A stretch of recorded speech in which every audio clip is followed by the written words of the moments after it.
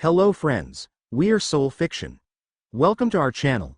In today's video, we'll explore an exciting video on what if had the power of White Snake and Black Dragon. If you enjoy these kinds of stories, don't forget to show us some love by hitting the like button and subscribing to the channel. Your support means the world to us. Now, let's dive into the story. That gust of wind, that definitely wasn't natural. It has to be another enemy team. Just great, thought Satsuki Uchiha as she hid under some bushes after ducking under them when a powerful blast of wind hit her and her teammates, Naruto Uzumaki and Sakura Haruno.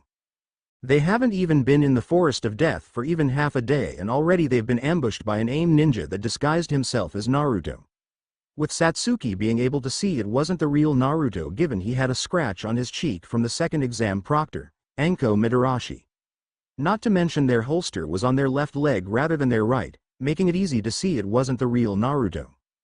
Thankfully, the AIM ninja hadn't been difficult to handle before they found the real Naruto where the AIM ninja left him tied up before freeing him. With this leading to them making a password only they knew, ensuring that if they get separated they'll be able to know if someone's a fake. With Satsuki having also purposefully made the password too long to remember. Knowing Sakura would be able to memorize it without any trouble while Naruto wouldn't be able to, which is why the Uchiha chose the password. Given if Naruto was able to recall the entire password, then they'd know it's a fake. Unfortunately, before they could move to begin looking for other teams to get an Earth Scroll they were hit by a powerful gust of wind, blowing them all away. With Satsuki having ducked under some bushes once the wind stopped, not wanting to stay in the open and attacked. At this rate we'll be lucky to last a day in here, Satsuki thought, knowing if they kept getting attacked they'll never get another scroll. Before the Ravenette sensed someone behind her, making her quickly jump up and turn around, ready for a fight from whoever attacked them. Only to see it was Sakura, though she didn't drop her guard in case it wasn't the real Sakura. Satsuki. What was that, said Sakura, running up to her teammate, relieved to see she's alright, but stopped when Satsuki raised a kunai. Don't move. First answer the questions, when does a ninja strike? Satsuki demanded, refusing to take any chances. Oh, right. A ninja waits until the time is right, when the enemy sleeps and drops his guard, when his weapons lie forgotten in the stillness of the night, that is the moment for a ninja to strike. Sakura replied, making Satsuki relax upon seeing it is Sakura. Good. That just leaves Naruto, stated Satsuki before she tensed again when she heard footsteps running towards them. Hey, Satsuki, Sakura, are you guys okay? Naruto said running through the trees towards the girls. Don't come any closer, said Sakura, knowing they needed to make sure it's really Naruto. Huh? Said Naruto, confused at why she said that. What's the password? Sakura asked with realization hitting the whiskered blonde. Oh right. Sure, no problem. Okay. A ninja waits until the time is right, when the enemy sleeps and drops his guard, when his weapons lie forgotten in the stillness of the night, that is the moment for a ninja to strike. Naruto said, much to Sakura's relief that it was Naruto while Satsuki smirked, knowing it's a fake. Before the Ravenette threw her kunai at Naruto, much to his shock as he jumped out of the way while Sakura looked at Satsuki in disbelief. Satsuki. Why would you do that? He got the password right, said Sakura, wondering why she attacked Naruto when he got the password right. Are you crazy? You could have killed me, yelled Naruto, only for Satsuki to take out another kunai and narrow her eyes. I'll admit you're faster than the last one, but you aren't too smart if you really think Naruto of all people could remember a password that long, let alone get it word for word. Satsuki said, making Sakura's eyes widen before she looked at Naruto. Yeah, there's no way Naruto could have remembered all that, Sakura said, seeing Satsuki was right and it's another fake. The Naruto I know would have been more likely to ask what the password was again or say something only we would know. Besides, the way you dodged wasn't something Naruto would do either, said Satsuki, knowing Naruto would be more likely to throw his own weapon than dodge that fast. So, why don't you drop the disguise already and show us who you really are? Satsuki demanded while Naruto looked at them in surprise before smiled creepily and licked his lips. Aren't we the clever one? Said Naruto in a female voice before they were engulfed in a cloud of smoke. With the smoke clearing revealing the Kusa Kunoichi they saw from the start of the second exam, the one that returned the kunai Anko had thrown at Naruto. Tell me, if your teammate is really that dim-witted, why would you come up with a password he'd never be able to remember? Questioned the Kunoichi, curious at why they'd choose a password their teammate would forget. That's because it wasn't meant for Naruto, it was for anyone who might have been listening in. It was a trap and you stumbled right into it, said Satsuki with a smirk, making the Kunoichi's gaze darken while removing her hat. I'm impressed, you certainly haven't dropped your guard, have you? It seems this will be far more entertaining than I originally thought, the Kunoichi said while sticking her tongue with Sakura, unable to help but shiver at the abnormally long tongue. She's way too creepy, and if Naruto isn't here then where is he? Thought Sakura, hoping that he hasn't been captured again or worse. Satsuki and Sakura tensed when the Kunoichi tossed her hat aside before reaching behind her to grab something. Only for their eyes to widen when she pulled out an earth scroll, the same scroll they needed. You'd love to get this earth scroll, wouldn't you?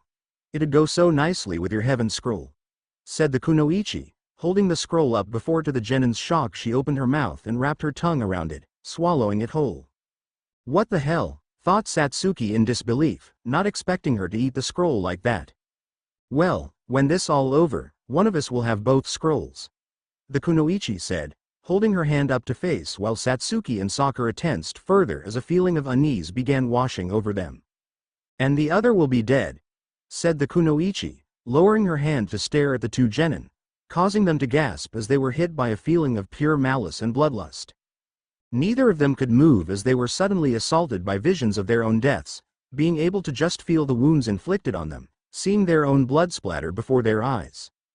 With each visions getting worse and more painful as if they were really being killed again and again, until they gasped in shock and pain when the last vision was of a kunai being thrown and piercing their heads before the feeling of bloodlust began fading, causing Satsuki and Sakura to stumble back gasping for air at what they just saw and felt.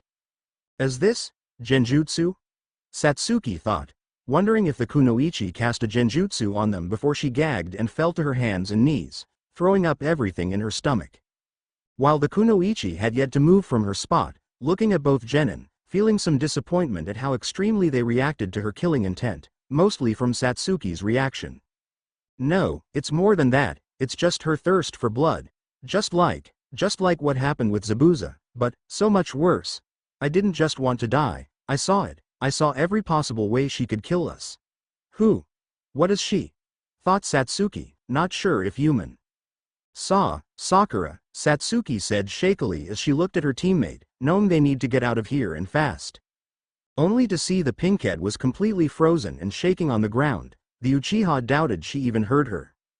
No use, she's got it worse than me, Satsuki thought, seeing they definitely needed to escape as neither of them were in any shape to try and fight. Looking back at the Kunoichi, Satsuki shivered at the dark smirk on her face, seeing they really weren't dealing with another ninja, they were dealing with death itself. HM. You're paralyzed with fear, the Kunoichi stated, loving the sight of them unable to do anything but shake from her presence. Come on, move, thought Satsuki, glancing down at her hand as she slowly moved closer to her kunai holster. Just a little closer, come on, Satsuki. Yes, Satsuki thought as she began shakily pulling out a kunai, before she began forcing herself to stand up. Very good. Now what happens? Questioned the Kunoichi, impressed that Satsuki was able to move, let alone stand, at the moment, making her curious what she planned to do now. With Satsuki's eyes widening as the killing intent hit her again, finding herself unable to move from her spot, no matter how much she's trying to force her body to obey her. It's no use, I can't move, thought Satsuki, panicking at how she's left helpless, knowing that no one was here to save them this time. Don't worry, I'll make it quick, but I don't have to tell you that, do I? You've already seen it with your own eyes, the Kunoichi said as she began approaching them while taking out two kunai, much to Satsuki's growing panic. I expected you to be more of a challenge, how disappointing, said the Kunoichi, holding her arm up before flicking the kunai towards Satsuki and Sakura. Satsuki's eyes widened at the sight of the kunai coming towards them, feeling her life start flashing before her eyes, that they were going to die now. The Ravenet being unsure where it came from, only feeling relieved beyond measure as she felt a rush of desperation to move, giving her the strength needed to bring her kunai down, stabbing herself in her leg. The sudden pain being enough to finally let her shake off the paralysis before immediately rushing and grabbing Sakura, doing so just in time as the kunai passed by them. Before Satsuki quickly jumped up into the trees, moving as fast as she could away from the kunoichi.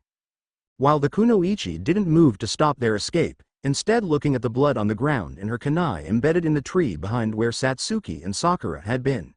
Feeling more impressed at how Satsuki managed to free herself and escape. A desperate move, but a clever one.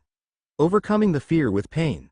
So it seems this prey isn't so helpless, after all, thought the kunoichi, pleased at this new development, seeing she'll be getting the entertainment she was hoping for. The hunt begins. The kunoichi hissed eagerly before jumping up into the trees. With Satsuki and Sakura, Satsuki panted heavily as she sat in the tree she'd reached after she couldn't run anymore, looking down at the kunai still in her leg. "Huh, Satsuki," said Sakura as she began coming out of her fear-induced trance now that they were away from the kunoichi, before she looked in shock as Satsuki pulled the kunai out of her leg, gritting her teeth at the pain. "Satsuki, are you alright?" Sakura said before Satsuki quickly covered her mouth, knowing they still weren't safe and needed to be quiet. "We need to keep moving, we need to get away from her, but how, where?" Satsuki thought desperately, wondering where would even be safe from the kunoichi, not sure if even leaving the Forest of Death would be safe. "I've never seen Satsuki like this, she's got me scared," Sakura thought, used to seeing Satsuki always being calm and collected. Seeing her scared only terrified the Pinkette more before Sakura saw a large shadow cover them, making her look only for her eyes to widen in horror at the sight of a massive snake as she began shouting and try removing Satsuki's hand from her mouth, seeing the Uchiha still hasn't seen the snake right next to them. "Satsuki, a snake!"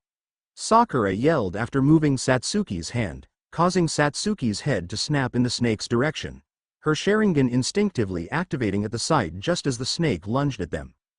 Luckily the girls managed to jump out of the way in time, with Satsuki cursing herself for not even noticing something like that and losing her cool. Only to start freaking out when the snake lunged at her again, unable to help but see the Kusa kunoichi again. "No! Stay away from me!" screamed Satsuki, throwing multiple shuriken at the snake with the shuriken slicing through the snake's head and neck making it hiss in pain before collapsing over a tree dead. Landing on a tree branch, Satsuki panted heavily as she looked at the dead snake, feeling relief that she was able to at least fight and kill that. Only for her eyes to widen in shock when it began cracking open as something came out of it, her fear returning when she saw it was the Kusa kunoichi. "I sense your fear and desperation, it's only natural. The prey must never let down its guard, not even for a moment, in the presence of its predator," said the kunoichi with a mad gleam in her eyes as her tongue hung out of her mouth, laughing wickedly as their frozen and terrified expressions. Then without warning the kunoichi lunged out of the snake's corpse, revealing her long and now snake-like body, wrapping around a tree as she rushed towards Satsuki. The Uchiha was unable to react at the sight, screaming in terror at what she thought was her own death coming at her. But before the kunoichi could reach Satsuki, several kunai and shuriken came rushing at her, stabbing into the tree, stopping her advance on Satsuki. With the sudden weapons making all three look to where they came from.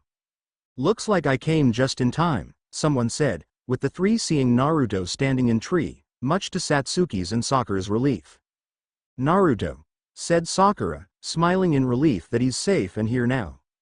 "A little sooner would have been appreciated," Satsuki stated, though couldn't deny the relief she felt at the Uzumaki's arrival. Yeah, how about a thank you, and by the way that dumb password you made, I forgot it," said Naruto with Satsuki and Sakura feeling some annoyance, but now knew it really was Naruto, while the Kusa kunoichi looked at him in annoyance and recognition. "So, this is the Kyuubi Jinchuriki, and the son of Minato Namikaze and Kushina Uzumaki," thought the kunoichi, knowing exactly who Naruto is. Making her intrigued that he was able to either escape or kill her snake summon, given what she's heard despite his heritage and having the Kyuubi, he wasn't anything special. Yet if he's still alive and able to almost get the drop on her, then perhaps there's more to him than she originally believed. She also wasn't foolish enough to just brush aside someone like him, containing the most powerful Biju and being the child of two of the strongest ninja to have ever lived. Not to mention being descended from a ninja clan that had been feared for their skill in Fuinjutsu. feared enough that 3 of the great hidden villages, and numerous minor nations and villages banded together to wipe them out. The Kunoichi knew the only fools were those that had brushed aside someone with that kind of potential. Even more so that with how her teacher kept his heritage a secret and the prejudice he's dealt with for being a Jinchuriki, it'd be obvious he'd be viewed as nothing special. Perhaps I will mark more than just Satsuki today, that's if the boy proves entertaining enough, thought the Kunoichi, desiring to test Naruto herself and see if he was worthy of her mark. Naruto, get out of here. You don't know what you're up against. Hurry, go now, while you still can. Satsuki yelled, KND a chance against the Kunoichi. So, Naruto, it seems you managed to bring down my snake. Well done, said the Kunoichi, making Naruto narrow his eyes at her. You're the one that sent that damn snake after me. Then that just means I'm kicking your ass next after that thing ate me. Even more so that you've been attacking my teammates, said Naruto, wanting to get payback against the Kunoichi after being eaten by a snake, while Satsuki and Sakura looked at him in disbelief. He doesn't get it. He doesn't know what he's dealing with. What do I do? Thought Satsuki, trying to think of a way they could escape the Kunoichi or make her leave. The Ravenet then realized there's only way they'll be able to get out of this alive, before she deactivated her Sharingan. You can have it, Satsuki said, causing Naruto, Sakura and the Kunoichi to look at her. The former two in confusion and the latter in intrigue at the Uchiha's offering. Before Satsuki reached into her weapons pouch and pulled out their heaven scroll, knowing it means they could end up forfeiting the exams, but it's better than ending up dead. The scroll, right? That's what you want? Then fine, take it and leave us in peace, said Satsuki, much to Naruto's and Sakura's shock she'd give up their scroll. What? Satsuki, are you crazy? We're just gonna hand the scroll over to the enemy, no way. What's wrong with you? Naruto demanded, not believing Satsuki would willingly give away their scroll. Shut up and stay out of it, Satsuki yelled, glaring at the Uzumaki. What? Said Naruto, gritting his teeth. Very wise, very sensible. Sometimes the helpless prey, if they are to save their own skins, realize that their only hope is to distract the predator with something even more precious. Said the Kunoichi, wondering how they'll react when she doesn't care about the scroll at all and still attacks. Take it, said Satsuki, tossing the heaven scroll at the Kunoichi. Before she could grab it, Naruto rushed past her and Satsuki, grabbing the scroll, landing against a tree before kicking off and onto the same branch Satsuki was on. And he's fast as well, the Kunoichi thought, seeing Naruto could move rather fast. Would you stop playing the damn hero?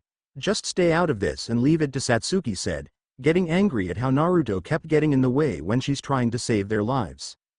Only to be cut off when Naruto stood up straight and shouted, slamming his fist right into the Ravenet's face, knocking her off the branch. With Satsuki flipping through the air, grabbing another branch and flipping over it to land on another, not believing what just happened. You idiot, you don't know what you're doing, yelled Satsuki only to see Naruto breathing heavily in anger, being able to tell he's angry with his stance. I may not know the password, but I know who I am. You're the one I'm not so sure about. How do we know you're who you say you are? Naruto said, much to Satsuki's and Sakura's disbelief. What do you mean? Of course it's Satsuki, said Sakura, not believing he'd do this now of all times. What the hell are you talking about? It's me, you idiot, though I doubt you'll listen to reason. Kami knows you never have before, said Satsuki, wishing for once Naruto would just do what she says rather than feeling the need to contradict her. Liar, liar. You may look just like her, you may sound just like her, but there's no way you're the Satsuki I know. Naruto yelled, glaring at Satsuki, refusing to believe the real Satsuki would ever surrender. I don't care how tough of a fight you've been through. Surrendering, giving up the scroll, when did Satsuki become a coward? You keep saying I don't know what's going on, but I do. You've choked. How do you even know this creepy lady even cares about the scroll? Or what's stopping her from still attacking us even after she gets it? Demanded Naruto, making Satsuki's eyes widen, only for them to look at the Kunoichi when she chuckled maliciously. It's sad, but it's true, the Kunoichi said with her body returning to normal as she stood up, laughing madly. As far as the scroll goes, I could simply kill you and take it, said the Kunoichi pulling up her sleeve, revealing her summoning tattoo, before moving to bite her thumb and summon another snake. But before she could, Naruto pulled out a kunai and charged at her. "I'd like to see you try," Naruto shouted, intending to take this creepy ninja down.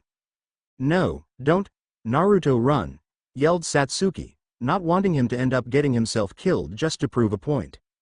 "If you won't do anything, Satsuki, then I'll do it myself," thought Naruto, refusing to give up just because Satsuki was scared of some random kunoichi. Very well then, the kunoichi thought, stopping from summoning another snake, for the time being, figuring she could test him to see what he can do. Jumping into the air, Naruto threw his kunai at the kunoichi with her jumping out of the way before it even got close. "Take this," Naruto said, quickly pulling out 6 shuriken and throwing them at the kunoichi while she's in the air. Though the kunoichi pulled out a kunai and deflected each of the shuriken once they got close enough to her. Only to feel some surprise when they were all engulfed in clouds of smoke, revealing they were actually transformed shadow clones.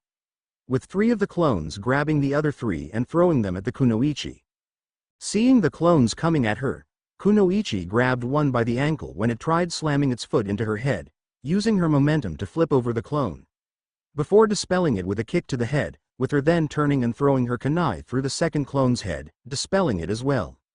"I've got you," said the third clone, throwing a punch at the kunoichi when she landed on a tree branch, only for her to grab its fist and smile wickedly.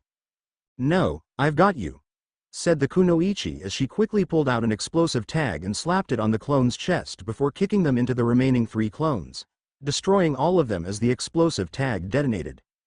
The kunoichi then immediately turned and grabbed Naruto by his neck when he tried sneaking up behind her, only for him to suddenly be replaced by a log, with an explosive tag. Surprised at the sudden substitution jutsu, the kunoichi jumped away from the log just in time as it exploded with her shielding herself from the explosion and debris. Now where did he go? Though the kunoichi, looking around for where Naruto disappeared to. "Who's got who now, creep?" Naruto yelled, diving down towards the kunoichi before throwing a kunai at her, making her look up at him with narrowed eyes. Once the kunai was close enough, the kunoichi grabbed it out of the air before smirking and threw it beneath her at another Naruto.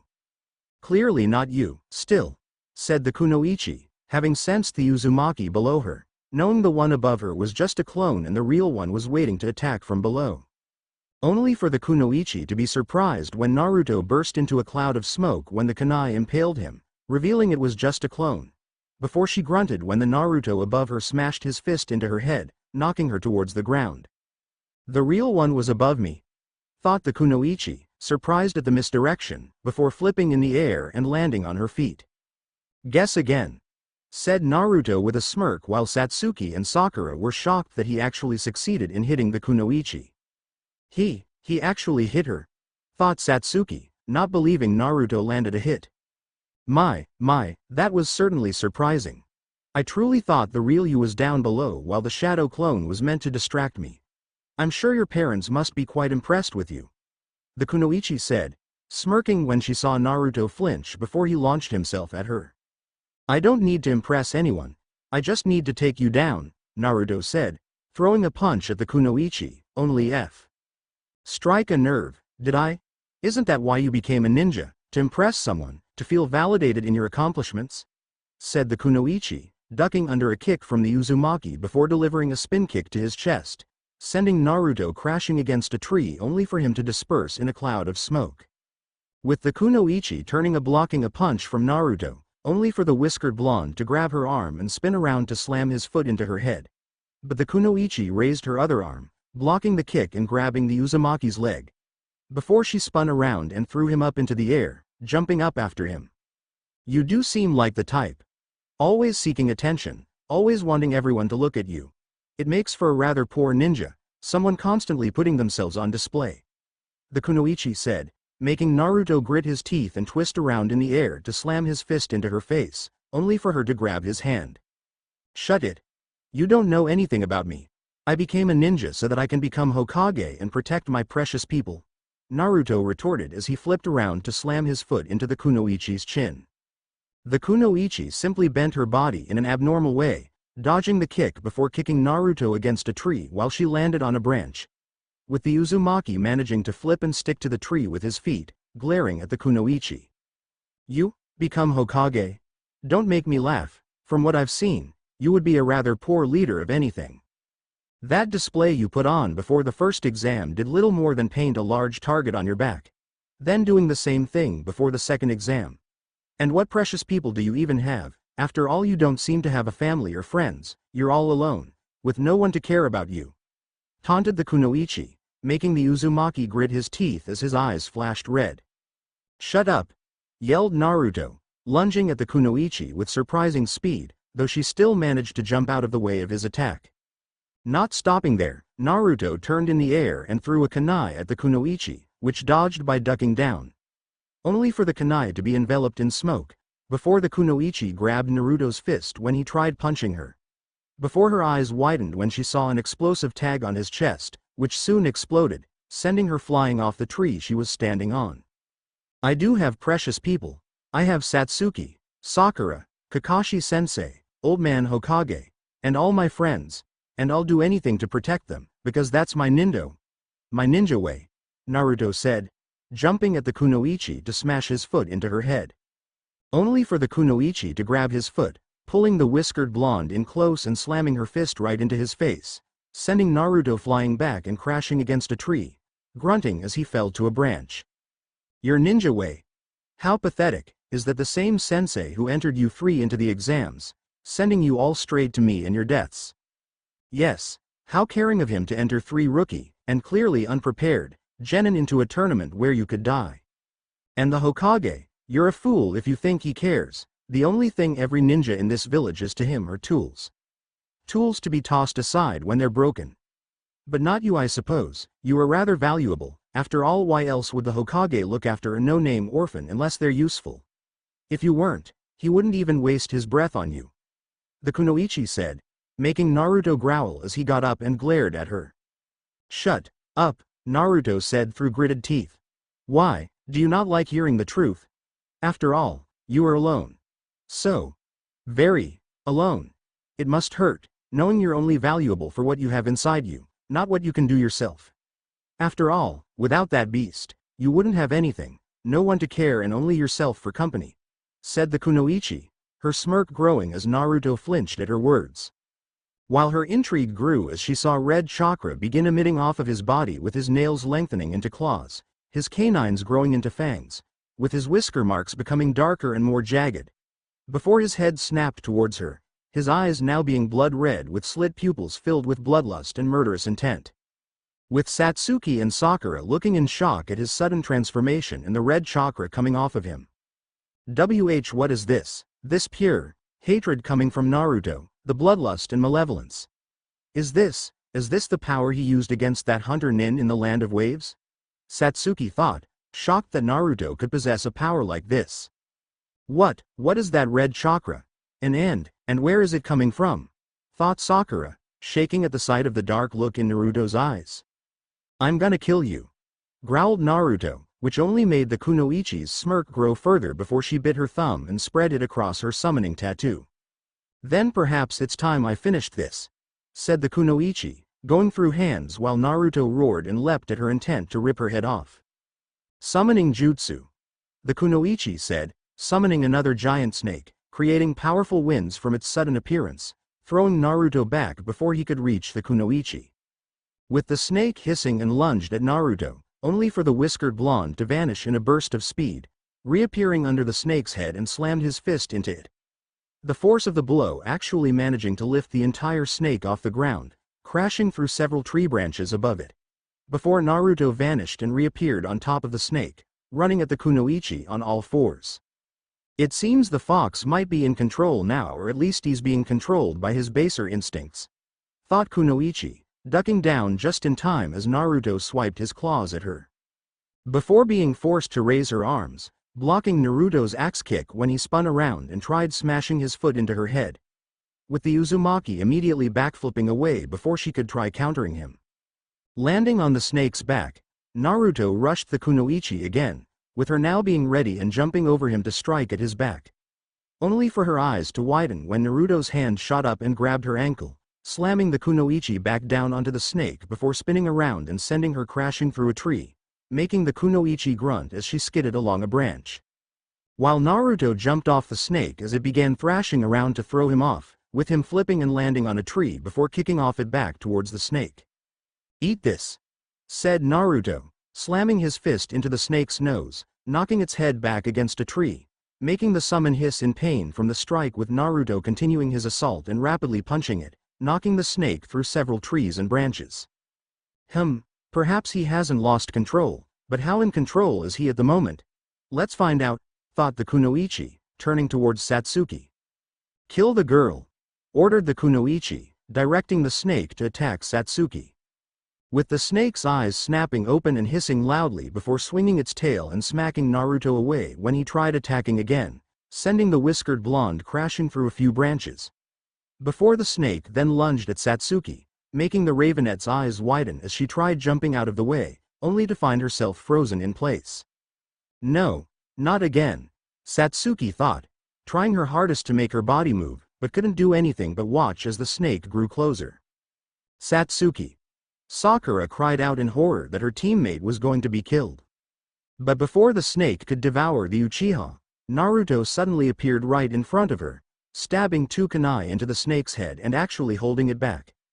The sight shocking Satsuki and Sakura that Naruto was able to stop the snake, while the Kunoichi was further intrigued and impressed. So, he can already tap into the Kyuubi's chakra and remain in control. Most impressive. As for the rest, rough around the edges, his latent potential and unpredictability makes up for his lack of training. Yes, I believe he has proven himself more than worthy of my mark, thought the Kunoichi, pleased at what she's seen and knew marking Naruto along with Satsuki would prove very beneficial. "Hey, are you hurt, scaredy cat?" said Naruto, looking at Satsuki with a smirk, much to the Ravenette's shock. Naruto, Satsuki thought, remembering how she said the same thing to him after she saved him from the Demon Brothers when he froze up, now having her words thrown back at her after she's frozen up. Standing there frozen like a frightened rabbit. No way you're the Satsuki I'd know. She'd never freeze up or surrender. She wouldn't let anything stop her. The Satsuki I knew was never a coward, Naruto said, with Satsuki looking at him with wide eyes. Naruto, thought Satsuki, clenching her fists at how similar those words were to Itachi's, that she's nothing but a coward not worth killing. Feeling the fear-induced paralysis fading away at his words, intending to show she wasn't a fake and is the real Satsuki, he knew that she will never be a coward. Only for her eyes to widen when the Kunoichi's tongue suddenly appeared and wrapped around his shoulders and back, lifting the Uzumaki into the air before he could react. What the hell? This is disgusting. Let me go, you sick freak, Naruto yelled, struggling to get out of the tongue. My. Perhaps there's more to you, Naruto. You've shown great potential to be one of the strongest ninja in the world. But you will never reach your full potential if you remain in Konoha. So, I will leave you a gift to help you along the way, said the Kunoichi before grabbing her wrist, gathering dark chakra in her fingertips as 5 purple flames appeared on her fingers while her tongue lifted up his jacket, exposing the 8 trigrams seal. What the hell are you, said Naruto, only to gag in pain when the Kunoichi slammed her hand into his stomach. 5 elements seal, the Kunoichi said, cutting off Naruto's access to the Kyuubi's chakra in order to keep the fox from interfering, causing his appearance to return to normal. With Naruto slumping forward unconscious from the loss of the Kyuubi's chakra and the strain from the seal being placed on him, before the Kunoichi tossed Naruto against a tree, with her making a hand sign as her neck elongated straight towards him. Satsuki, do something, Sakura shouted, worried about what the Kunoichi was doing, while Satsuki remained frozen. Then before they could react, the Kunoichi bit down onto Naruto's back, making the whiskered blonde cry out in agony. With the Kunoichi letting go and looking as 3 black claw marks in a circle formation appeared near her bite mark. The cursed seal of hell, I believe it's a rather fitting choice, thought the Kunoichi, knowing the cursed seal of hell was one of her strongest cursed seals, being the counterpart of the cursed seal of heaven, with it having an even lower success rate of surviving it, nor was she able to include a portion of her soul. Given how unlike her other cursed seals, anyone that somehow survived it would possess the full power of Jugo's Kekkei Genkai.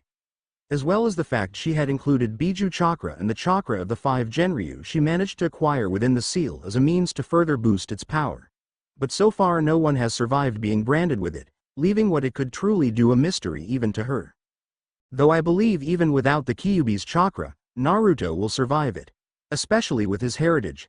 The kunoichi thought as her neck receded back to her body, while Naruto's unconscious body collapsed onto a branch. Now then, what will you do without your savior? Said the kunoichi, turning back towards Satsuki, only to see the Uchiha clenching her fists and glaring at her with her Sharingan activated. I'll start by burning you to ash, said Satsuki, taking out a kunai, making the kunoichi smirk. At last, her Uchiha blood is stirring.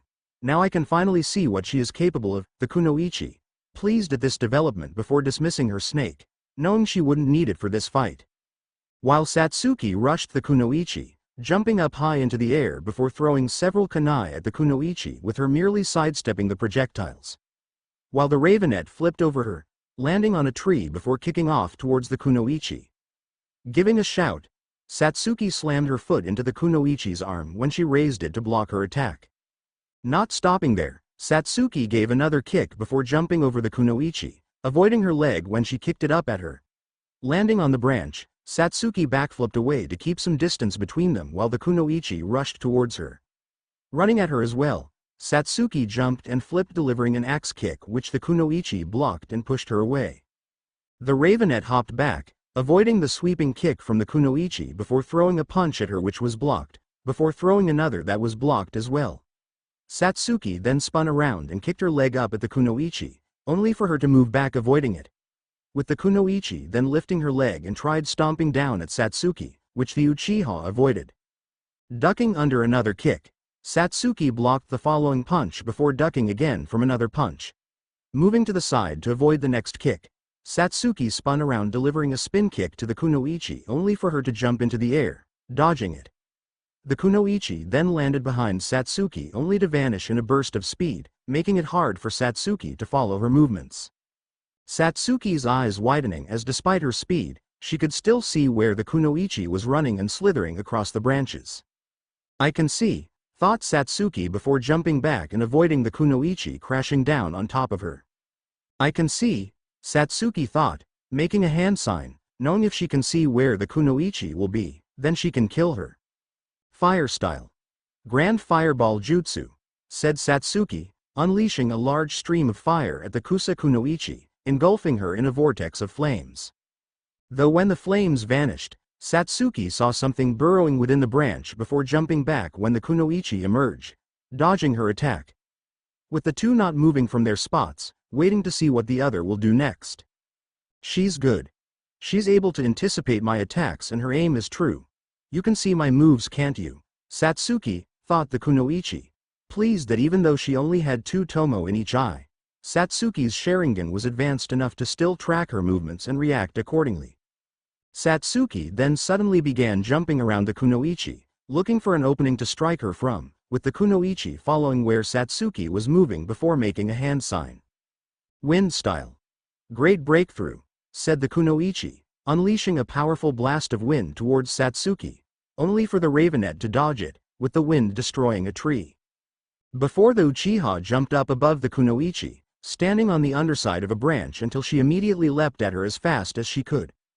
The sight surprising the kunoichi, leaving her no time to react as Satsuki wrapped her arms and legs around her torso before jumping off the branch, sending them plummeting towards the ground. I got you! Satsuki yelled as she smashed the kunoichi head first into a branch, cracking the branch from the impact, along with hearing the sound of the kunoichi's skull cracking. Jumping back, Satsuki looked at the kunoichi warily, honestly not sure if she actually killed her or not, but didn't want to take any chances, only to be shocked when the kunoichi suddenly dissolved into a pile of bed. A mud clone? She must have used a substitution, thought Satsuki, before she quickly jumped out of the way of a barrage of kunai raining down on her. Pulling out some ninja wire, Satsuki rapped, using it to swing around the tree to where the kunai came from. Landing on another branch, Satsuki looked around but didn't see the kunoichi anywhere, only to cry out when she ran at her and slammed her fist into the Ravenet's face. With Satsuki unable to keep up with her sudden barrage, gagging as the kunoichi slammed her knee into her chest before another punch to the face knocked her back. Satsuki, said Sakura in concern, looking down at her teammate as the kunoichi approached her. What a disappointment you turned out to be. Your ancestors weep. The Uchiha clan should thank me for killing you. Silly little worm. The kunoichi said wickedly, only to cry out when an explosion went off behind her, knocking to her the ground while Satsuki shot up into the air. Throwing multiple shuriken at the kunoichi, though purposefully not aiming at her, before pulling on the wires she attached to them. Impressive. The manipulating windmill triple blades technique, said the kunoichi, impressed at Satsuki acting like she was defeated to distract her before moving in for the attack. Grunting as the wires wrapped around her body and restrained her to the tree, the kunoichi gritted her teeth from the sharp wires digging into her flesh, while Satsuki bit down on the ends of the wires and going through hand signs. Fire style. Dragon fire jutsu, Satsuki said before unleashing a stream of fire from her mouth that traveled along the wires towards the kunoichi. The fire soon impacted her before burning straight through the tree and rushing out the other side while the kunoichi screamed in agony as she was burned alive. She did it, said Sakura in amazement that Satsuki was able to defeat the kunoichi. Once the flames began dying out, Satsuki saw the charred tree and the kunoichi's burned body, with the ravenette panting from all the chakra she used, but was relieved that the kunoichi was finally dead, while Sakura jumped towards her teammate to make sure she's all right. Satsuki. You did it, are you okay? Sakura said, smiling at the Uchiha only to look at her in concern upon seeing how tired she was. But before either genin could react, their eyes widened in shock at the sound of wires snapping, before they found themselves unable to move. No, impossible, said Satsuki, gritting her teeth, not believing the kunoichi was somehow still alive after that. Such mastery of the Sharingan at such a young age. You're a true Uchiha after all. Yes, you'll do nicely, the kunoichi said with her voice slowly changing to a raspy, male voice. Satsuki gritted her teeth as she looked at the kunoichi, seeing she was really still alive before noticing she changed her headband from a Kusa 1 to an Auto 1.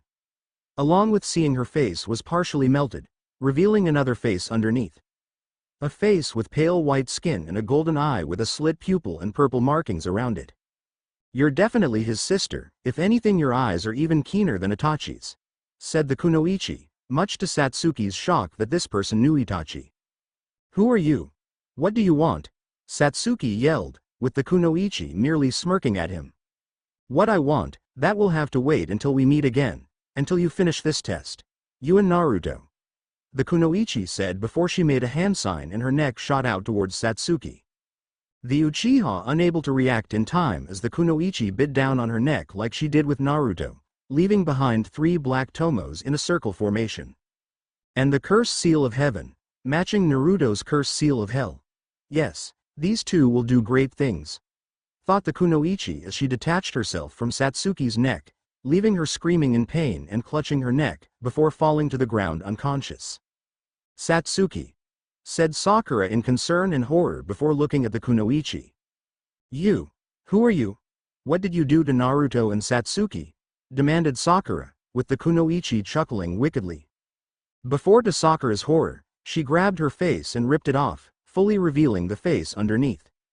My name is Orochimaru, as for what I gave them, simply a few little parting gifts. Very soon, Naruto and Satsuki will both seek me out, they will desire the power I offer them and the lies I will expose for Naruto. The truths that were kept from him. But in the meantime, I'm content with the power they have both shown me today. Until then, I look forward to see them use my gifts. Orochimaru said before sinking into the ground, while Sakura looked at where he was in shock. Before the pinkhead shook her head and grabbed Satsuki, lifting her up before going to where Naruto was. Knowing she needed to grab her teammates and find shelter before any more teammates show up, or worse if Orochimaru comes back. With Orochimaru, yes, that went much better than I anticipated, thought Orochimaru with a pleased smirk, knowing he's planted the seeds to bring Naruto and Satsuki to his side. Though while he knew Satsuki would eventually come to him no matter what, given her desire for more power so she can kill Itachi, no matter where the power came from. Naruto, on the other hand, will need a bigger push to bring him over. And the Snake Sanin already knew exactly what kind of push was needed with what he's learned about the Uzumaki. It wasn't long before Orochimaru found where the Auto team was, jumping down right in front of them, much to their shock at their master's appearance before the three all quickly knelt down in front of him. "What do you need us to do, Orochimaru-sama?" questioned Dosu, assuming he needed them to do something before they assassinated Satsuki Uchiha. "Not all of you, just you, Kin," Orochimaru said, much to their shock, especially Kin's, that the Snake Sanin needed something from her specifically. "Oh, of course, Orochimaru-sama. Anything you need me for?" Kin said before standing up when Orochimaru motioned her to follow him, while Dosu and Zaku remained where they were. With Orochimaru leading Kin a good distance away from her teammates, ensuring they wouldn't be overheard. "I have a special assignment for you, Kin, for you and Tayuya," said Orochimaru, surprising the Ravenet. "What do you need us to do, Orochimaru-sama?" Kin asked, unable to deny her excitement that she's being given an important task, even better that she'll be working with Tayuya on it. "The two of you are to seduce Naruto Uzumaki by any means necessary and bring him, willingly, to Oto. Even if you must sabotage the assassination attempt on Satsuki Uchiha to gain his trust, do so if it helps in your new goal," Orochimaru said, causing Kin to deflate at hearing just what her task will be. Are you sure, Orochimaru-sama? You want that loudmouth kid to join Oto? 'Cause he really doesn't seem like anything special. I'd say it'd be a miracle if he even survives this forest," said Kin, not wanting to question her master, but she really had a hard time wondering why he'd want her and Tayuya to seduce that annoying kid. Given everything she's seen since the start of the Chunin exams, along with when she and her teammates spied on the confrontation Team 7 had with the Suna team prior to them, the whiskered blonde really didn't seem impressive at all. Only for the Ravenet to shiver and bow her head when Orochimaru narrowed his eyes at her in displeasure.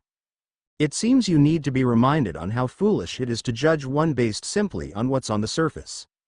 My own former teammates are such examples.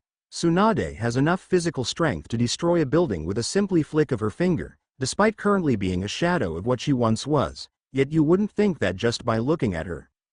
And Jiraiya, he was a fool as a genin and he's still a fool now, yet he's also one of the most powerful ninja alive that would be able to fight most other S-class ninja alone and come out the only one alive at the end. So, do you still believe Naruto is nothing impressive simply from what you question my reasoning?" Orochimaru demanded, making Kin gulp nervously, knowing what usually happens to those that displease the Snake Sanin. "No, Orochimaru-sama, I understand and see your point. I'll do my best to get close to Naruto Uzumaki and bring him to Oto," Kin replied, accepting her new orders and understanding Orochimaru's point. Just because the whiskered blonde looked unimpressive doesn't mean he isn't. "Good.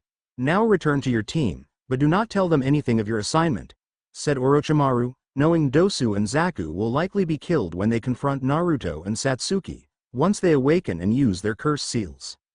Either by the Uzumaki and Uchiha, or by Kin in order to begin earning Naruto's trust and get close to him. "Yes, Orochimaru-sama," said Kin, bowing to the Sanin before returning to her teammates. Now to go deal with Anko, thought Orochimaru, jumping away to prepare himself for the reunion with his former apprentice that's deluded herself into believing she's the hunter, having a message he wants her to deliver to his old teacher. "You don't even realize it yet, but you've already lost Naruto and Satsuki, you old monkey. And it's all thanks to the information that Naruto's unknowingly given me, the information about his weakness," Orochimaru thought gleefully, knowing exactly how to get Naruto to join him. Given how he now knew his weakness was autophobia, also known as the fear of being alone, which wasn't surprising given how he lived most of his life isolated from his peers aside from Satsuki, leaving him desperate for any form of attention, even if it's negative attention. Which is why he's having Kin and Tayuya get close to him and earn his trust.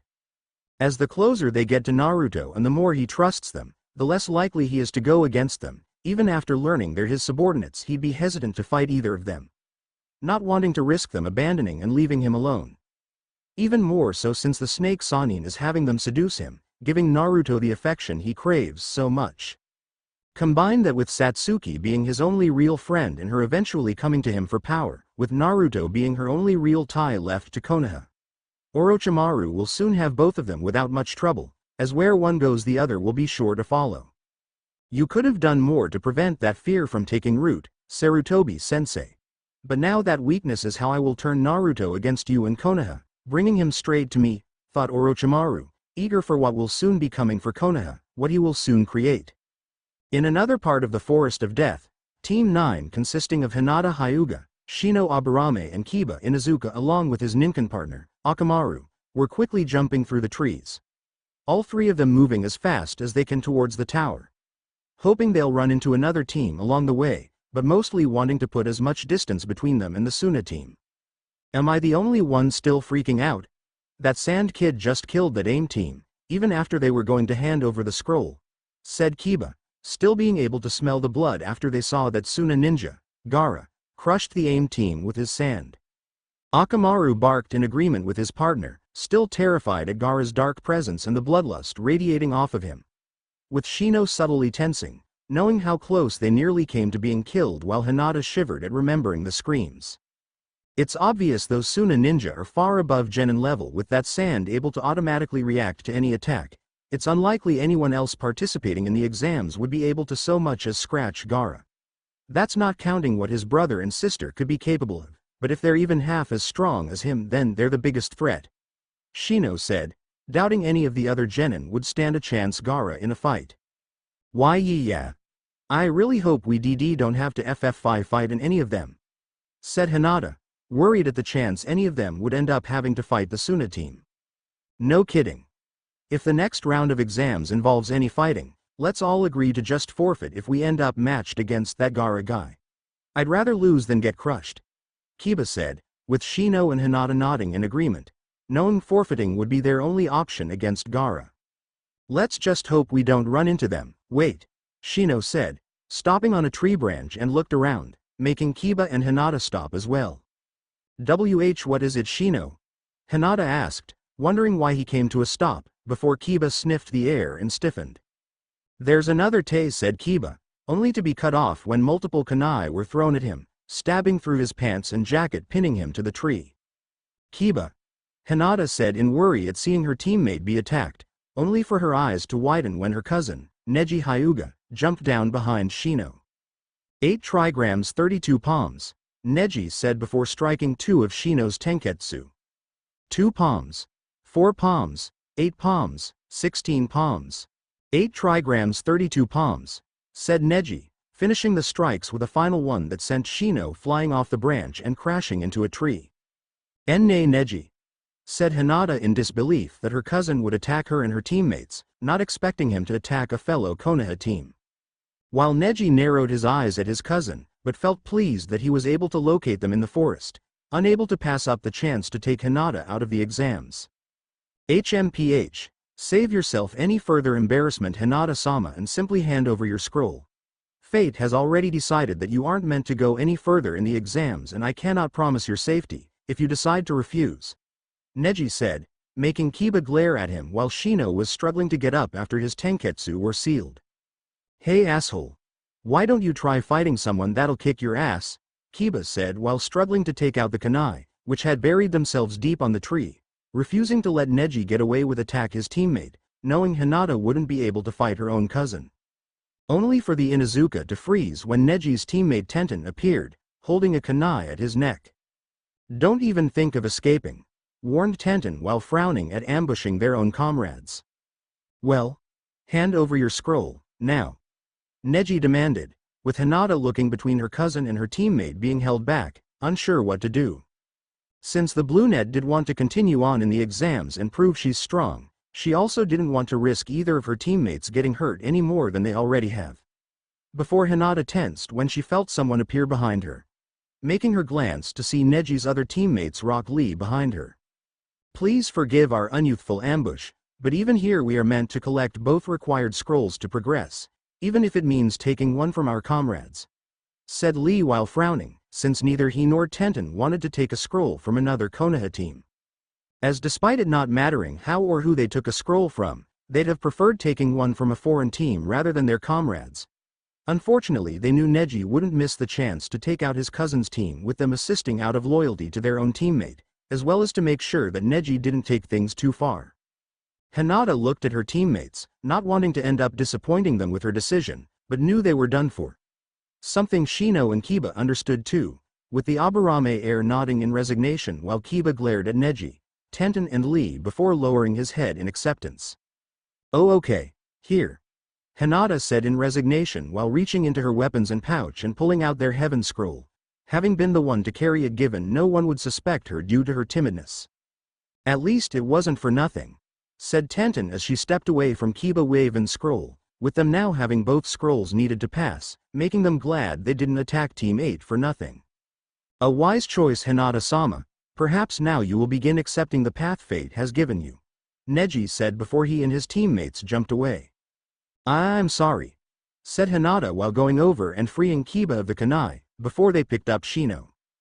Do not apologize, Hinata. We couldn't have anticipated an ambush from another Konoha team nor that your cousin would try seeking us out, Shino said, with Kiba nodding in agreement. Yeah, there wasn't anything we could do, especially after we were lucky to escape with our lives earlier. I suppose just getting eliminated is better than ending up dead. Besides, there's always next time, said Kiba, looking at the positives as they began heading back towards the exit. With Team 9 meanwhile, it wasn't long before Team 9 reached the tower, not needing to worry about having to stop now that they had both scrolls.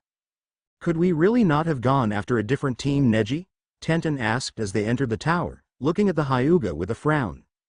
What does it matter which team we get a scroll from? As long as we have a heaven scroll and an earth scroll, it doesn't matter. Besides, being from the same village doesn't exempt anyone from being a target. We could have just as easily been attacked by a different team from Konoha, said Neji, knowing as long as they had both scrolls they passed, how they got them is inconsequential. Still, it's most unyouthful to attack our comrades, even more so that we didn't face them in open combat, allowing for an equal chance for them to get our scroll, said Lee, preferring if they'd at least let things be more equal in which team got both scrolls. Both you should just, Neji said, only to stop and narrow his eyes, making Tenten and Lee look at him. There's someone else here, said Neji, sensing there's other people in the tower. The three looked around for who else could be here until they heard footsteps making them look, only to be surprised to see the Suna team. Before Tamari and Kankuro noticed Team 9 with both Suna ninjas smirking at them, seeing that they beat all the Konoha teams. Sorry to disappoint if you were hoping to get here first, Kankuro said as they continued on their way. I'm more surprised that anyone else even got here already. I thought it'd take another team a day at least, stated Tamari, knowing with Gaara it wouldn't take them any time at all to pass. While Lee, Neji, and Tenten looked at them in disbelief that they weren't the first team to have arrived. It hasn't even been an entire day yet, said Lee, not expecting anyone to have arrived so soon. Just how strong are those guys? Tenten muttered, looking at the Suna team. The one with the gourd, he doesn't even have a scratch on him, Neji said, narrowing his eyes while feeling that Gaara was the real threat between the three of them. With Sakura, after getting both of her teammates, it took Sakura some time moving them both through the forest until she managed to locate a hollowed-out tree that'd keep them hidden, before laying them both down and began tending to their injuries, while also feeling they were burning with fevers, making the Pinkette place some wet cloths on their foreheads to help cool them down. The only thing that's improved is their breathing, but they're still burning up. But those marks on their necks, I don't know what they're doing to them, Sakura thought while looking at Naruto and Satsuki in concern, neither of them looking like they'll wake up anytime soon. The only movement they make is when they keep shivering and twitching in pain, which only makes Sakura more concerned at what Orochimaru did to them. And Naruto's even worse than Satsuki, thought Sakura as she looked at the whiskered blonde, given how he'd occasionally thrash around, forcing Sakura to hold him down so he didn't hurt himself even more. Moving closer to get a better look at the mark on his neck, Sakura looked at the on Satsuki's, seeing they looked similar but were still different, which only confused and worried her more at what they were and what they did. Are they some kind of seals? Orochimaru said they're supposed to be gifts, but who knows what that could mean. They could be meant to control Naruto and Satsuki or turn them into monsters. I don't know what to do, Sakura thought, hating how she can't really do anything but try and make sure her teammates don't die. Before she quickly began dabbing their foreheads as they started shaking again, hoping that they'll wake up soon, unaware of what's going on inside their minds at the moment. Satsuki's mindscape, foolish little sister, I almost pity you. Mangekyo Sharingan. No. Stop it. Stop it. Not again. Satsuki screamed, holding her head as she watched Itachi murder everyone again and again. Shisui, Izumi, Uncle Tayaki and Auntie Yoruchi, their parents, everyone around her kept dying over and over, no matter how much she begged it to stop. Why? Why is it happening? Make it stop, please, begged Satsuki, falling to her knees and closing her eyes but could still see everyone dying despite her efforts. To test the limits of my abilities, it is of great importance. Shut up. Shut up. You're insane.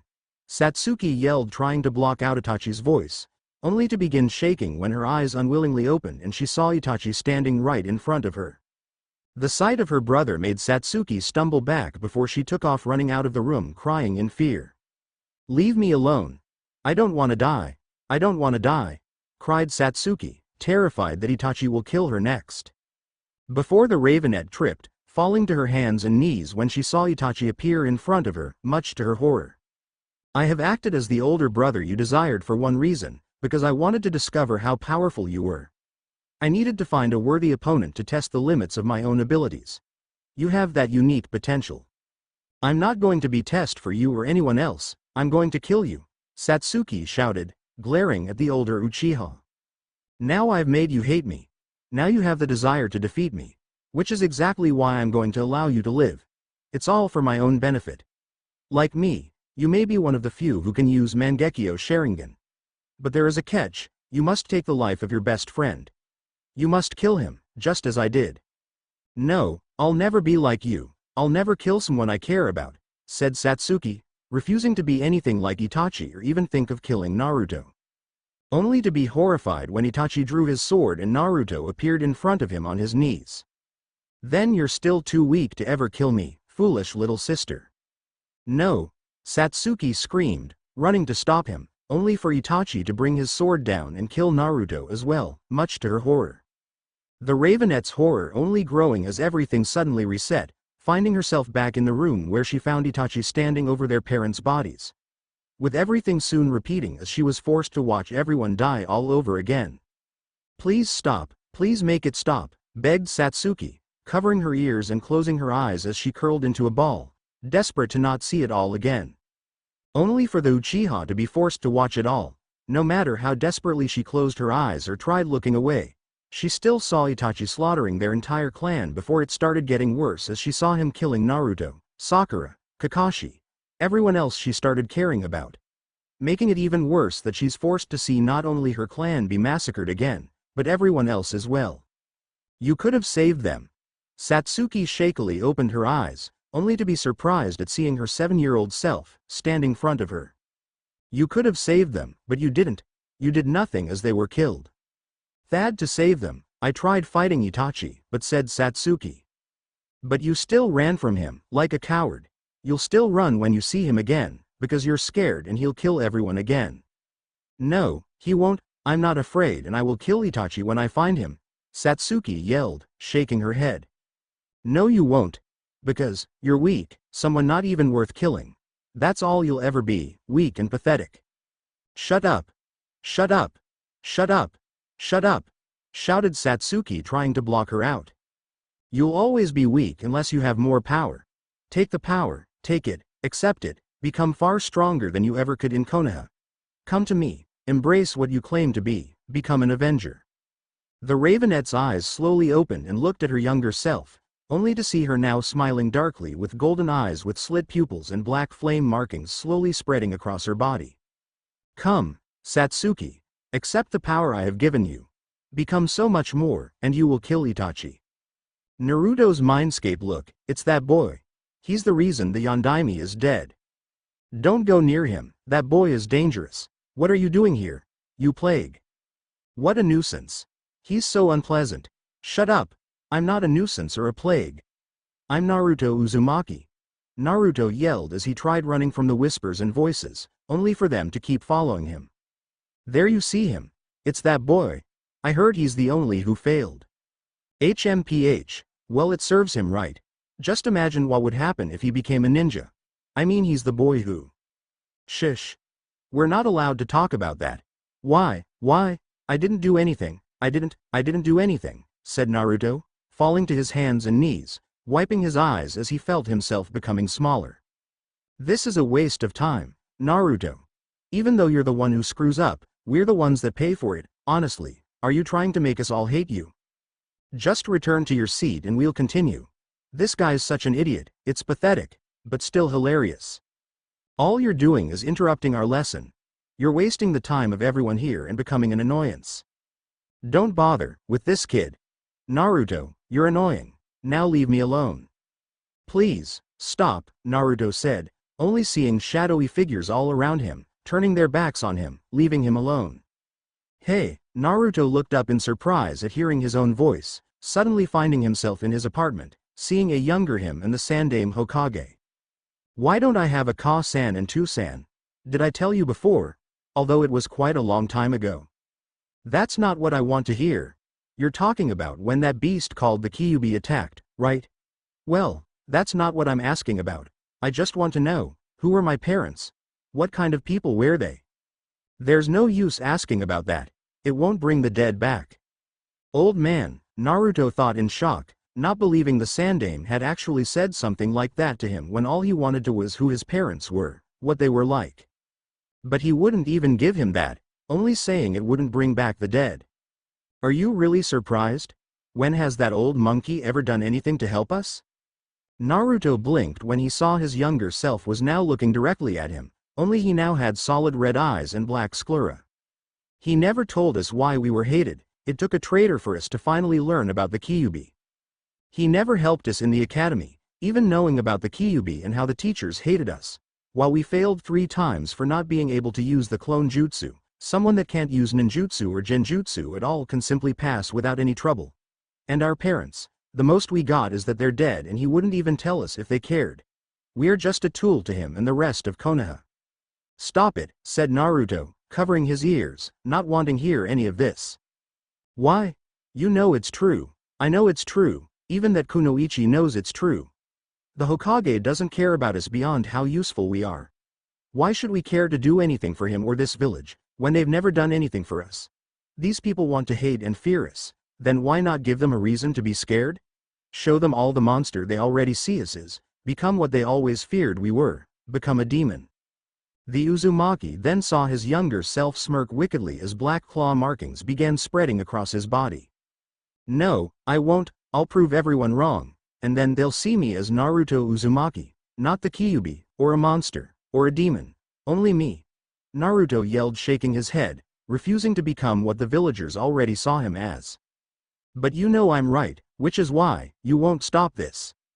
Naruto's younger self then suddenly turned into black smoke-like energy that rushed towards Naruto and engulfed him, making the whiskered blonde scream as the darkness began merging with him.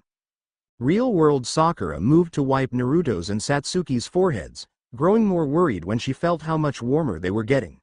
Before the pinkette to gasp in shock and concern when she looked at Naruto, only to see his skin was beginning to turn pale.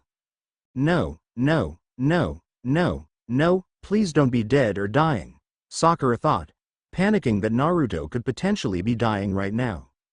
Only feeling relief at seeing he wasn't dying when his hair suddenly began fading from its bright blonde color to pitch black.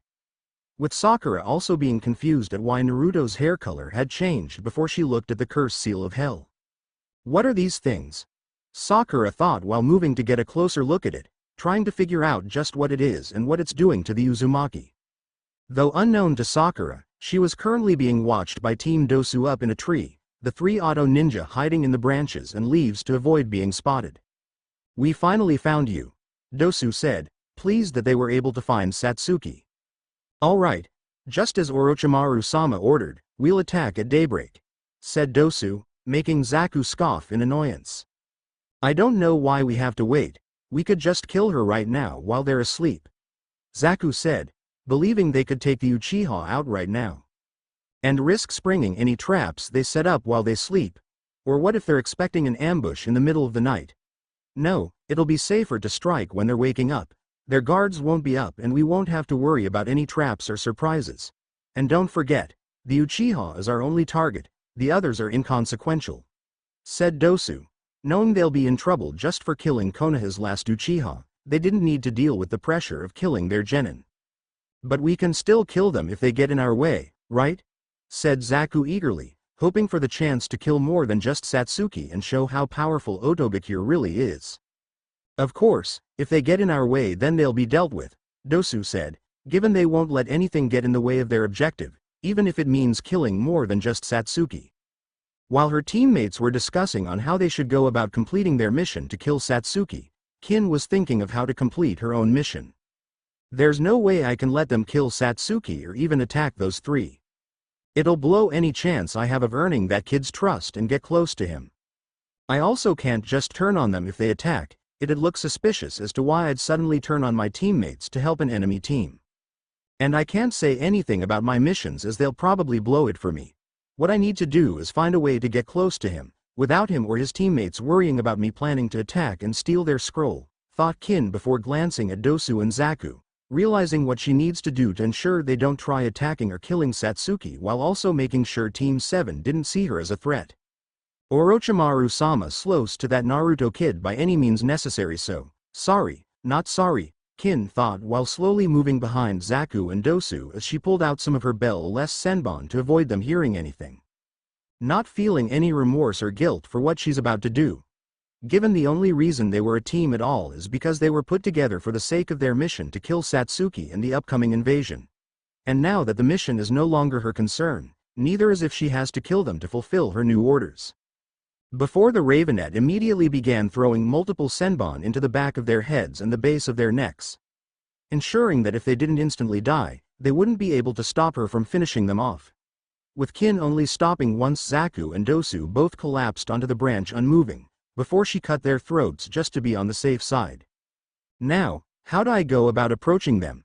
Kin thought while looking down at where Team 7 was, contemplating how she'll approach them, while also coming up with a fake story to explain how her teammates died. With Orochimaru, Kin certainly is dedicated to her new mission, Orochimaru thought after watching Kin murder her teammates, via one of his snake summons. Having sent one to keep an eye on Team Dosu to make sure Kin did go through with his orders in getting close to Naruto. Seeing if she would or if he'd need to depend on only Tayuya getting close to the Uzumaki. It seems that will be handled, while dear Anko will soon be informing Sarutobi-sensei what will happen if the exams are cancelled. As well as how Satsuki now has my mark, thought Orochimaru, having just finished dealing with his former student. Finding it laughable that she thought she could kill him using a jutsu he taught her before giving her his message to give to the Hokage, though he didn't mention how he'd also marked Naruto as well. Knowing that Sarutobi would guess he's only after Satsuki to gain her Sharingan while having no idea of his plans for Naruto at all. Though it is disappointing that I won't learn how Naruto and Satsuki handle the curse seals, now that Dosu and Zaku are dead. But perhaps there's another team to direct towards them, Orochimaru thought, smirking as he began sensing for another team. Only to be surprised when he suddenly sensed a large and powerful chakra signature nearby, not enough for them to be a Jonin or Anbu. But it's far greater than any normal genin, even greater than a Chunin's chakra reserves. It seems I've found the perfect team, thought Orochimaru, heading in the direction of the chakra signature, feeling intrigued at how a genin could possess so much chakra. It didn't take long before Orochimaru arrived at the location of the signature, finding another Kusa team, ignoring the first two members while the third one surprised the Snake Sanin. They were a 13-year-old girl with fair, pale skin, and crimson eyes, with narrow, brown glasses. With her attire consisting of a mesh shirt and stockings, a purple skirt, a light brown short-sleeved jacket with an orange stripe going across the chest, and black sandals. She also had the Kusagakure headband on her forehead. But what really had Orochimaru's focus was her shoulder-length crimson-red hair, a color found in only a single clan. An Uzumaki? In Kusa. Now this is very interesting, Orochimaru thought, smiling darkly, seeing this will prove even more beneficial than sending any regular team to test Naruto and Satsuki. There's someone here, said the Uzumaki before looking directly at Orochimaru with wide eyes, making the Snake Sanin's smile grow.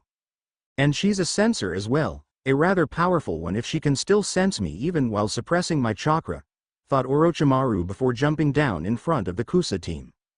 Enjoying the sight of their expressions turning into ones of fear as they soon recognized him, along with noticing how the two boys seemed to be stepping behind the Uzumaki, as if they intended to use her as a shield or even sacrifice her to try and escape.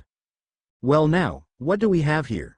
3 lost little Kusa Genin, alone in such a dangerous forest.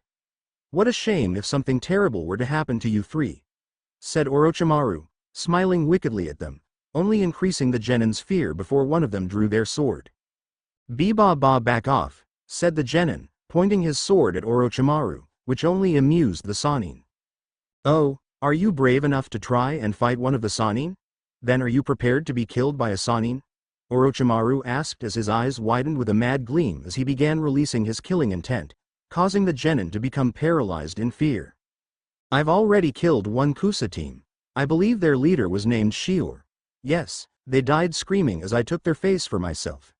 I wonder if you 3 will scream, said Orochimaru before the other Genin pulled out an earth scroll. Wait. Place please. Here, take our earth scroll and we'll leave. Just don't hurt us, begged the Genin, making Orochimaru chuckle cruelly. HM. And what makes you think I care about your scroll? After all, I'm not a participant in these exams, so it would be useless to me. Orochimaru said, noticing how they then seemed to look at their Uzumaki teammate, making him wonder if they would try offering her up next. But perhaps I can be of some assistance.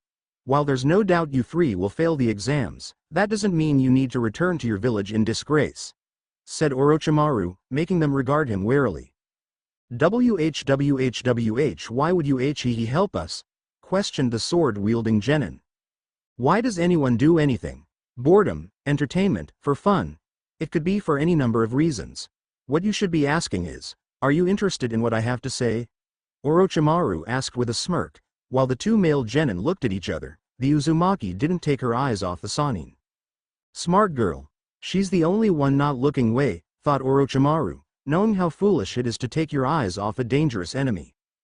WHWH, what do you have to offer? The second Genin asked, making Orochimaru's smirk widen. I'm sure you saw that orange-wearing Genin at the start of the exams, the one that enjoys talking and taunting people. What if I told you that boy is an Uzumaki as well? Orochimaru said, seeing how the 2 Genin perked up while the girl's eyes widened. The snake Sannin, seeing a spark of hope in her eyes, hoped that she likely had a living relative, guessing that she's an orphan, before he took notice of the bite marks on her arms and legs. Ah, so that's why Kusa has an Uzumaki. They're using her chakra and life force to heal their injured ninja. If I had to guess, at least one of her parents was an Uzumaki and they used them for the same purpose, likely killing them in the process from transferring too much chakra to wounded ninja. So they used the daughter for the same purpose, thought Orochimaru, mentally scoffing at such foolishness.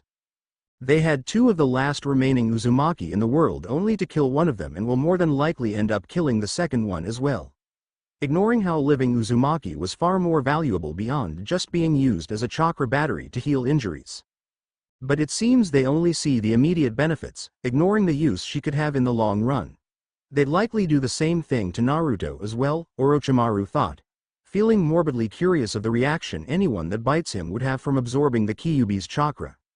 More than likely they end up burning themselves alive by introducing the Biju's chakra into their chakra networks that isn't suited for such corrosive chakra.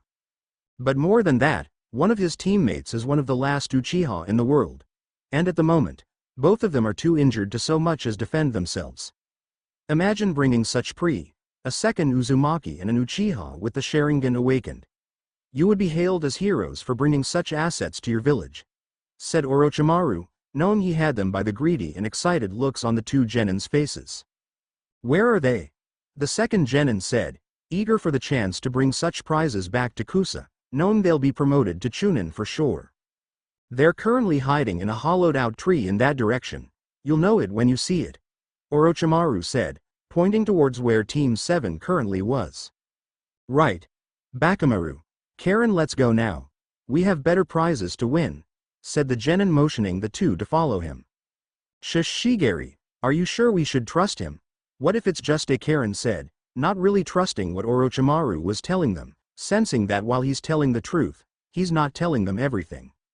But more than that, no matter how desperate and hopeful she was at the idea of meeting another Uzumaki, she'd never want one of her clansmen to suffer the same fate she and her mother have. Only for the redhead to flinch when Shigeri grabbed her arm and glared at her. Shut it. You aren't going to mess this up for us or for Kusa. The only thing you'll do is make sure we have plenty of chakra, Shigeri said before biting Karen to refill his chakra reserves, making her wince, before Bakamaru grabbed her other arm. Yeah, so just shut up and don't get in our way, said Bakamaru, biting her as well to refill his chakra. Before the two jumped away to where Team 7 was, while Karen rubbed her arms before following after them. The snake Sanin watched them go with a smirk, neither of the genin realizing he's sending them straight to their deaths, before he scoffed at one of their names. Bakamaru, Kusagakure really is filled with nothing but idiots and fools, thought Orochimaru, not even surprised that one of them had a name like that. Though Orochimaru soon smirked, knowing this wouldn't only provide an opportunity to test Naruto and Satsuki to see how they adapt to the cursed seals, along with a way to reveal the existence of the Uzumaki clan to Naruto and begin having him grow disillusioned with Konoha, but also being able to confirm another theory he's had about Tayuya. Given with her own red hair, higher than average chakra reserves, stamina and endurance, as well as how out of all the Sound Four she was able to learn and master the Kekkai ninjutsu he taught them the quickest. Especially with how similar certain Kekkai ninjutsu are to Fuinjutsu, with others even including the use of seals. Orochimaru had suspected Tayuya of being descended from the Uzumaki clan.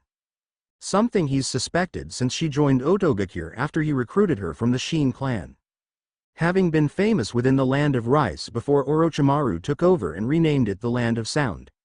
With all the skilled members joining Otogakure, reducing those that hadn't joined into nothing more than a group of bandits, including Tayuya who'd already mastered their sound-based ninjutsu and genjutsu, as well as their memory blocking technique, allowing her to erase a person's memory causing amnesia.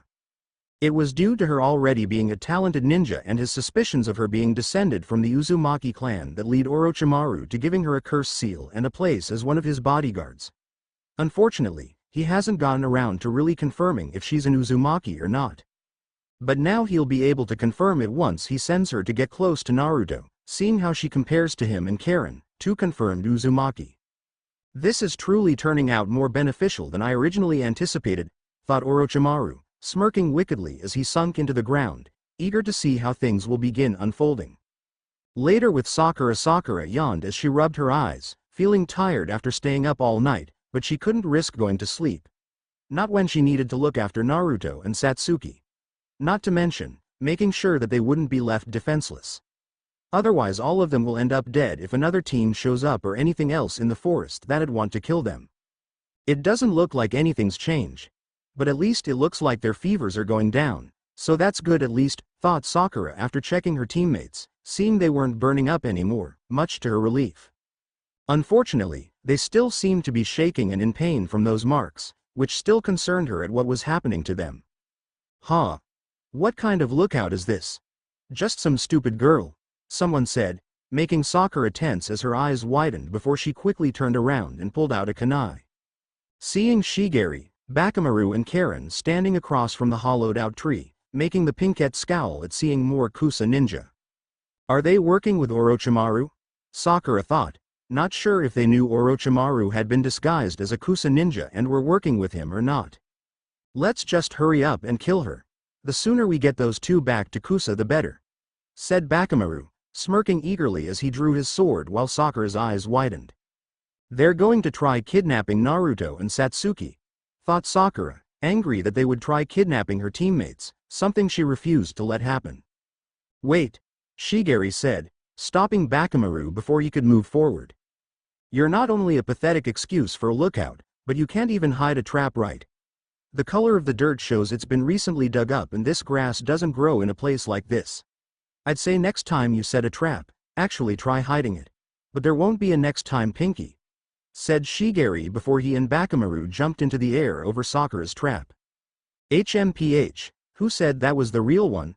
Sakura asked, smirking as she cut a wire, causing a giant log to swing down towards the two ninja, much to their shock. What? Another trap? Said Bakamaru, not expecting a second trap above them. That still won't work, trash. Fire style. Running fire, said Shigeri, going through hand signs before releasing a stream of fire that impacted the log, burning right through it, shocking the Pinkette at her trap being destroyed. Huh.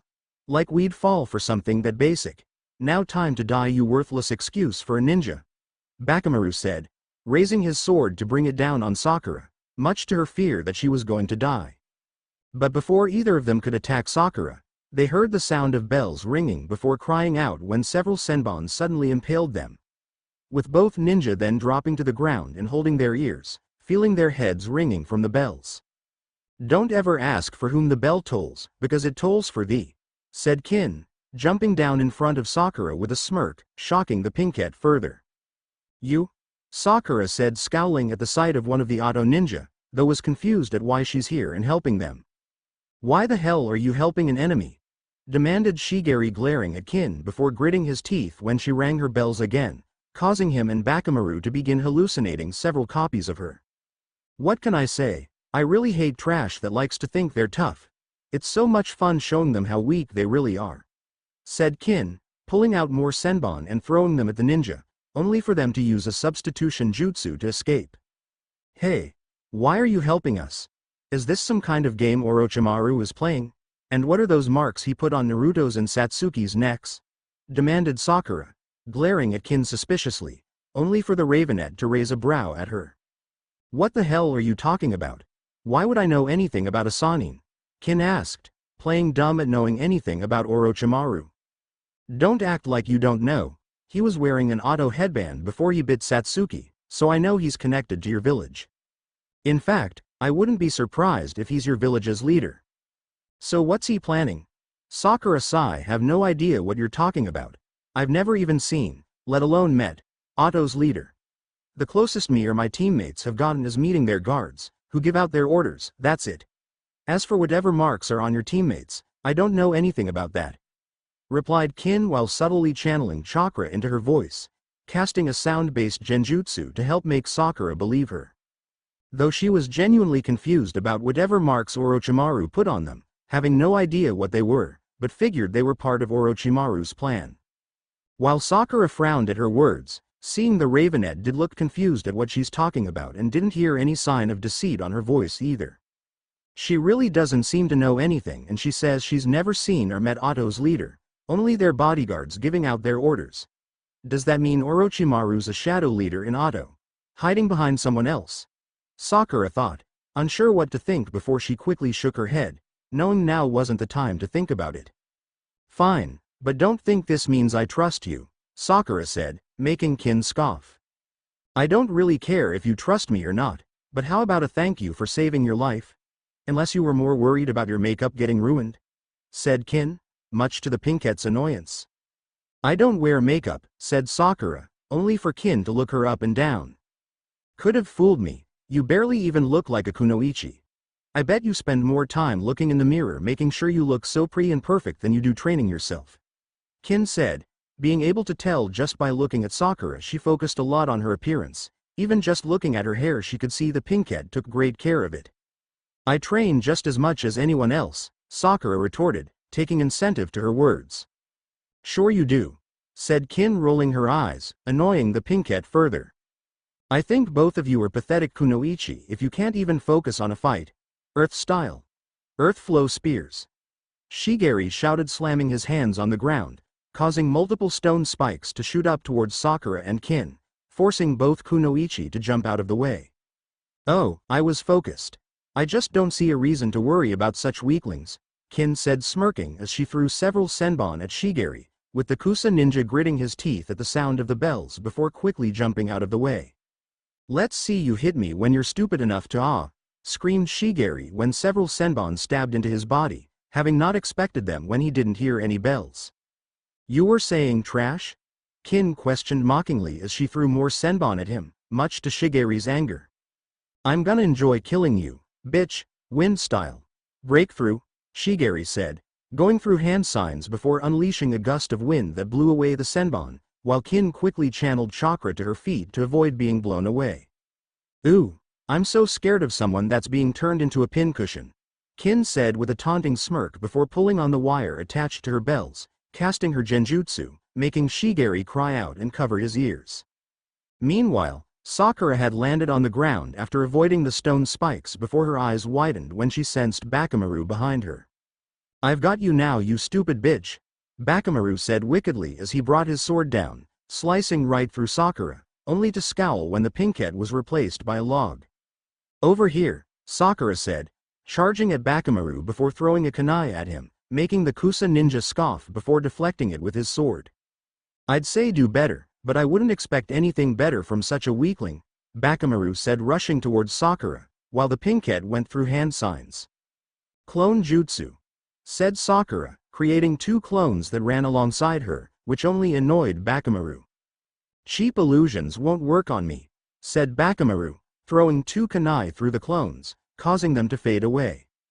Before he then slashed at Sakura with his sword, only for the pinkette to use a substitution jutsu again, annoying Bakamaru further. Behind you now, Sakura said, appearing behind Bakamaru with a kunai in hand, with him spinning around and stabbing her, only to once again replace herself with a log. Stop running and die already, you coward, Bakamaru yelled, now getting angry at the repeated substitutions. If you insist, Sakura said from above Bakamaru, making the Kusa ninja scoff. I'm not falling for that stupid trick again, Bakamaru said, throwing a kunai at Sakura before looking around for where she'd appear from next, intent to kill her when she tried attacking again. Only for Bakamaru to scream in pain when a kunai slashed him across his arm while Sakura landed on top of him. You wanted me to stop running, so here I am, Sakura said, punching Bakamaru in the face, making him cry out again at feeling his nose break. She didn't use another substitution, Bakamaru thought, seeing the kunai he threw at Sakura stabbed in her shoulder, not expecting her to actually let herself be hit, making him think she'd use the substitution jutsu again. Before the Kusa ninja shouted in anger and slammed his fist into Sakura's head, knocking her off of him, letting him stand up. You bitch! I'm gonna cut you into pieces! Bakamaru screamed when Sakura lunged forward and bit his arm before he could raise his sword to slice her. With the pinkette biting down hard on him, refusing to let go even when he began punching her repeatedly in the head. Even she began feeling blood dripping down her face. Sakura didn't let go, instead biting down even harder, making Bakamaru scream in pain. Let's see how like this asshole, thought Sakura, gripping her kunai tightly. You fucking bitch. I'm gonna rip out every one of your teeth and make you choke, yelled Bakamaru, only to gag in pure agony when Sakura stabbed her kunai straight into his stomach. Now who's the bitch? Sakura said, letting go of Bakamaru's arm as he stumbled back holding a hand to his stomach. Fucking bitch. Wind style. Air bullets. Shigeri shouted, releasing multiple bullets of air that slammed into Sakura, sending her skidding across the ground. Sakura gritted her teeth at the pain of the air bullets slamming into her, before someone grabbed her, stopping her from hitting the ground further. Okay, maybe you aren't just a doll playing dress-up, stated Kin, nodding in approval at seeing what Sakura did to Bakamaru, not expecting the pinkette to go that far. Thanks, I guess, Sakura said as she stood up shakily before looking at the Kusa ninja. Seeing Shigeri was supporting Bakamaru, while having multiple senbon sticking out of his body and blood leaking out of his ears. While Bakamaru looked like he wouldn't last much longer with the stab wound. HMPH, it's almost sad killing them in such pathetic states, almost, Kin said, pulling out more senbon to finish them off, making Shigeri scowl in anger. We're gonna make both of you beg for death. Karen, get out here you stupid bitch and heal us, yelled Shigeri, intending make both Kunoichi suffer. Right, Karen said as she ran from her cover, having avoided getting caught in the fight given how she's not meant to get in the way and only heal them when she needs to. I don't think so, said Kin, throwing her senbon at the redhead, refusing to let her try healing them. Only for Kin and Sakura to both be shocked when golden chains burst out of Karen's back, deflecting the senbon before they even got closer. Before the Ravenet and Pinkette quickly jumped back when the chains came rushing at them. What the hell kind of jutsu is that? Kin thought, wondering what kind of jutsu created chains like this. Those chains are coming out her back, are they made of chakra? Sakura thought in disbelief, seeing how many chains there are and how long they were, wondering just how much chakra the redhead had to make them. He here, said Karen, holding out her arm, only to flinch when Shigeri forcefully grabbed her and exposed her shoulder. Bite now, Shigeri said to Bakamaru, with him immediately lunging forward and biting down on Karen's shoulder, with the Uzumaki biting back a scream at how deeply he was biting her. With it only getting worse when Shigeri bit her other shoulder as well, making Karen feel tears in her eyes at the pain and how much chakra they were taking. While the sight shocked Sakura and Kin further that they were biting their teammate, even more so when they saw their injuries beginning to heal. "What the hell?" Kin said, not believing what was happening. "Their wounds are healing," said Sakura with wide eyes before Shigeri and Bakamaru tossed Karen aside, smirking wickedly at now being completely healed. "That's right, and we're even stronger now. Fire style. Demon Lantern," Shigeri said, going through hand signs before creating multiple fireballs that looked like floating ghosts, with all of the fireballs then rushing towards Sakura and Kin. Seeing the fireballs coming at them, the two kunoichi immediately jumped away. "You aren't getting away that easily. Wind style. Divine Wind," said Bakamaru, going through hand signs and creating several small tornadoes that all moved to surround Sakura and Kin. With the sudden appearance of the tornadoes throwing Sakura and Kin back, just as the demon lanterns reached them, before they all began exploding in large fireballs. The fire growing even more intense due to the tornadoes, leaving both girls trapped in a massive fiery hurricane. "Ha ha ha ha ha. Yes. Burn, you worthless weaklings, burn," Bakamaru said eagerly, wanting to see their charred corpses. "That's what you get for messing with ninja from Kusagakure," said Shigeri, smirking cruelly at making them suffer. Only for the two to scowl in anger when the flames soon died down, revealing two burned logs, while Sakura and Kin appeared. Both of them having used a substitution before they burned to death, but didn't escape unscathed. "How the hell are you two healed?" Kin demanded, scowling at how they managed to not only heal their wounds, but got even more chakra. "That's thanks to our personal chakra battery. All we have to do is bite her and take her chakra, then any wounds we have will be instantly healed, along with refilling our chakra reserves," said Shigeri, shocking the two while looking at Karen, who was fixing her jacket to cover her shoulders. "But she's your teammate. Why would you take her chakra just to heal yourselves?" said Sakura, not believing they'd just take her chakra to heal themselves and weaken her. "She's nothing but a battery to heal the real Kusa ninja that matter. That's all she's good for. And she should be grateful that Kusa even lets an outsider like her stay in the village," Bakamaru said, making Karen flinch while Sakura and Kin scowled. As despite feeling no remorse about killing her own teammates, that was more due to them not having a sense of camaraderie for each other to begin with. Hell, they didn't even know each other before they were assigned together for the Chunin exams. If she had found herself captured and taken hostage by enemy ninja, Kin wouldn't be surprised if they attacked and killed her alongside their enemies. In Auto, it was survival of the fittest, where the weak have no choice but to be subservient to the strong, making those you can genuinely trust and call friend all the more valued, as a certain flute-wielding redhead flashed through her mind. "I'll enjoy killing you two even more, now," Kin said before throwing multiple senbon at Shigeri and Bakamaru. "The only ones dying are you trash. Wind style.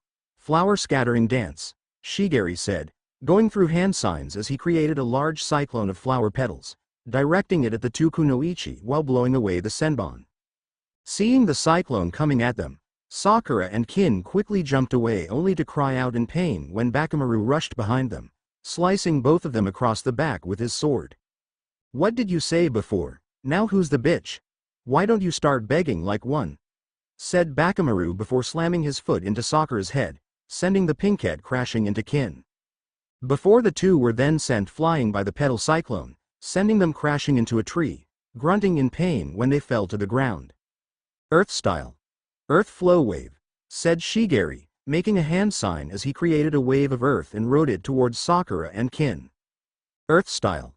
Earth flow river," Bakamaru said, going through hand signs before slamming his hands on the ground, turning the ground beneath the two kunoichi into mud, sending them sliding straight towards the earth wave. With Sakura and Kin only able to cry out as the wave came crashing down on top of them, the rocks smashing into their bodies as they were buried. The sight making Shigeri and Bakamaru laugh, happy at finally killing the two kunoichi, even better that they buried them alive. "Now, let's go get Kusa's new tools," Shigeri said, smirking as he and Bakamaru went to grab Naruto and Satsuki. "Hey!" shouted Sakura, making both ninja stop and scowl in anger to see they were both still alive, having used substitution to escape again.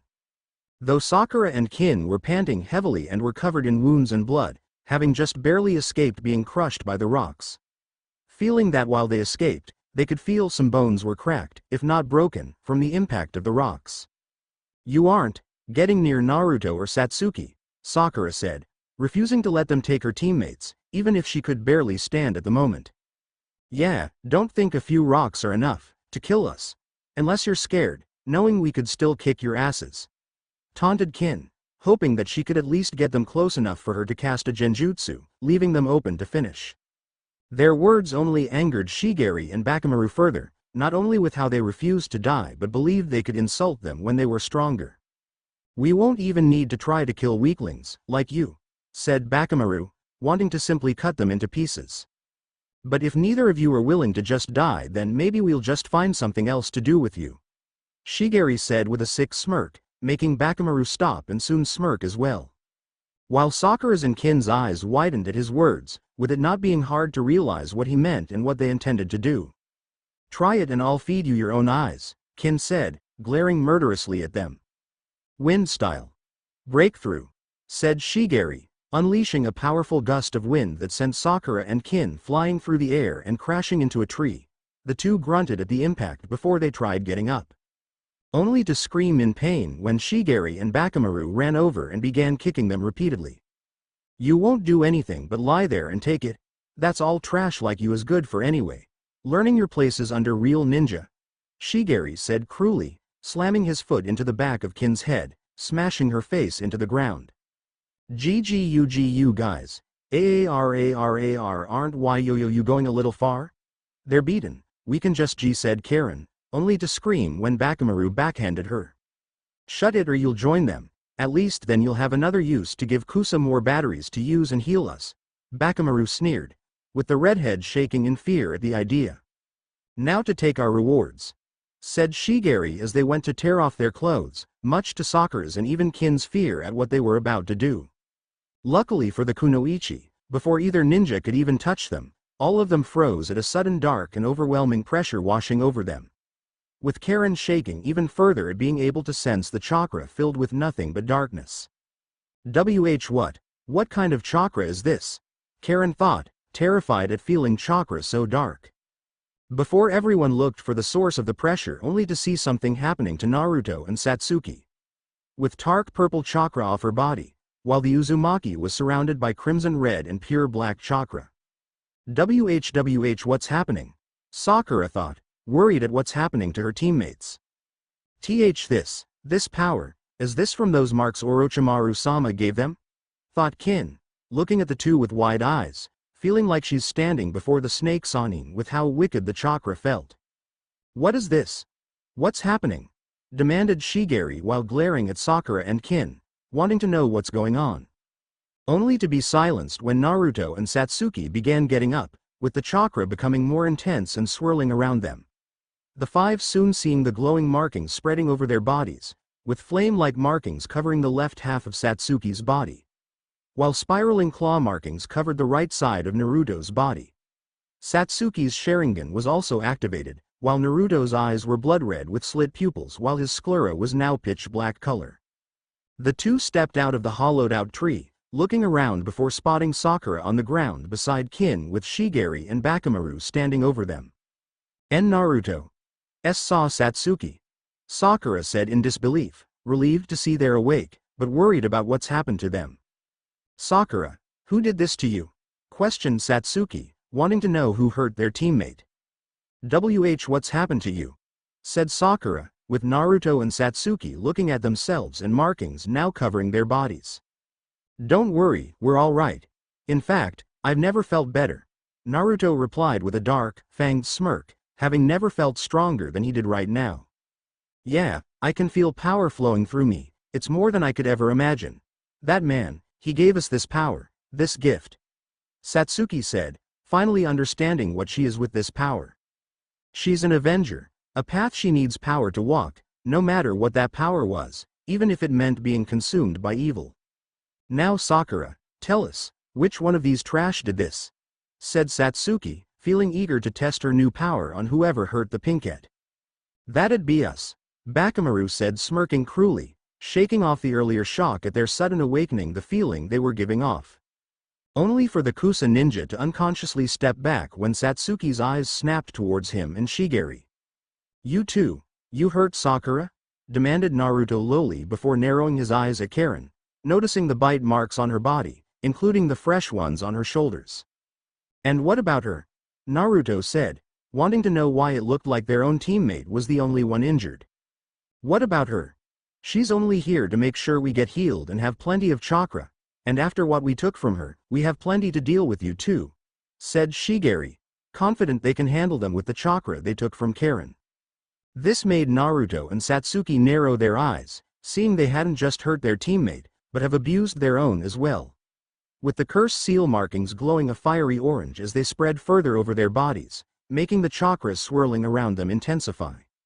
Then before either Kusa ninja could react, Satsuki appeared between them, slamming her fists into their faces, sending Shigeri and Bakamaru flying in opposite directions, with Bakamaru gagging and coughing up blood as he smashed into a tree.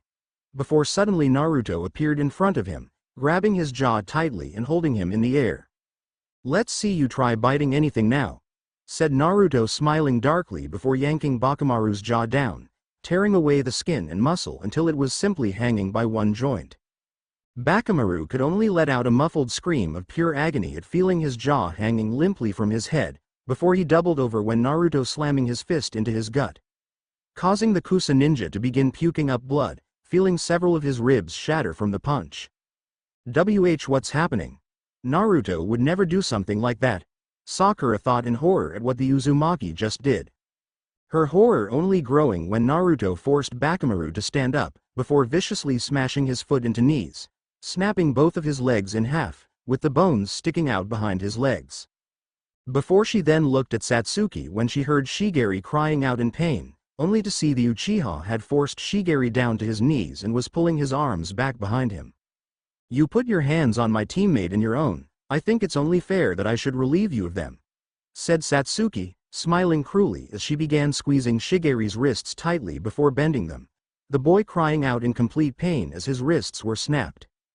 Only for Satsuki to not stop there as she began bending his arms at the elbows, making Shigeri scream even louder at feeling his arms being forcefully bent at the wrong angle, until soon his arms were snapped in half.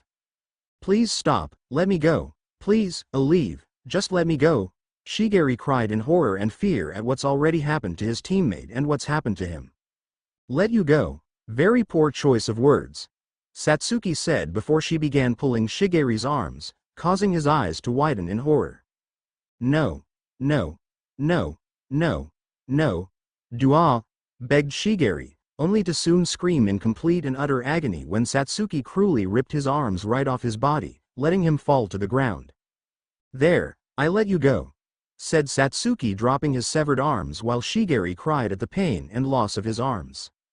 "Fuck," Kin thought in disbelief, becoming very thankful for the new mission Orochimaru gave her and the bullet she dodged in going against these two. "There's no healing that," thought Karen, not even realizing she was smiling at seeing two of her tormentors being brutally ripped apart. Before they then saw Naruto drag Bakamaru over to Satsuki and Shigeri, the former blonde smiling wickedly. "Give some fools some false power and they believe themselves invincible, take it away and they'll be exposed for the pathetic, sniveling pieces of meat they really are. Satsuki, since they like biting their teammates so much, let's see how they like getting bit," said Naruto, making the Uchiha gain a wicked smile as well, grabbing Shigeri and lifting him up to his knees. "Yes, let's," Satsuki said, as Naruto held Bakamaru's severed jaw around Shigeri's neck, with both boys only able to cry. "Now, swallow," Naruto said before slamming Bakamaru's jaw around Shigeri's neck, causing Shigeri to begin gurgling as blood filled his mouth.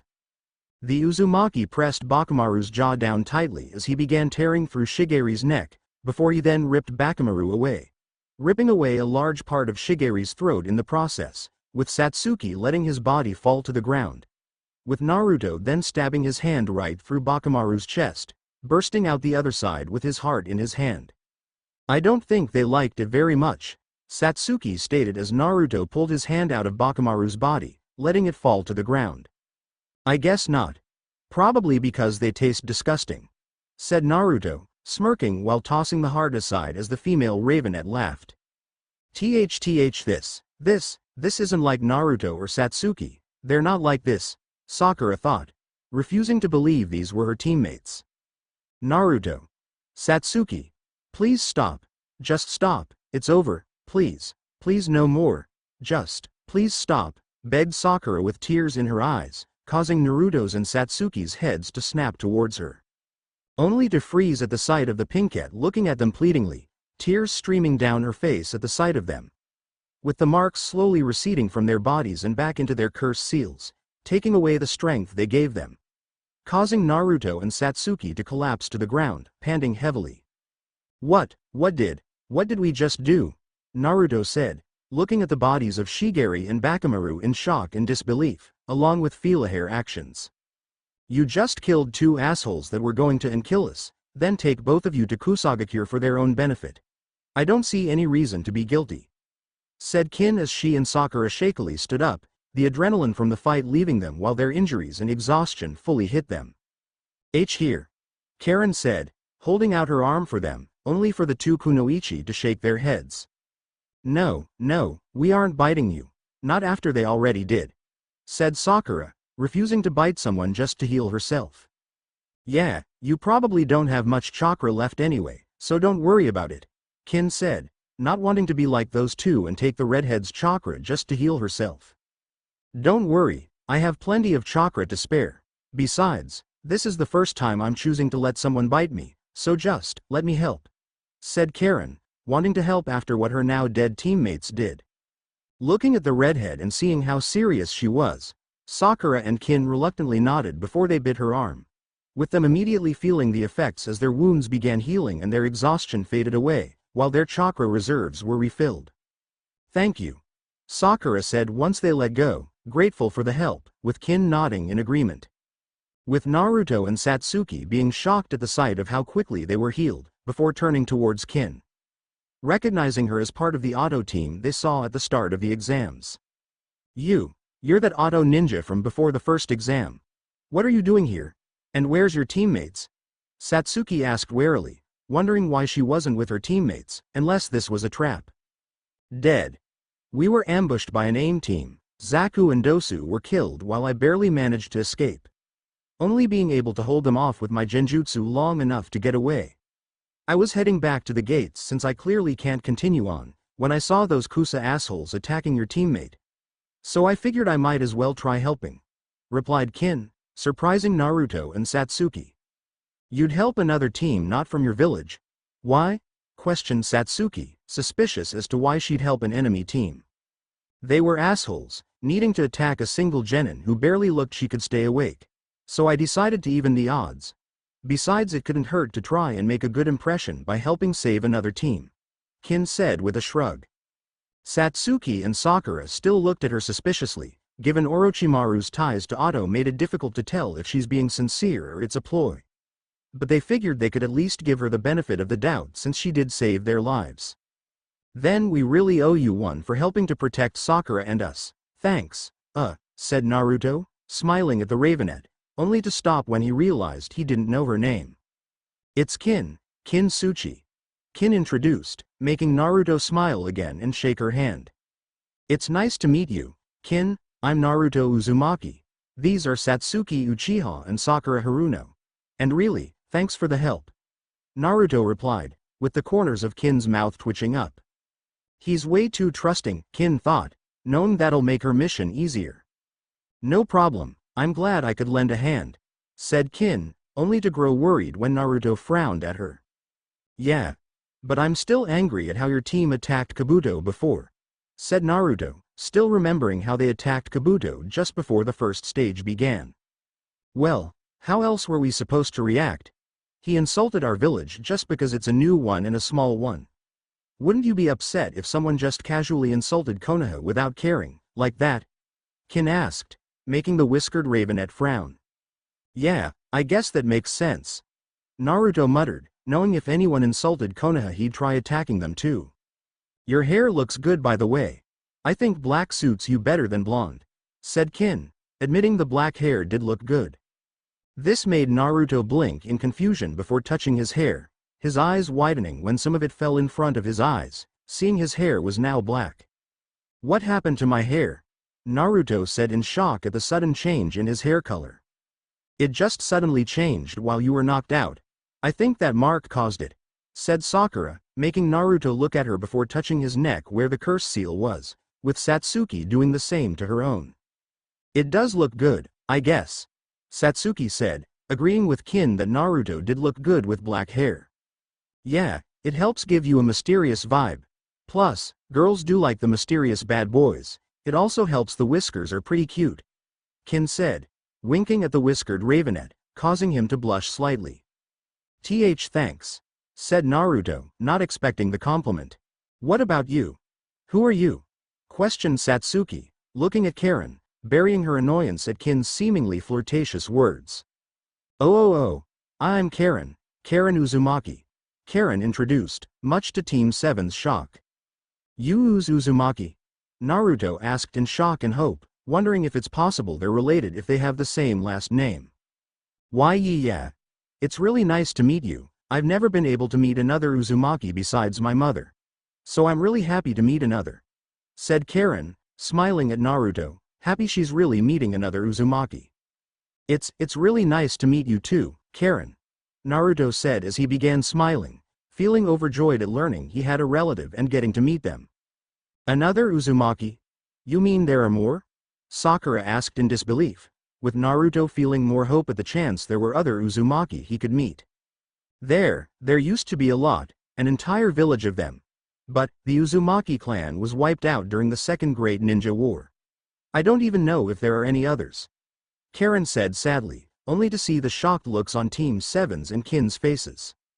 There's an Uzumaki clan, said Naruto, not believing that there's actually an Uzumaki clan, making Karen look at him in confusion. Yeah, there was. Don't you know about them? Karen asked, having assumed Naruto would know about their clan, especially with how he was born and raised in Konoha. And no. Were they ever brought up in the academy? Naruto asked Satsuki and Sakura, wondering if they were covered in one of the classes that he skipped back when they were still in the academy. No, never once was an Uzumaki clan ever brought up. We didn't even know there was anyone else with the Uzumaki name, Satsuki said, much to Karen's shock that they've never heard of the Uzumaki clan. But the Uzumaki clan and Uzushiogakure was allied with Konoha. They provided Konoha with their Fuinjutsu whenever it was needed. The Uzumaki swirl is on the back of the flake jackets Chunin and Jonin wear. Hell, the Shodai Hokage's wife and the grandmother of Tsunade Senju was an Uzumaki. You have to have at least known that, right? Karen said, refusing to believe that they had heard nothing about the Uzumaki clan when the Shodai Hokage's wife was an Uzumaki. Only to see the four were shocked at all this information, much to the redhead's disbelief that they really didn't know anything. You really never heard about our clan? Karen asked, looking at Naruto softly, seeing he was shaking at everything she just said. And no, I never heard anything about them. No one ever told me anything, said Naruto, feeling dizzy at everything he just learned. He's not only from a ninja clan, one that apparently had their own village before they were destroyed. They had been allied with Konoha and the red swirl on the flak jackets was his clan's symbol. With even the Shodai Hokage having married an Uzumaki, yet he never heard any of it. I have the same swirl on my jackets, Naruto thought, realizing this entire time he's worn his orange jumpsuits, they'd had the Uzumaki swirl on the back and he never even knew it belonged. LD man, never told me, thought Naruto, doubting the Hokage didn't know about the Uzumaki clan, yet never told him anything about it. Making the whiskered Ravenet wonder just what else the Hokages kept from him, now remembering what he said the last time he asked about his parents, along with what that Kusa Kunoichi said about the Hokage not caring about him, that he was just a tool. A valuable tool, but a tool, nonetheless. The girls meanwhile were just as shocked at this revelation, with Satsuki, Sakura, and even Kin being disgusted, a sentiment that Karen shared. Given that Naruto was deprived the knowledge of his own heritage, something that'd be vital to his identity, growth and development as both a shinobi and a person. To know where he came from, what his clan was known for, what they could do, to understand himself. But it was kept hidden from him. Every Chunin and Jonin walk around with his clan's symbol on their backs, yet he never knew about it. let alone that he had a clan at all, Satsuki thought in anger, thinking of what happened to her own clan. She was at least able to be raised by her clan and know about her heritage, something Naruto had been robbed of. Is this what Orochimaru meant by exposing lies told to Naruto? Did he know there was an Uzumaki clan? He must have. He's a Sannin and originally from Konoha, as well as fought in both the Second and Third Ninja World Wars. He must have known there was an Uzumaki clan, thought Sakura, not believing something like this was kept hidden, especially from Naruto, who deserved to know more than anyone. This place is supposed to be known for their teamwork and camaraderie, always looking out for each other and protecting their comrades. But this is just cruel, hiding someone's heritage to the point that no one else has even heard of them, Kin thought in disgust.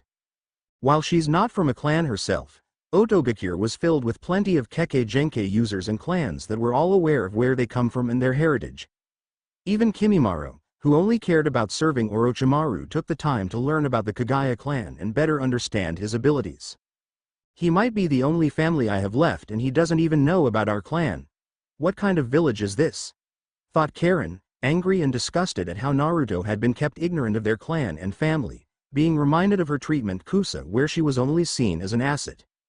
Before the girls looked at Naruto and saw his expression, the pain, confusion, and betrayal on his face at what's been kept from him. Hey, Kin said, putting a hand on Naruto's shoulder, getting the whiskered ravenet's attention. I might not be from a ninja clan or anything like that, but I do know how wrong it was for this to be kept hidden from you. There's no excuse for why you weren't told. And maybe it won't mean much, but I'm sorry this is how you have to learn about it, said Kin with Naruto nodding shakily before he looked at Satsuki and Sakura when they stood next to him. If you want, once we get out of the forest, we can try and find something about the Uzumaki clan. We'll search the entire library if we have to, but we will try and find something about them. Sakura offered, wanting to help her teammate learn about his heritage. I can help, too. My clan's library must have something about the Uzumaki clan in it. We'll search everything it has, and anything involving the Uzumaki clan will be yours, said Satsuki, knowing the Uchiha clan library had more than just jutsu scrolls in it and would likely have something about the Uzumaki clan. And I'll tell you everything I know about it. There's so much for you to know and I'll explain it all, Karen said, smiling and taking Naruto's hand, intending to tell him everything she knew about the Uzumaki clan, refusing to let him go another day without learning about their family. Naruto looked at the girls in surprise at their offers of help and sympathy, feeling better at their words. Thank you, all of you. It really means a lot, Naruto replied, with the girls nodding and smiling at him, before Kin pulled out her team's Earth Scroll. Oh yeah, here. Since I won't be needing this anymore, you guys will likely need it more than me, said Kin, with Karen taking out her team's Earth Scroll as well. You can have mine too since it never hurts to have a backup, Karen said, much to Team 7's gratitude. That means we have both the scrolls. We can head to the tower now, said Sakura, smiling in relief that they can get out of the forest. Naruto, you have the Heaven Scroll? Satsuki asked while looking at the Uzumaki, who grinned and nodded. Yeah, I got it right, Naruto said, reaching into his pouch for their Heaven Scroll, only to frown when he didn't feel it inside. It's gone, said Naruto, grabbing his pouch and looking inside, but didn't see the Heaven Scroll, making Satsuki's and Sakura's eyes widen. Did you drop it? Sakura asked. No, I didn't. It was still in my weapons pouch. I don't. That creepy Kusa-kunoichi with the tongue must have grabbed it, Naruto said, scowling at realizing the Kusa-kunoichi must have swiped it during their fight, with Satsuki and Sakura cursing that they now needed to find another Heaven Scroll. Great, at least we have 2 Earth Scrolls, so that's something at least, Satsuki said, annoyed that they still weren't done. I could help you find another one. I'm a really skilled sensor and could find another team, offered Karen, wanting to help her newly discovered relative pass the exams. Thanks Karen, that'd be really great, Naruto said, smiling at the redhead, glad for the help and that he could spend more time with her. You could come too, Kin, if you want. We could always use more help, said Naruto, turning to the Oto Kunoichi, surprising her slightly at the offer, having figured she'd need to offer her assistance to go with them. Sure, why not? I don't really have anything else to do, and even if I can't compete, I'd at least like to see the exams through to the end, Kin replied, making the whiskered ravenet smile. Then let's get going. We only have 4 days to find another team and get a heaven scroll, said Satsuki before the 5 of them all jumped up to the trees and began moving. Okay. That looks like enough wood for a fire, Sakura stated as she, Kin and Karen stood around a pile of sticks they'd collected to start a fire while Naruto and Satsuki had gone to a nearby stream to catch some fish. Good, then we got back just in time, said Satsuki, getting the 3 girls' attention as they saw the Uchiha and Uzumaki returning while carrying several fish. Hey!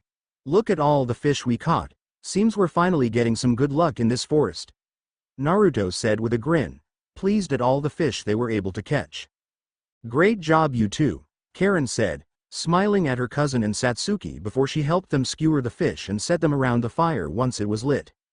Once all the fish were set up, Naruto went over to his clothes to get dressed, having dived into the river to catch the fish and throw them into the air, with Satsuki standing on the shore, ready to hit them with kunai while they were in the air.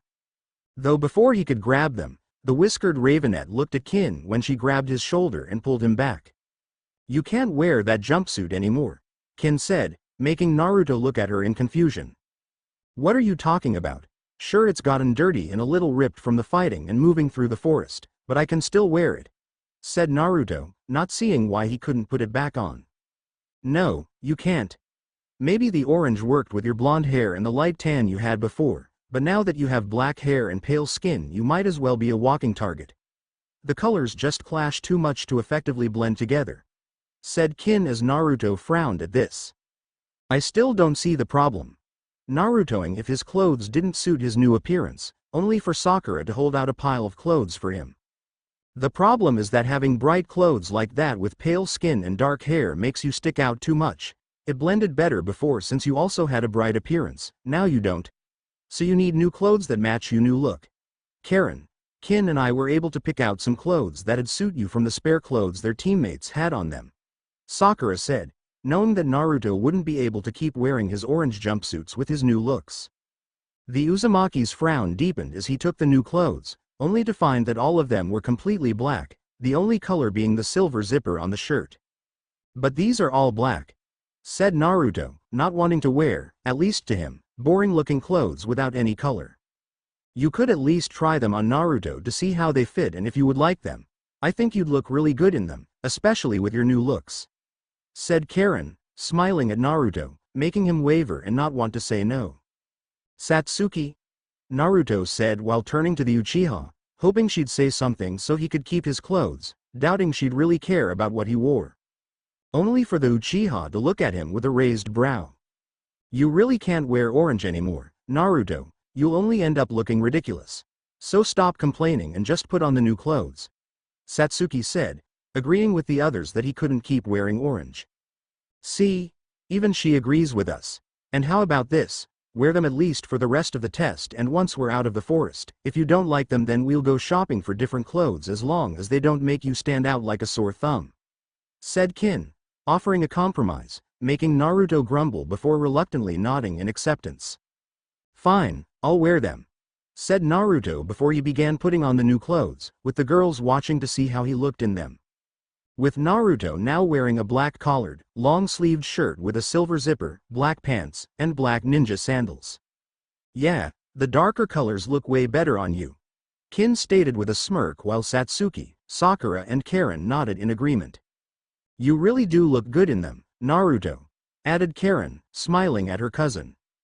And here. You can at least keep the jacket, I'm sure I can make an outfit that works with it that you can wear when off duty, said Sakura as she handed Naruto his jacket, making the whiskered ravenette smile. Thanks Sakura, Naruto replied, glad he can still keep his jacket. The 5 genin all sat down around the fire with Naruto turning towards Karen with an eager expression, wanting to finally get the chance to learn more about her and the Uzumaki clan. Karen, what can you tell me about the Uzumaki clan? Naruto asked, making Satsuki, Sakura and Kin look at her as well, feeling curious as well to learn about the Uzumaki clan. Well, I honestly don't know everything, only everything my Ka-san told me about it. But from what she told me, the Uzumaki clan shared close ties with the Senju clan, with them even being distantly related. This resulted in them being allied with each other before the hidden villages were even founded. which also lead to several marriages between the clans, including between Hashirama Senju and Mito Uzumaki. It's why the Uzumaki emblem is on the back of Konoha's flak jackets, as a symbol of friendship between Konoha and Uzushiogakure. Karen explained, much to their surprise. You mentioned that before, Uzushiogakure. Does that mean the Uzumaki clan had their own village?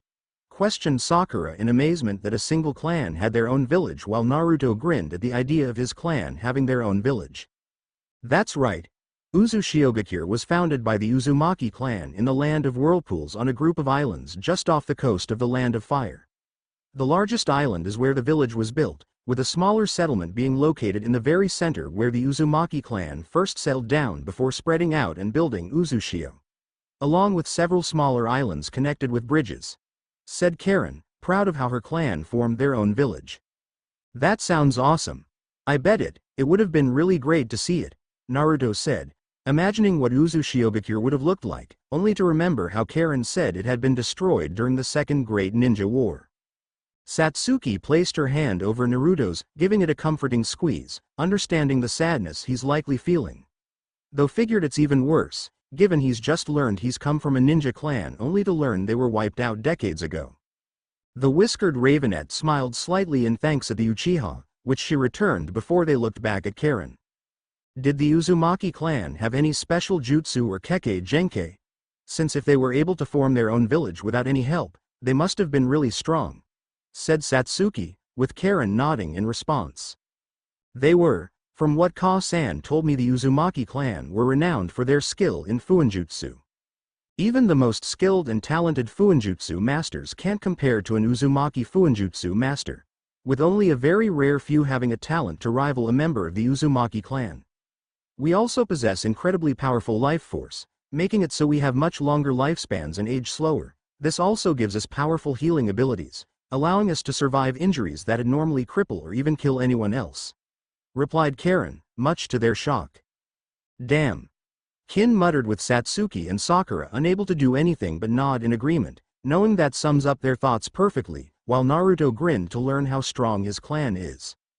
That's not all though. There are other abilities that only a select few Uzumaki possess, and I have them. One is called Mind's Eye of the Kagura, which basically makes you a sensor that no one could hope to rival. Normal sensors have to mold their chakra before they can sense anything, but for me, I can instinctually sense anything without any effort.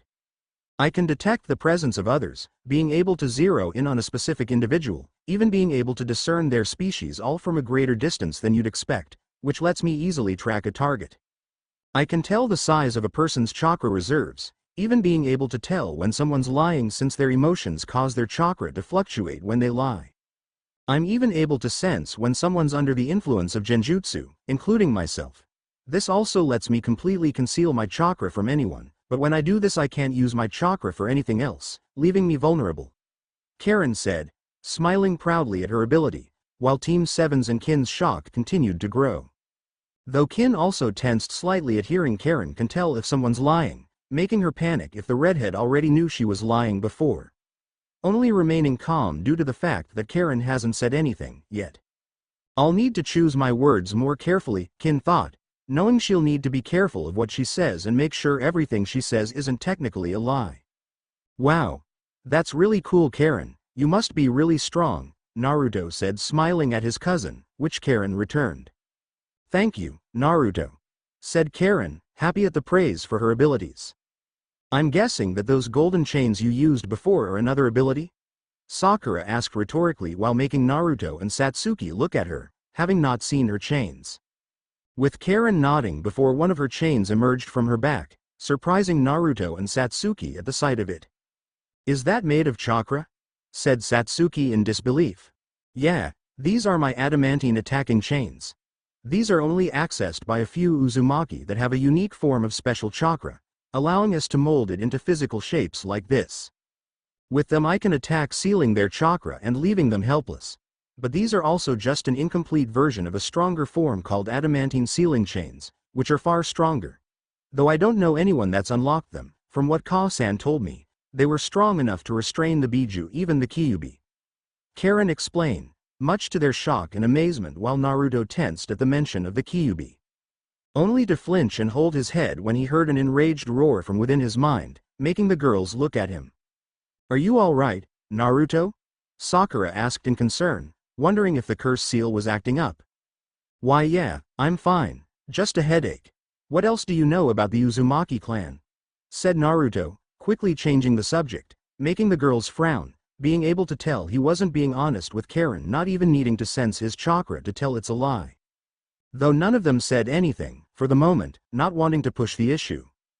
"Well, honestly that's everything I know.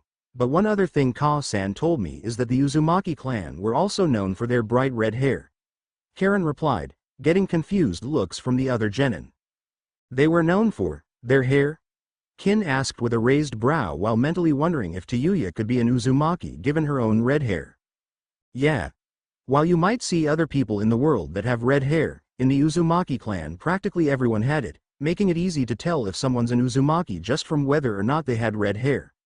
But not everyone likes it since it's so different," said Karen, looking down while remembering how everyone in Kusa treated her as an outsider.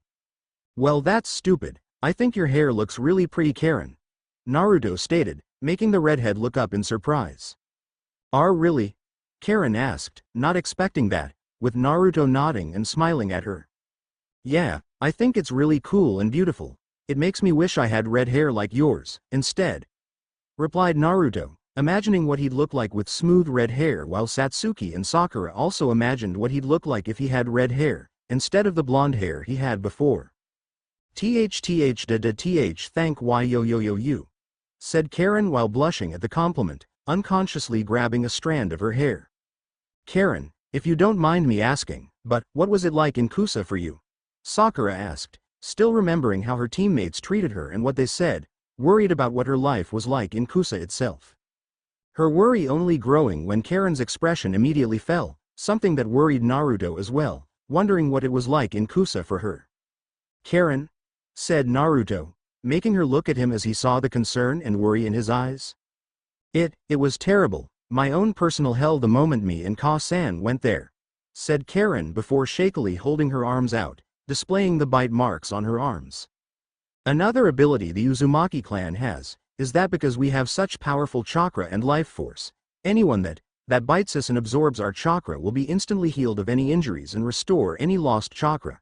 That's the only reason Ka-san and I were allowed to stay there. She had to help heal the village's wounded, then Karen said with the others feeling shock, disgust and anger, especially Naruto at what was done to two of his clansmen. Your mother," said Satsuki, not wanting to say it but could already guess what happened. "There was a surprise attack on the village one day, a lot of ninja were wounded and she did what she said she could and helped, but even with how much chakra an Uzumaki has, she eventually ran out. So, I had to take her place, because there were still so many wounded," said Karen, their disgust and anger only growing. "Doing that to a child? What kind of sick monsters are they? Taking your mother's chakra until she died, then forcing you to do the same, letting a bunch of strangers bite you just so they can be healed. What, they don't have any medic ninja so they just force a mother and her child to do everything?" Sakura said, angry and disgusted that they'd only let Karen and her mother live in Kusa so they could force them to do something so sickening and dangerous. "And I thought things could be bad in Auto," Kin said with a frown, knowing that while things in Auto could be bad, that was worse than anything she could imagine. It's fine. They usually heal after a few days anyway. I can also bite myself to speed up the healing process," said Karen, knowing the bite marks will heal themselves after a few days, only to usually be replaced by new ones. "It's not fine," Naruto yelled while shooting up to his feet, scowling in pure anger, surprising the girls at his sudden outburst. "You had nowhere else to go and just wanted a home, but they only let you stay for their own benefit. None of them cared about you or your Ka-san, only what you could do for them. Even when they killed her, they just forced you to do what they want. They're all nothing but heartless bastards, and I'm gonna," said Naruto, having never felt anger and hate like this before. Feeling the urge to hunt down every single person that bit Karen or forced her into such a life, and tear them apart piece by piece. Or even force them all to bite each other until they died, so they understood her pain. Only desiring to make them suffer for what they did to a member of his clan. Not helped by how he's further reminded of Orochimaru's words, that he's nothing but a tool. The same thing Kusa saw Karen as, nothing but a tool for their own benefit. Only for the whiskered ravenet to stop and grunt in pain, holding his shoulder when the curse seal flared up in response to his anger. Making the kunoichi look at him in worry before Satsuki put a hand on his shoulder and gently sat him back down. You need to stay calm, Naruto. Getting angry won't solve anything, Satsuki said, knowing if he got angry there's a chance the curse seal could activate like it did before. Satsuki's right, Naruto. You have every right to be angry and so does Karen, after what she went through. But being angry now won't do any of us any good, added Sakura, not wanting him to go berserk again and end up killing someone else or worse, get himself killed. Naruto scowled but eventually nodded, knowing they were right and getting angry would only make things worse, before he looked at Karen. You're not going back to Kusa, Naruto stated, much to her surprise. What? Questioned Karen, not expecting him to say that. You're not going back to that damn village. I don't care what anyone says. Not the Hokage, not anyone that tries forcing you to go back, no one. I'm not letting anyone else hurt you ever again and anyone that tries won't live long enough to regret it, Naruto said darkly, having no intention of letting Karen return to Kusa where they'll just end up killing her, like they did her mother. While the redhead looked at him with wide eyes, feeling her heart beating loudly in her chest at his words. You'd really go that far, for me? Karen asked, not believing Naruto would go that far to help her, even if they're family. She wasn't expecting this. Of course I will. Even if we weren't related, I'd still help you and make sure you didn't have to suffer anymore. But we are family, so that means it's even more important that I look after you. No matter what anyone says or does, I will protect you, Karen. Naruto said with determination burning in his eyes, refusing to lose the only family he has after finally finding her. I wouldn't try arguing with him. Once he sets his mind to something you have better luck convincing a wall to get out of your way. And besides he's right, whether you're family or not, no one should suffer like that. So you don't have to worry about ever going back to Kusa again, said Satsuki, knowing she'll help Naruto make sure Karen wasn't sent back, won't let anyone try to make you leave if you don't want to. And you won't have to worry about anyone ever trying to bite you again, not unless they want their teeth knocked out, Sakura added, wanting to also help protect Naruto's new cousin. I suppose it would be fun with deal with some trash that like abusing a little girl. It's not like anything valuable will be lost if they die, stated Kin, offering her own help, both since she's genuinely disgusted at Karen's treatment and because it'll further endear herself to Naruto. While Karen looked at the four in disbelief, feeling tears in her eyes at how genuine they all felt, not sensing any deceit or lies, nothing like in Kusa where it was all lies and manipulations. Despite having just met her, they all wanted to help her, even when her own team attacked them and what they were planning to do. Thank you, to thank you, said Karen while wiping her eyes, only look when she saw Naruto sit beside her, smiling kindly at the redhead. You don't need to thank us, it's what friends and family are for, to look after each other, Naruto said, with Karen looking at him with wide eyes before she smiled brightly and wrapped her arms around the whiskered ravenet.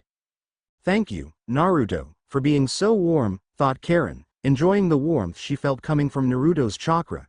Even with the darkness radiating from the curse seal, she still loved how warm and protected it made her feel. Naruto returned the hug with Satsuki and Sakura smiling at the sight, happy for their teammate finally having a family and learning where he's come from. What about you, Kin? What's it like in Otogakure?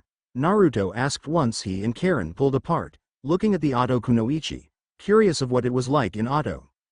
Satsuki and Sakura looked at her intently, wanting to see if she ends up mentioning anything about Orochimaru or if she's hiding anything. What's it like in Oto? Well, nothing like here in Konoha, that's for sure, though it's not anywhere near as bad as Kusa seems to be. From what I've seen and heard, camaraderie and friendship seem to be big things in Konoha, but in Oto the main principle there is might makes right. If you aren't strong enough then at best you're ignored and dismissed, but the worst is being pushed around and used by those that are stronger. Which makes it pretty difficult to trust anyone, as you never know if they're being genuine or if they're simply using you for their own gain. Kin explained, making the genin frown at how things were in Oto. That doesn't sound like a good way to live, not even knowing if you can trust your own comrades, said Sakura, with Kin shrugging in response. Maybe, but that's the way things work, replied Kin, knowing while it may not be great, being in Auto taught you to either be strong or be walked over by everyone. So you really didn't have anyone you trust? Satsuki asked, only for the Ravenette to shake her head. I didn't say that, just that it's not as big as it is here. I do have one friend, Tayuya. She specializes in sound-based genjutsu too, casting them with her flute. She's actually one of the stronger ninja in Auto, so it helps having her as a friend since not many of the others want to get on her bad side. And that's not even with her jutsu, she can make someone run away crying with just a few words. Kin said, smiling slightly while thinking of the times Tayuya would verbally tear apart anyone that'd annoy her, usually resulting in them crying before running away, or she then physically tears them apart if they don't leave her alone. That's good to hear you have a friend. It's never really good when you don't have anyone else, said Naruto, smiling the fact that Kin did have friend only to frown at knowing what it's like being alone. Yeah. While not everyone would show it, everyone in Auto do cherish the bonds they make with those they can truly trust. Among everyone else that wouldn't hesitate to stab you in the back to elevate their own position or using you for their own advantage if you show the slightest hint of weakness. We simply have to know better than to let just anyone get close to us, but those that we do, we try to make sure we don't lose them.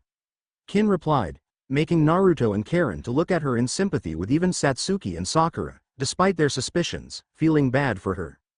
While it's good you have someone you can trust, it's still no way to live, always being suspicious and on guard everywhere to go, not knowing who you could even trust, stated Karen with the whiskered Ravenette nodded in agreement.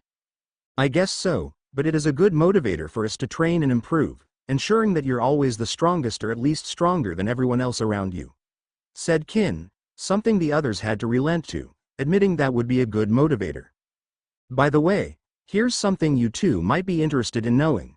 Tayuya has red hair too, Kin added, looking at Naruto and Karen, causing them both to perk up with hopeful expressions. Now I can't be sure or not if she is actually an Uzumaki since she was originally part of the Shin clan in the Land of Sound before joining Otogakure. But she does have large chakra reserves, even more than most of the higher-ranked ninja in Auto, with only a few surpassing her. And she does have red hair. So maybe she is an Uzumaki, but nothing guaranteed. I just thought you two would like to know there's a chance you have another relative, said Kin, knowing this'll really make things easier once Tayuya shows up to help seduce Naruto to join Auto. With Naruto and Karen smiling happily at the chance there's another Uzumaki they could meet, and even if Tayuya's not an Uzumaki they'll still like to meet Kin's friend. Before long the fish had finished cooking and the 5 genin began eating, with Satsuki frowning as they ate. It's already been 4 days and we still haven't found another team with a Heaven Scroll. Now we only have 1 day left to get one. Otherwise we might as well give up now, Satsuki stated, making Naruto and Sakura frown as well, not liking that they haven't come across another team for 4 days, knowing they were running out of time. And we have no way of knowing just how many teams are left or even what scrolls they'd have. We don't even know if there are any Heaven Scrolls left to get, said Sakura, unsure if they could even retrieve a Heaven Scroll at all now. There has to be at least one team left with a Heaven Scroll. We can't give up now, said Naruto, refusing to give up now after everything that's already happened. Naruto, we can't just hope to randomly encounter another team that had happened to have a Heaven Scroll. Taking out that Kusa team Orochimaru disguised himself and his snakes as, that leaves 26 teams, with 13 Earth Scrolls and 13 Heaven Scrolls.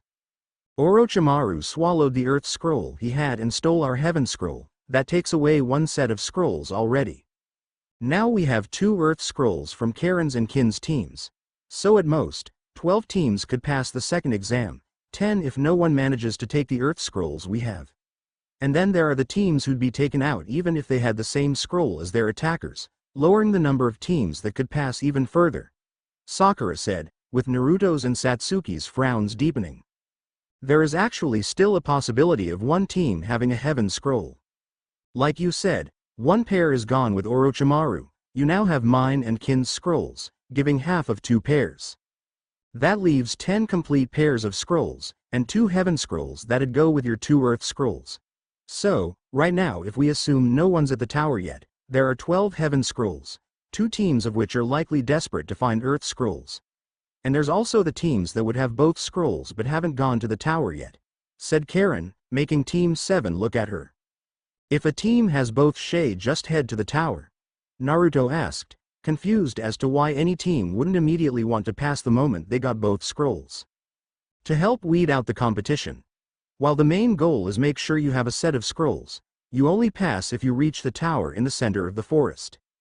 That's where all the teams will be converging, knowing that will be the best place to set up an ambush to steal another team's scroll. And for the teams that already have both, they'll be camping out near the tower for the rest of the time they have, ready to take out any teams that try entering it, ensuring they won't have much if any competition. Kin replied, knowing it'd be a strategy a lot of teams will use. So then if we head to the tower, then we can just lie in wait until another team shows up, ambush them and take their scroll, said Sakura with a smile, seeing that they could still have a chance. Except there will be other teams around the tower, doing the same thing and will be ready to ambush us as well, stated Satsuki, making the pinkette lose her smile. But you all have an advantage no other team does, greater numbers and a sensor that'll find them before they can find us, Karen said with a smile as Team 7 looked at her before smiling, seeing they could still pass. Later after finishing their lunch, Team 7, Kin and Karen began making their way towards the tower with the sun soon setting as it became nighttime. All of them made sure to follow Karen's lead, the redhead sensing for where any other teams were, guiding them safely past them. Only for Karen to soon stop and jump to the ground, followed by Team 7 and Kin. What is it, Karen? Naruto asked, wondering why they stopped. We've been put in a genjutsu. Someone's making us run in a circle rather than towards the tower, replied Karen, causing the genin to tense and prepare for a fight. Before their eyes widened when they saw dozens of clones of AIM Ninja emerging from the ground and trees until they were soon surrounded. Karen, are any of these guys real? Satsuki asked tensely, wanting to know if the enemy team was hiding among the clones or if this was just a distraction. No, they're actually right over there in the trees. I'm guessing they're hoping to exhaust us or hide their attacks with these illusions, Karen replied, pointing to where the real AIM genin were hiding, much to their shock that she could sense them. Perfect, said Kin, quickly pulling out several senbon and throwing them towards where the AIM genin were, forcing them to jump out of their hiding spot. Only for the three to cry out and hold their ears when Kin pulled the strings attached to them, activating her genjutsu, causing them to drop to the ground while the clones around them melted away. Looks like my genjutsu's better than yours, Kin stated with a smirk, pulling the strings again as the AIM genin cried out from the ringing until they soon collapsed to the ground with blood leaking from their ears. Once they were sure the genin were knocked out, Naruto went over and began searching their pouches for their scroll, grinning when he found they had a heaven scroll. All right. We did it. We got both the scrolls, Naruto cheered, making Satsuki and Sakura smile in relief that they would be able to pass before they looked at Karen and Kin. Thanks, I doubt it would have been that quick without you two with us, said Satsuki, glad they were able to help them. Yeah, we'd probably be stuck running in circles or trying to fight clones that weren't real, Sakura said, with Kin nodding in response while Karen smiled. No problem, I'm glad we were able to help. But now let's get to the tower so you three can actually pass the test, said Karen with Team 7 nodded in response before they all took off towards the tower. Later it didn't take the genin long to reach the tower without worrying about a genjutsu making them run in circles, with them entering through one of the sets of doors, ready for whoever might greet them now that they've passed the test. Only to be confused when they walked in and didn't see anyone in the room. Why isn't anyone here? Naruto asked, looking around in confusion, having thought there'd be someone to greet them once they reached the tower. Were we too late? Said Sakura, concerned that the test could have ended early if they weren't expecting any other teams to arrive. Are we just supposed to wait for someone to show up? Questioned Satsuki with a frown. Maybe that has something to do with the test, Kin said, pointing at the board on the wall opposite of the door, making the others look at it. Going up to the board to see what it said, none of them were sure what it was supposed to mean. If qualities of heaven are your desire, acquire wisdom to take your mind higher. If earthly qualities are what you lack, train your body and prepare to attack. When heaven and earth are open together, the perilous path will become righteous forever. This, something is the secret way that guides us from this place today. Sakura read, unsure what any of it was supposed to mean. Are we supposed to solve a riddle or something now too? And what's this something that's a secret way or whatever? Questioned Naruto, annoyed that they had to solve another problem. I don't know, it's like there's a word missing, so I don't know what this something is either. But for the rest of it, I'm guessing it involves the heaven and earth scrolls.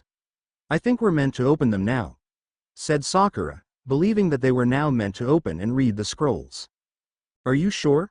Satsuki asked, not wanting them to open the scrolls and end up being disqualified. Pretty sure. Otherwise, why have this thing mention heaven and earth so much? Either we'll get the answers to the missing word in the scrolls or something else will happen.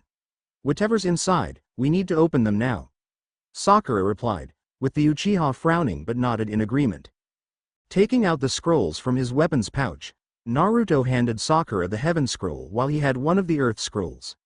Looking at each other to see if they were both sure, Naruto and Sakura gulped as they grabbed the ends of the scrolls before quickly pulling them open. Only to be confused when they didn't see any writing in them, instead seeing what looked like a seal on both of them. Karen, do you know if these are seals or something? Naruto asked, showing the redhead the contents of the scrolls, with Karen adjusting her glasses and looking at the scrolls in confusion. They do look like they're seals, kind of like the ones you'd find on storage scrolls.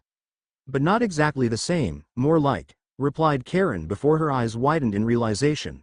Satsuki doing the same at realizing what they were just as the scrolls began releasing smoke. They're a summoning jutsu. Naruto, Sakura, get rid of them, said Satsuki, making the two quickly throw the scrolls away just as whatever, or whoever, appeared in a puff of smoke with the genin being ready in case this was another part of the test. Only for Team 7 to be surprised when the smoke began clearing, showing that who was summoned was their old academy instructor, Iruka Amino. Huh, Iruka-sensei? Naruto said in surprise before smiling at seeing the Chunin. Hey, long time no see, huh? Said Iruka, opening his eyes and smirked at his old students before his eyes widened in shock at what he saw. Seeing that they weren't only being accompanied by an Auto Genin and a Kusa Genin, but Naruto's new appearance and clothes as well. It has been a long time, apparently. I'd ask why you three are with two foreign genin, but first I'd like to know what exactly happened to you, Naruto. Iruka said, wanting to first hear about the Uzumaki's sudden change in appearance, doubting he'd even realize it was Naruto if it wasn't for the whiskers as well as the fact that he's with Satsuki and Sakura. It's a long story, sensei. Ronin with Iruka nodding slowly in response. Clearly, it seems you three have gone through a lot in this test, way more than I expected, said Iruka, looking at Satsuki and Sakura for answers. If it's all right, sensei, we really just want to get this test over with already and get some rest, Satsuki said, making Iruka nod, figuring they must have had a tough time in the forest. Of course. Anyway, I'm sure you're wondering about my sudden appearance. Well, me and the other Chunin are meant to welcome those that pass the second exam once they reach the tower. And it looks like you guys made it just in time, the last team to arrive with only a day to spare. So, congratulations, you passed the second exam, Iruka said, smiling at the trio, much to their relief that they passed, even more so that they're the last team to arrive. So I take it that if we ended up looking at the scrolls during the exam, we would have failed, right? Stated Satsuki, guessing if they opened a scroll in the forest they would have failed. Sharp as always, Satsuki. That's right, part of this exam was to test to see if you had what it takes to see a difficult mission through. To put it simply, you knew opening one of the scrolls was against the rules of the mission, and if you tried opening one, I'd have knocked you all out until the end of the exam. Some ninja found that out the hard way, replied Iruka, much to their relief that they didn't open the scrolls. Hey sensei, what's that writing on the wall mean? Part of it's missing, so we don't know what the whole thing says, said Sakura while pointing at the board, curious of what it's supposed to mean. That's actually another one of the duties I've been sent to take care of. These are actually instructions Hokage-sama recorded himself that Chunin should follow. Heaven stands for your mind and earth for your body. In other words, if you lack wisdom and intellect, you need to work doubly hard to learn all the skills and lessons you'll need for your missions. And if your weakness lies in your physical strength, then you need to make sure you work on your physical conditioning every single day, so it improves all the time. When heaven and earth are open together, the perilous path will become righteous forever, meaning if your mind and body are working together as one, even a very dangerous mission can become an easy one. Iruka explained, with the genin listening along and understanding. Then what about that spot with the missing word? Sakura asked with Iruka smiling. That's for all of you to fill in, it's the character on the scroll for person, a reference for Chunin. These 5 days of survival were to test your abilities as Chunin and to see if you'd be any good at it. And I gotta say, you guys really did magnificently, replied Iruka, making Team 7 smile at the praise. A Chunin is a leader, a guide. It's a Chunin's responsibility to be aware of the strengths and weaknesses of those serving under them, and to know what skills and training those ninja are going to need in order to succeed on a mission. You did an excellent job on this mission and I want you to remember these instructions on your next one. Iruka said with the genin all nodding, including Kin and Karen, the two seeing the wisdom in the words. Well, that's everything that needs to be explained. Now you all look tired, so follow me and I'll take you to a room you can rest in, until the final exam. But, just one last thing for the final exam, don't push yourselves too hard, said Iruka, not wanting them to have any more problems than it seems they've already had. Nodding in response, the 5 genin followed Iruka through the tower until they soon arrived at a room big enough for all of them. Here you go. You 5 will stay here until tomorrow when the final exams will be announced to you and the other finalists, so make sure to get plenty of rest, Iruka said before leaving the room. Thank Kami, it's over. I don't think I could have lasted another day in that forest, said Sakura as she collapsed onto a bed in relief.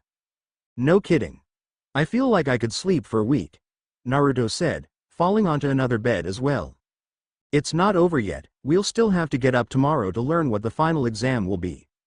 Hopefully we'll at least get some more rest rather than start it right away, Satsuki stated before to Kin's and Karen's shock she began removing her clothes. What are you doing?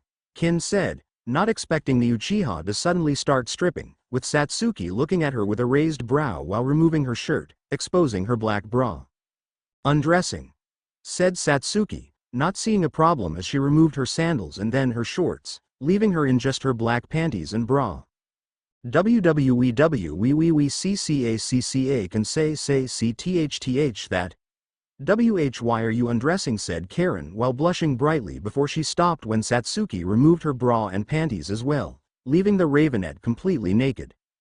And, it's nothing you two and Sakura haven't seen in the mirror before, and Naruto's seen me naked plenty of times too, so it's nothing he hasn't seen either.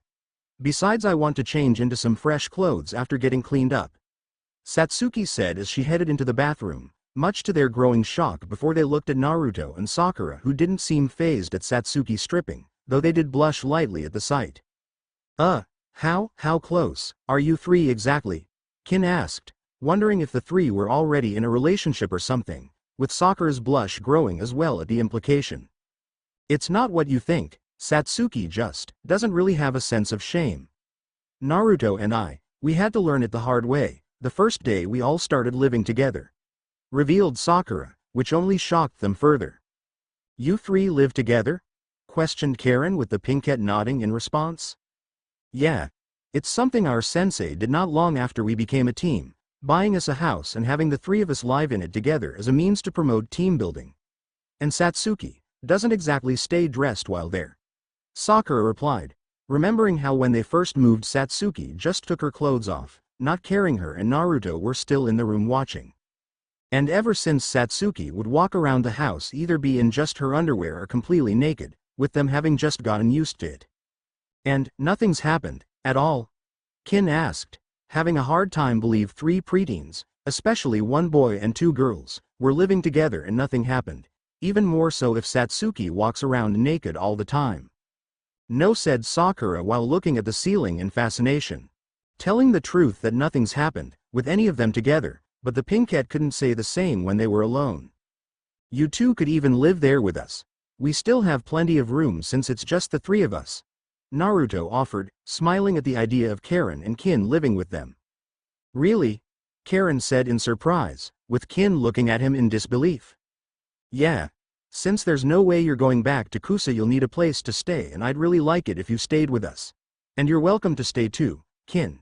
At least until whenever you decide to go back to Oto, said Naruto, figuring that Kin would return to her village after the exams.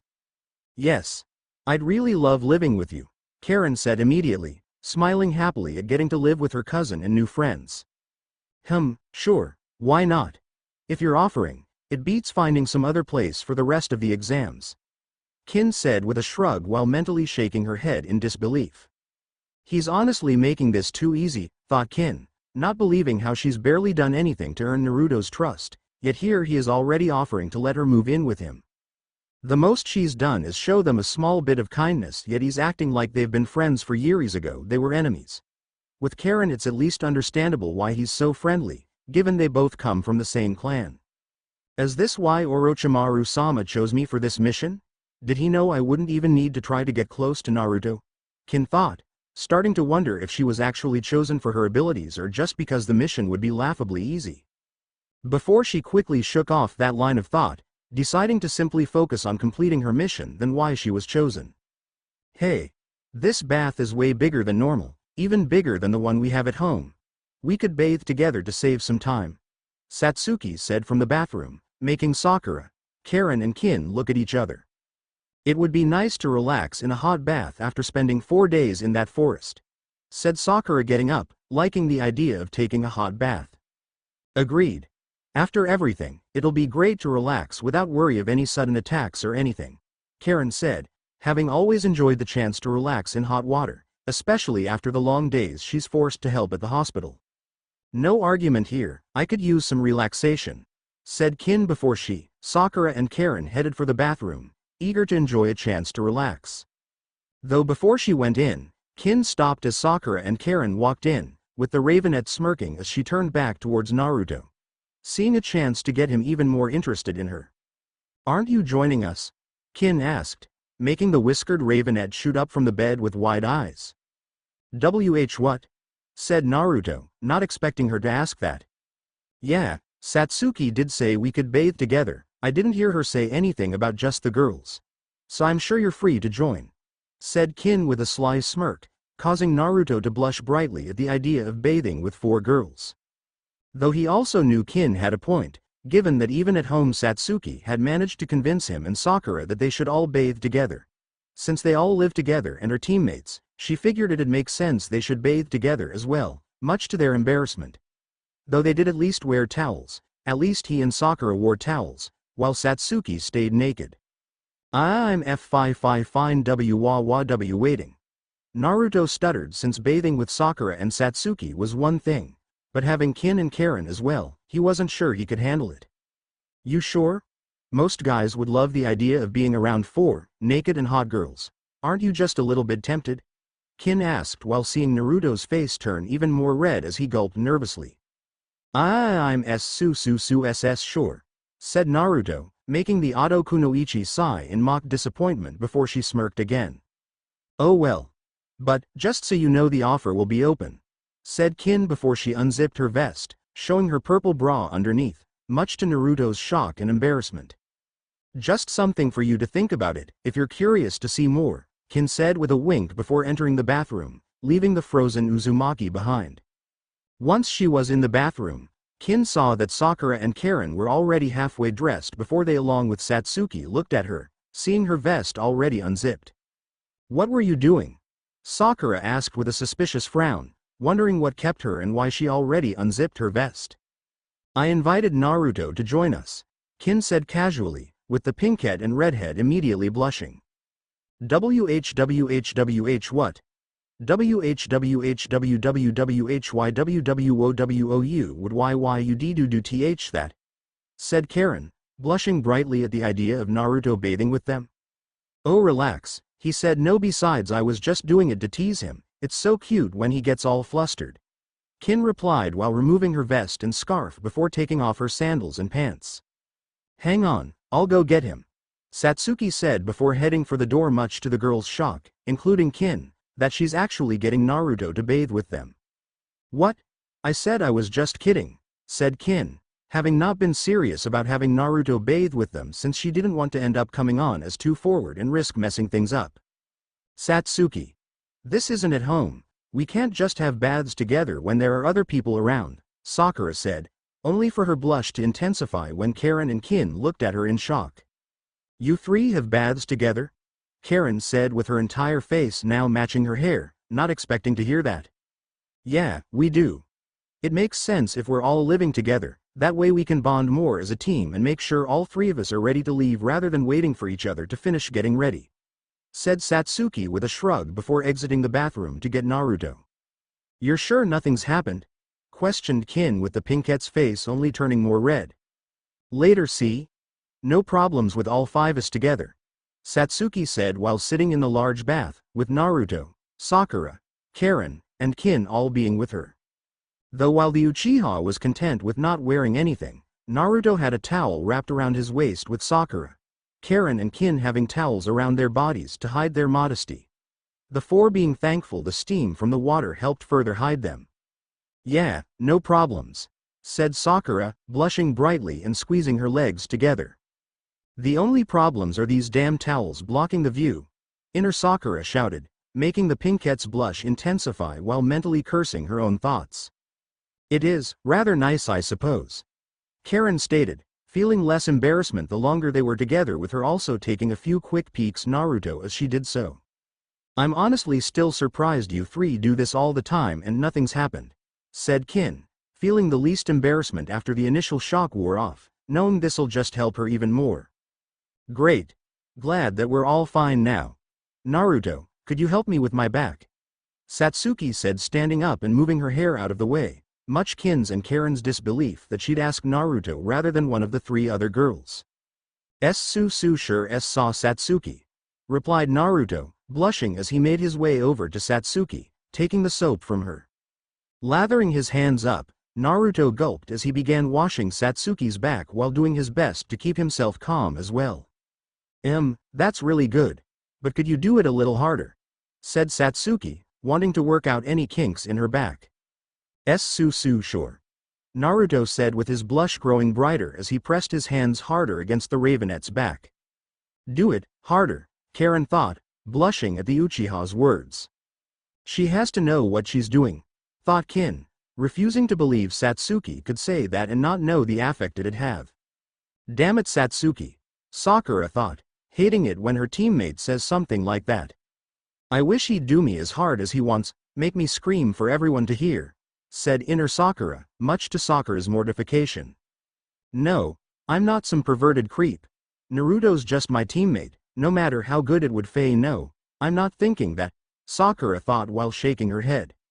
"Yeah, you already imagined it enough, now we want to feel the real thing. Let's take him for a ride he'll never forget," Inner Sakura said, eager to have the real Naruto rather than just fantasies. That was just one time, thought Sakura, only to feel completely embarrassed at what she just admitted, if only to herself. "Try 100, sister, Cha," said Inner Sakura, knowing she's imagined a lot more times than once. "Shut up. You're just some creepy, perverted part of me," Sakura thought. "I'm a manifestation of your repressed emotions and desires, you closet pervert. Making me part that knows we want to get bent over and foo." Inner Sakura before the Pinkette quickly blocked her out, refusing to hear anything else. "You want me to wash your back, Sakura?" Kin offered, making Sakura look at her with wide eyes before reality. Oh, why yeah. Thanks," said Sakura, turning around and undoing her towel while also moving her hair out of the way to expose her back while keeping her chest covered. "No problem. As long as you don't mind returning the favor," said Kin, lathering up her hands as she began washing Sakura's back. Sure. Karen, do you need help getting cleaned?" Sakura said, looking at the red-headed Uzumaki, only to once again blush upon seeing that she hasn't taken her eyes off of Naruto and Satsuki. "No, I want Naruto to do me," Karen said in a trance-like tone, causing Naruto, Sakura and Kin to look at her with wide eyes. "What?"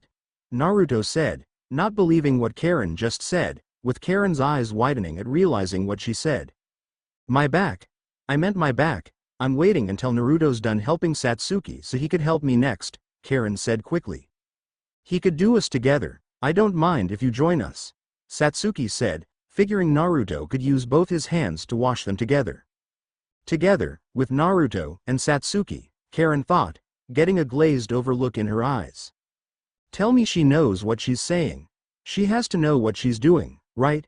Kin asked, with Sakura glancing over her shoulder at her with her face still being red.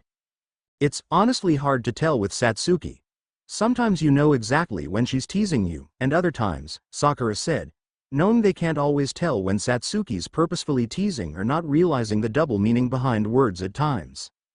So which of them do you fantasize about more? Kin asked with a smirk, making the pinkette look at her with wide eyes. Don't, said Sakura, only for the Oto Kunoichi to roll her eyes. Oh please. You're saying you live in a house with another hot girl that's either in just her underwear or completely naked, and one guy, both of whom you also bathe with, and you're trying to deny fantasizing about them? Kin said with Sakura's face practically glowing now. So, which one? Naruto? Satsuki? Or maybe, you prefer them together? Is that it? Kin said as her smirk grew while she began trailing her fingertips along Sakura's back, making the pinkette shiver at the caresses. I wouldn't blame you if you said yes. Though I'm curious, do you imagine all three of you together, or are you the kind that prefers watching? I'm sure Satsuki likes it either way, given her Sharingan lets her memorize every single detail, said Kin, blowing lightly on Sakura's ear with Sakura gulping at her action. Before she bit her lips when Kin began moving her hands down her back, then wrapping them around her sides, caressing her stomach. Hell yeah.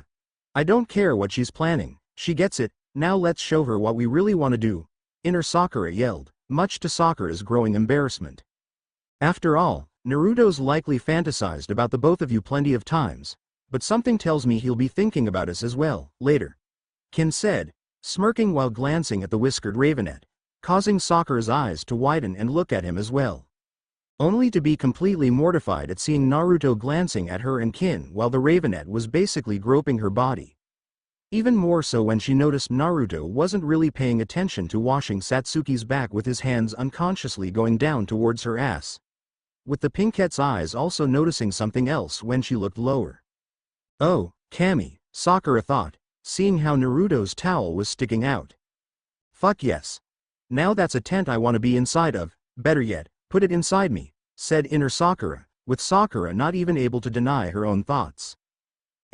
You're going a little low, Naruto, said Satsuki, smiling when she felt Naruto's hands touching her ass.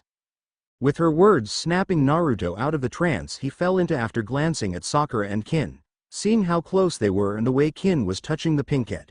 Before his eyes widened at Satsuki's words, unconsciously squeezing his hands. Only for this to get a moan from the Ravenet as he grabbed her backside. The sudden moan made everyone freeze before Naruto yelped and immediately moved away from Satsuki. I'm sorry. I swear I didn't, said Naruto, only to stumble back in the water and lose his footing with Karen quickly moving to catch him before he fell. Nar-eep. Sakura said in concern that he'll hurt himself, only to squeak when she tried moving, only for her towel to fall when she let it go, making her scramble to try and keep it up, catching something in the process before getting a surprised squeak from Kin. While Karen tried catching Naruto as he fell, only for the red-headed Uzumaki to end getting pulled down with him in the process as they fell into the water. Why you alright, Naruto? Karen asked as they stood up, coughing up water and adjusting her glasses, relieved they weren't knocked off. Why yeah, I'm fine. Sorry Karen, said Naruto, only to freeze when he looked at the girls. Seeing that Karen had ended up losing her towel when they fell into the water, while Sakura's and Kin's towels ended up falling as well. When the pinkette dropped hers and accidentally grabbed the Ravenet's when she scrambled to grab her own, pulling it off in the process. Leaving all four girls now completely naked in front of him.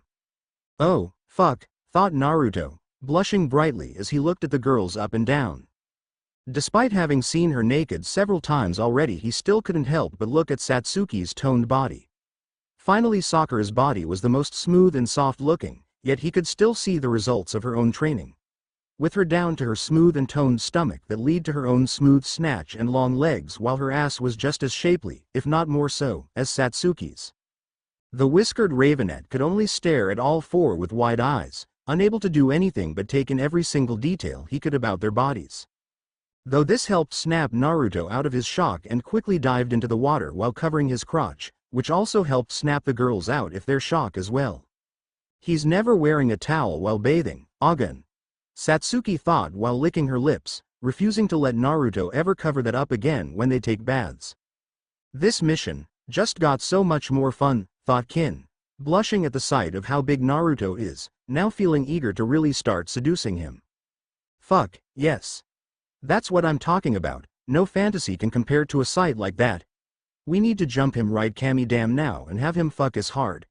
Inner Sakura exclaimed lustfully, much to Sakura's mortification. I'm not jumping up anything. No matter how badly I want to be plowed by no. Sakura thought in horror at her own thoughts and imagination. Too late, sister. We both want to get taken like a bitch in heat by that animal. We'll make sure he keeps coming back for this cherry bomb, Inner Sakura said. It's not just your chakra that's really big, Karen stated, not taking her eyes off of Naruto, much to his embarrassment.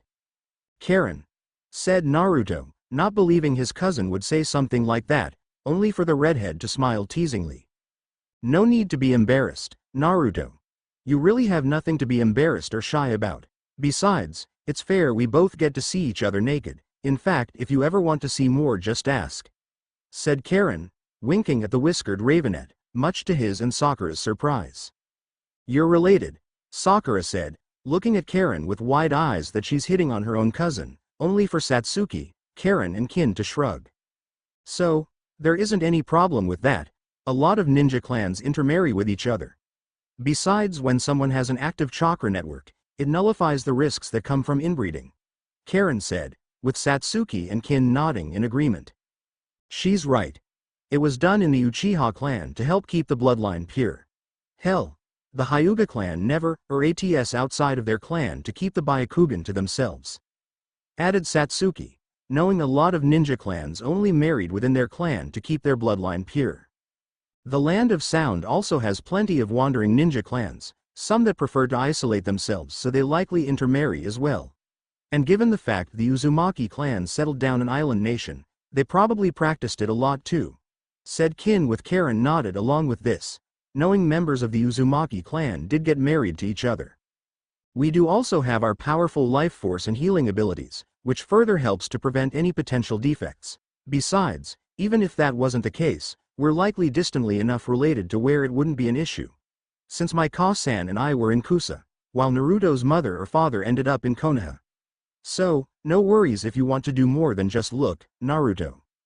I'm such a creep, Sakura thought in embarrassment and mortification at her own mind betraying her.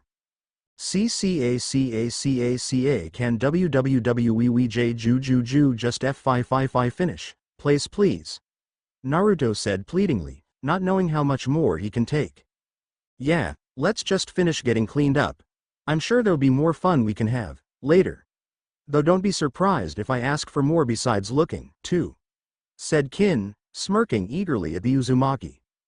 Also, since now we've seen each other naked, there's really no point to keep wearing towels while we're having baths anymore. It'll even help make things go faster with us all being naked, Satsuki stated while looking at Naruto and Sakura, much to their shock and growing embarrassment. I need to start bathing faster, Sakura thought, knowing she wouldn't last long if she was around Naruto and Satsuki while all three of them were naked. Hell no. We need to start going slower, take our time and show them what we can do, said Inner Sakura, loving the idea of all of them being naked. And I need to keep ignoring you, thought Sakura, shaking her head. Naruto had similar thoughts, not sure if he'd be able to hold back for long if he had to see Satsuki and Sakura naked while bathing, or being naked himself around them. With Satsuki, Kin, and Karen noticing how Naruto and Sakura seemed to going faster in cleaning themselves up, making them smirk. There's no need to go fast, you two, after all it's so much to take it nice and slow, savoring every moment, Satsuki said while sitting on the edge of the bath and washing her legs, purposefully trailing her hands down them slowly. She's right. If you go too fast then it won't be as fun, at least wait until the end to start going fast and make it more exciting, said Kin, smirking as she lathered and washed her body. Their words only further embarrassed Naruto and Sakura, making them go even faster in cleaning themselves up before they snapped. Okay, I'm done, Sakura said once she finished cleaning herself before standing up and getting out of the bath to get a new towel, the whiskered Ravenet soon following. I'm done too, said Naruto, moving quickly to grab a towel, much to the amusement of the other girls. Only to look concerned at seeing Naruto and Sakura rushing to get towels, slipping slightly from the water dripping off of them. Though before they could say anything to make them slow down, Sakura let out a short scream when she slipped on the wet floor. Sakura, Naruto said, reaching to grab the pinkette before she fell, only to end up slipping as well before falling straight into Sakura, sending them both falling to the floor. Satsuki, Karen and Kin looked at them with wide eyes, seeing the position the two ended up landing in, while blushing slightly at the sight. Seeing that Naruto ended up landing on his back with Sakura on top of him, the pinkette managing to catch herself on her hands and knees, only for her crotch to be hovering right over Naruto's face, while she was right in front of his erect member. With the whiskered Ravenet and pinkette both frozen in pure shock and embarrassment at the position they landed in, while Sakura couldn't look at anything besides Naruto's member right in front of her, unconsciously licking her lips at the sight. "What are you waiting for, you fool? Lick it, suck it, swallow it, make sure Naruto will be seeing heaven, or let me do it," inner Sakura said lustfully. "No, I'm doing it. Go find your own," thought Sakura, refusing to let her mind try taking this for herself, not when she has it right in front of her. The pinkette smiled lewdly as she began leaning in close, eager to finally experience the real thing after so many fantasies. "Do you plan on sharing, Sakura?" Karen asked, causing the pinkette to freeze as she snapped out of her perverted desires, with mortification taking over at realizing what she was about to do. Before she slowly looked towards the others, seeing Satsuki, Karen and Kin with teasing expressions, despite the Uchiha feeling slight jealousy, wishing she was in Sakura's place instead. "Oh, don't mind us, by all means, continue. We won't mind a free show," said Kin, motioning the pinkette to continue. "As long as you don't tire him out too much for our turns," Satsuki added, much to Sakura's growing embarrassment and mortification. "I'm not a pervert," Sakura screamed, shooting up off of Naruto before grabbing a towel and rushing out of the bathroom, leaving the frozen Uzumaki on the ground and the three girls giggling. Later, after all of them had finished bathing, as well as regaining control of themselves and calming down from everything that happened, Team 7 along with Karen and Kin had gotten dressed. With Satsuki having put on a spare outfit she had in a storage scroll since her other clothes were ripped and torn from the time in the forest. The Uchiha was now wearing blue ninja sandals, black spandex shorts that went halfway down her thighs, a short white skirt, and a navy blue turtleneck with the Uchiha clan symbol on the back. With her also putting her hair up in a two-side-up hairstyle, which consists of part of her hair being made into twin tails tied with black ribbons. Once they were all dressed, it wasn't long before an Anbu arrived at their room to bring Team 7 to the Hokage's office, leading to Naruto, Satsuki and Sakura following the Anbu up through the tower until they arrived at an office, where the Sandaime Hokage, Kakashi and Anko were all waiting for them. All three frowning when they saw Naruto's changed appearance and different clothes, wondering what happened to him to cause the sudden change. "Thank you, Neko, you're dismissed," said Sarutobi, waving the Anbu away, with them bowing before they shunshined out of the office. "I suppose congratulations are in order. You three managed to pass the second exam, along with surviving an encounter with Orochimaru," Kakashi said with a frown, not liking that fact the Snake Sanin targeted his students, even more so that he marked Satsuki. This made the genin tense that they knew about their fight with Orochimaru before Satsuki gritted her teeth when her curse seal flared up. "Yeah, we know about that. We also know about the little gift he put on your neck," said Anko, scowling that her former teacher is back and marked someone else, along with her failed attempt to kill him. "It's nothing," said Satsuki quickly, not wanting them to think she couldn't keep going in the exams, only for Anko to scoff and cross her arms. "That isn't nothing. That mark is basically a collar around your neck now, one that'll keep getting tighter and tighter until it feels like you can't breathe anymore," Anko said, touching her own curse seal. Anko is correct. That curse seal is nothing more than a means for Orochimaru to control whoever has it, and as the name implies it's nothing but a curse, Sarutobi said while frowning, knowing his rogue student would have marked Satsuki, wanting her Sharingan so he could learn every jutsu in the world by copying them. Before the Sandaime he looked at Naruto, seeing the way he was clenching his fists and seemed to be gritting his teeth, as if he was in pain. "Are you alright, Naruto?" questioned Sarutobi, making Kakashi and Anko look at the Uzumaki with the purplet narrowing her eyes. "I'm fine. That creepy snake, whatever they were, just hit me really hard on the stomach with some weird jutsu," Naruto said through gritted teeth, resisting the urge to touch his own curse seal as it kept flaring up.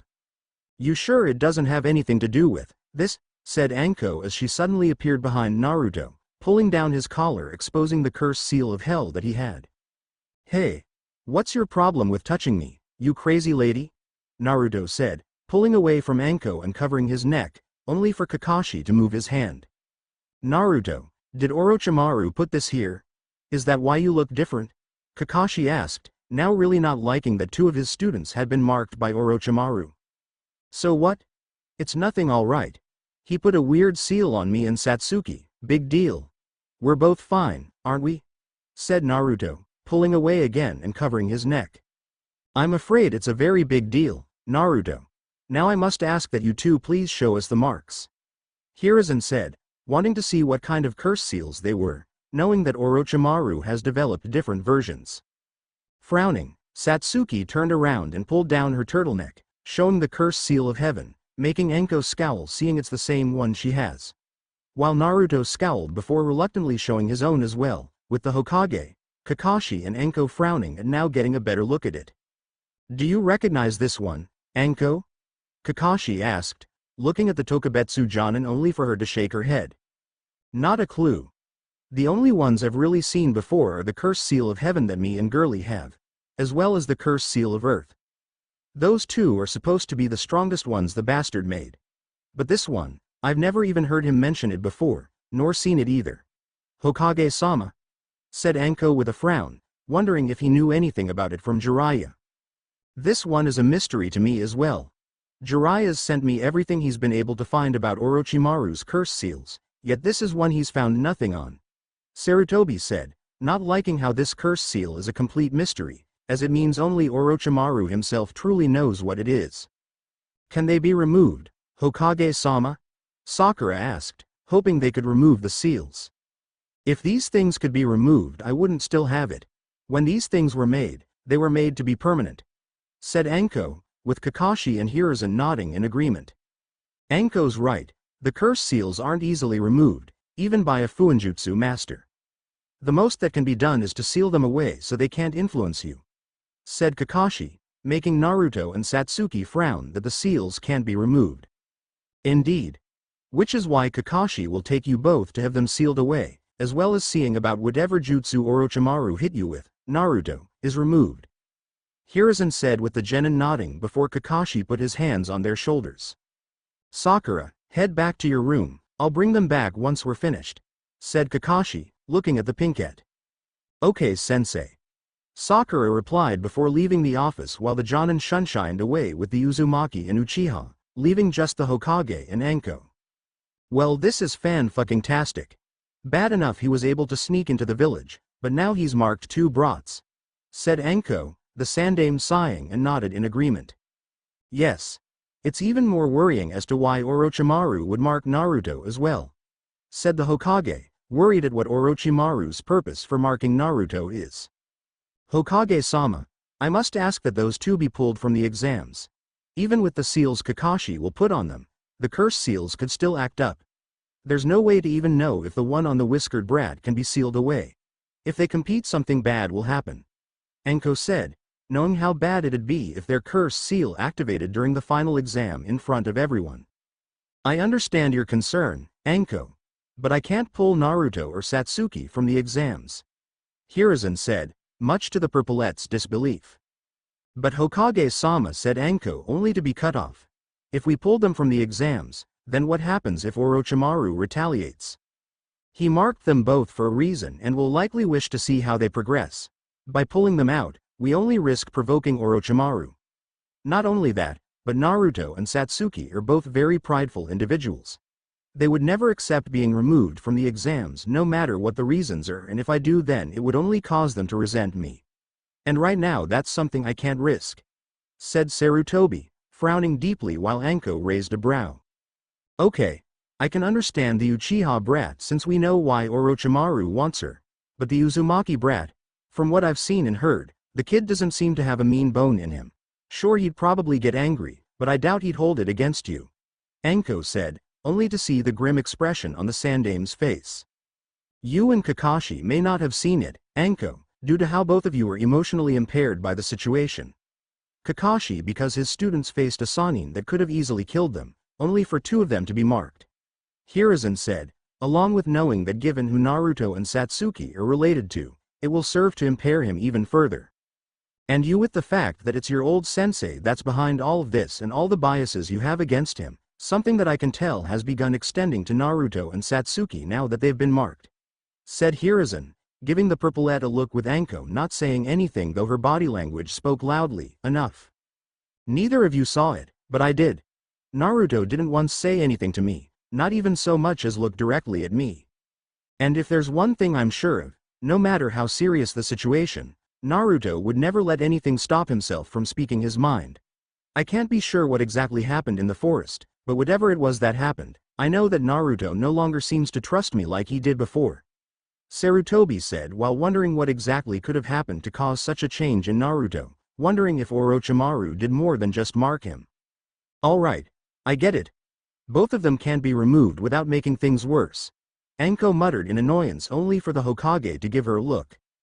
I don't think you do understand, Anko. I can't do anything that would make Naruto distrust me even more than he already does. He isn't just a ninja, he is Konoha's Jinchuriki and an irreplaceable asset that we can't afford to lose. We're still recovering from the loss of the Uchiha clan and the Kyuubi attack before it. The last thing we'd want is to do anything that'd serve to further weaken the village. And while it would pain me, as Hokage I must do whatever is necessary to protect Konoha, and should Naruto end up becoming a flight risk, I will do what I must. The Hokage said gravely, making Anko look at him in shock. Would you seriously mess with the kid's head? Anko asked in disbelief, knowing what he meant, that he'd use a memory suppression seal and a memory alteration seal to ensure Naruto stayed loyal. While she knew they existed and were used, she never would have expected the Hokage to ever resort to something like that on a kid of all people. Even if I don't like it, a Kage must always do what's best for their village, no matter how far they need to go. The safety of the entire village goes beyond the problems of any one ninja.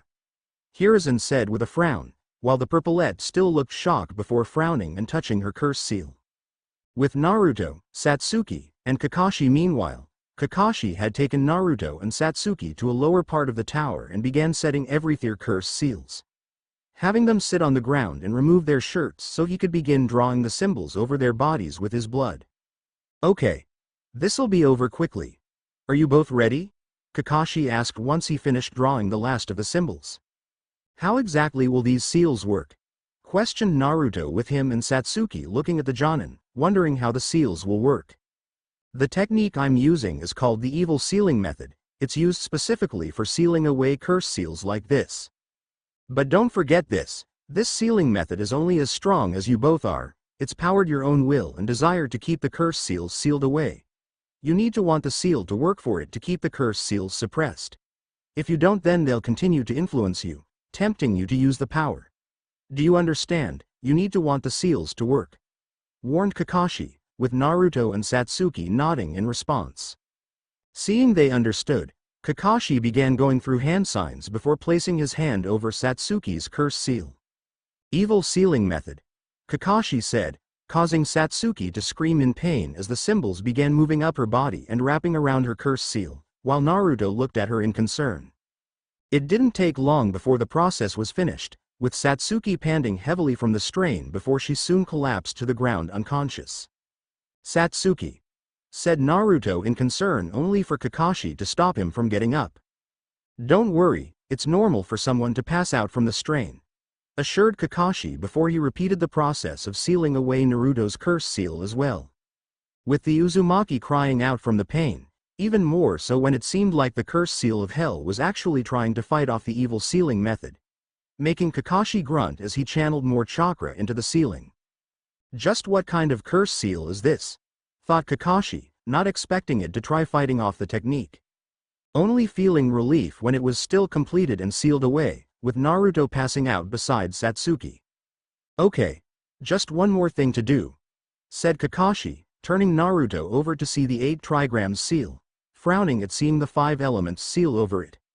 The 5 elements seal placed over the 8 trigrams seal, making it an odd even imbalance and cutting Naruto off from the Kyuubi's chakra, Kakashi thought. holding his wrist as blue chakra flames appeared on his fingertips before slamming his hand into Naruto's stomach. 5 elements unseal, said Kakashi, the whiskered ravenet unconsciously gasping at the added pain as the seal was removed. And that's that, Kakashi stated, standing up fully to take them back to their room. My, you've certainly grown stronger, Kakashi, said a familiar, causing the Jonin to gasp as his eyes widened before he turned to see Orochimaru step out from behind a pillar. To think you've become strong enough to perform the evil sealing method and the 5 elements unseal.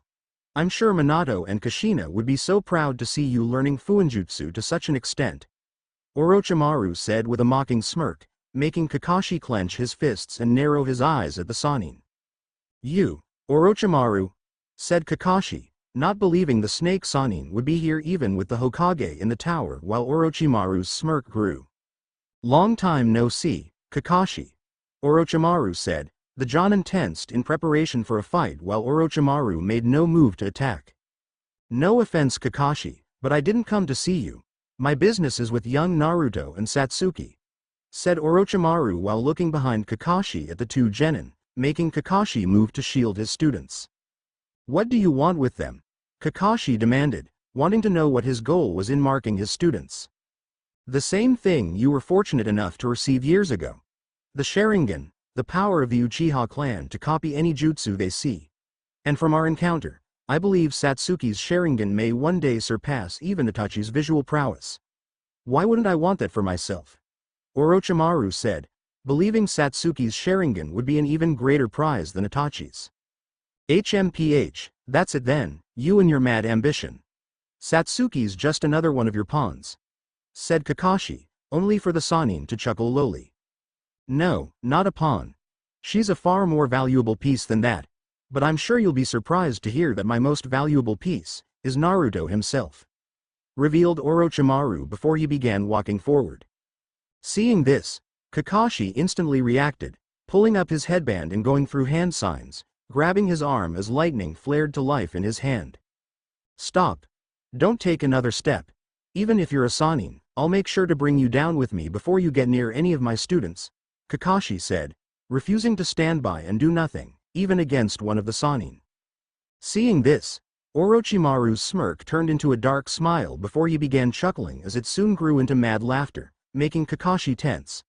Before the copy ninja gasped as his eyes widened when Orochimaru suddenly stopped laughing and looked straight at him, narrowing his eyes slightly, with Kakashi feeling his body freeze up as his rakery slowly died out from the pressure bearing down on him. Now, isn't this familiar? You standing in front of me, believing you have a chance to kill me. What was it you said before? Don't move, said Orochimaru, walking forward until he stood right next to Kakashi with the copy ninja only able to glance at the snake Sannin. It's quite nostalgic, isn't it? Here you are once again, too scared to so much as make a move against me, Orochimaru said, smirking at the Jonin, making Kakashi grit his teeth. What are you planning? Even if you could sway Satsuki, Naruto would never join you, he'd never abandon his home, said Kakashi, with Orochimaru chuckling mockingly. I'm sure you all have so many names for me, monster, murderer, madman, traitor. Though my personal favorite would have to be an agent of chaos. I am all of these things, but at my core I have always been a scientist. And like all scientists, I seek to experiment, to test that which no one else has and to see what happens as a result. And while it requires a level of optimism to pursue what hasn't been discovered or proven, it does require a large amount of realism as well, replied Orochimaru, glancing at Kakashi. My desire is to become immortal, to never fear death no matter what happens, so that I may learn all the world's jutsu and everything else there is to learn, uncovering every secret I can find. Yet I know that no matter how I try to prevent it, there will always be the chance that I'll die before my ambition is realized. And that is what makes Naruto my most valuable piece, Orochimaru said with a smirk while Kakashi's eyes widened. You plan to have Naruto carry on your twisted legacy. You're more insane than I thought if you'd think Naruto would ever be like you, said Kakashi, realizing what his goal was in marking Naruto, much to his disbelief. Wouldn't he? Do you truly believe that Naruto won't join me, especially with everything that was kept hidden from him? His clan, his parents, being kept from his godmother before she was killed by her son, that he still has a godfather, even that he has the Kyuubi sealed within him, the latter of which he only even learned of when one of my own spies tried to kill him," revealed Orochimaru, seeing no reason to keep it a secret as Mizuki knew nothing about his plans or where any of his bases were located. "You're going to tell him?" Kakashi said, realizing how he planned to bring Naruto over to his side. "That's right. From me, Naruto will learn everything he's ever wanted to know he's the son of two of the strongest ninja who ever lived. The child of a cage, descended from one of the most powerful ninja clans in history.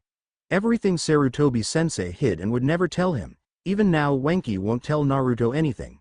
He's too set in his ways, and even if by some miracle he did tell Naruto the truth, it'll already be too late," Orochimaru said before vanishing in a puff of smoke, revealing it was just a shadow clone. With Kakashi nearly falling to his knees, panting heavily at the pressure being lifted away and could move again.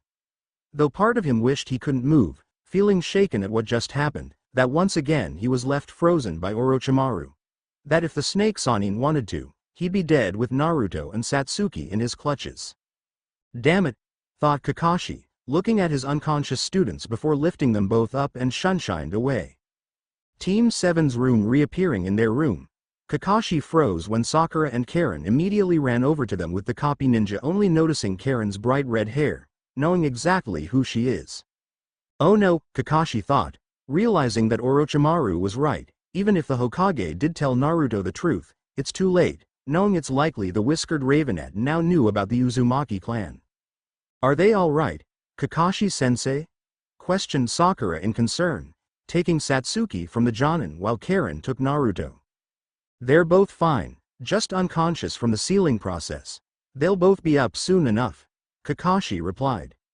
"Here, let me help," Kin said, helping Karen lift Naruto into bed before helping Sakura do the same with Satsuki, with the pinkette and redhead quickly sitting down by them. All while Kakashi looked at Kin in suspicion, not trusting an Oto Kunoichi being near his students with how they now knew of Orochimaru's ties to Otogakure, even more so with what he's planning. "Sakura, when they wake up, tell them to head to the arena on the first floor of the tower. It's through the double doors. Be there in the morning to learn about the final exam," said Kakashi. The pinkette nodded in response before the Jonin took his leave. Whatever Kakashi-sensei did, it really took a lot out of them, Sakura said with Karen and Kin nodding in agreement, given how they looked much more energized earlier after their bath, but now they were completely unconscious. "Yeah. Here, open their mouths and help them bite me," said Karen, holding her arm over Naruto's mouth, much to Sakura's surprise and concern. "Are you sure, Karen? You really don't need to. Kakashi-sensei did say they'll be up soon," said Sakura, only for the redhead to shake her head. "I know, but I still want to make sure they're fully ready for whatever the final exam will be. It's fine really, I'm choosing to let them bite me and I want to help them," Karen said, wanting to make sure that Naruto and Satsuki were fully recovered.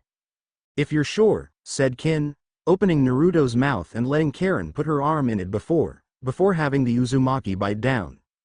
"I don't mind if Naruto wants to bite me," Karen thought, blushing slightly at imagining Naruto biting her under different circumstances, before she shook her head. She then went over and did the same to Satsuki with Sakura helping her in having the Uchiha bite down, seeing the redhead wouldn't be deterred, making sure they both got plenty of chakra to be up and ready in time. "Well, I think that's enough excitement for today. We should get some sleep too," Kin stated, with Sakura and Karen nodding in agreement before they all went to their beds to get some sleep as well.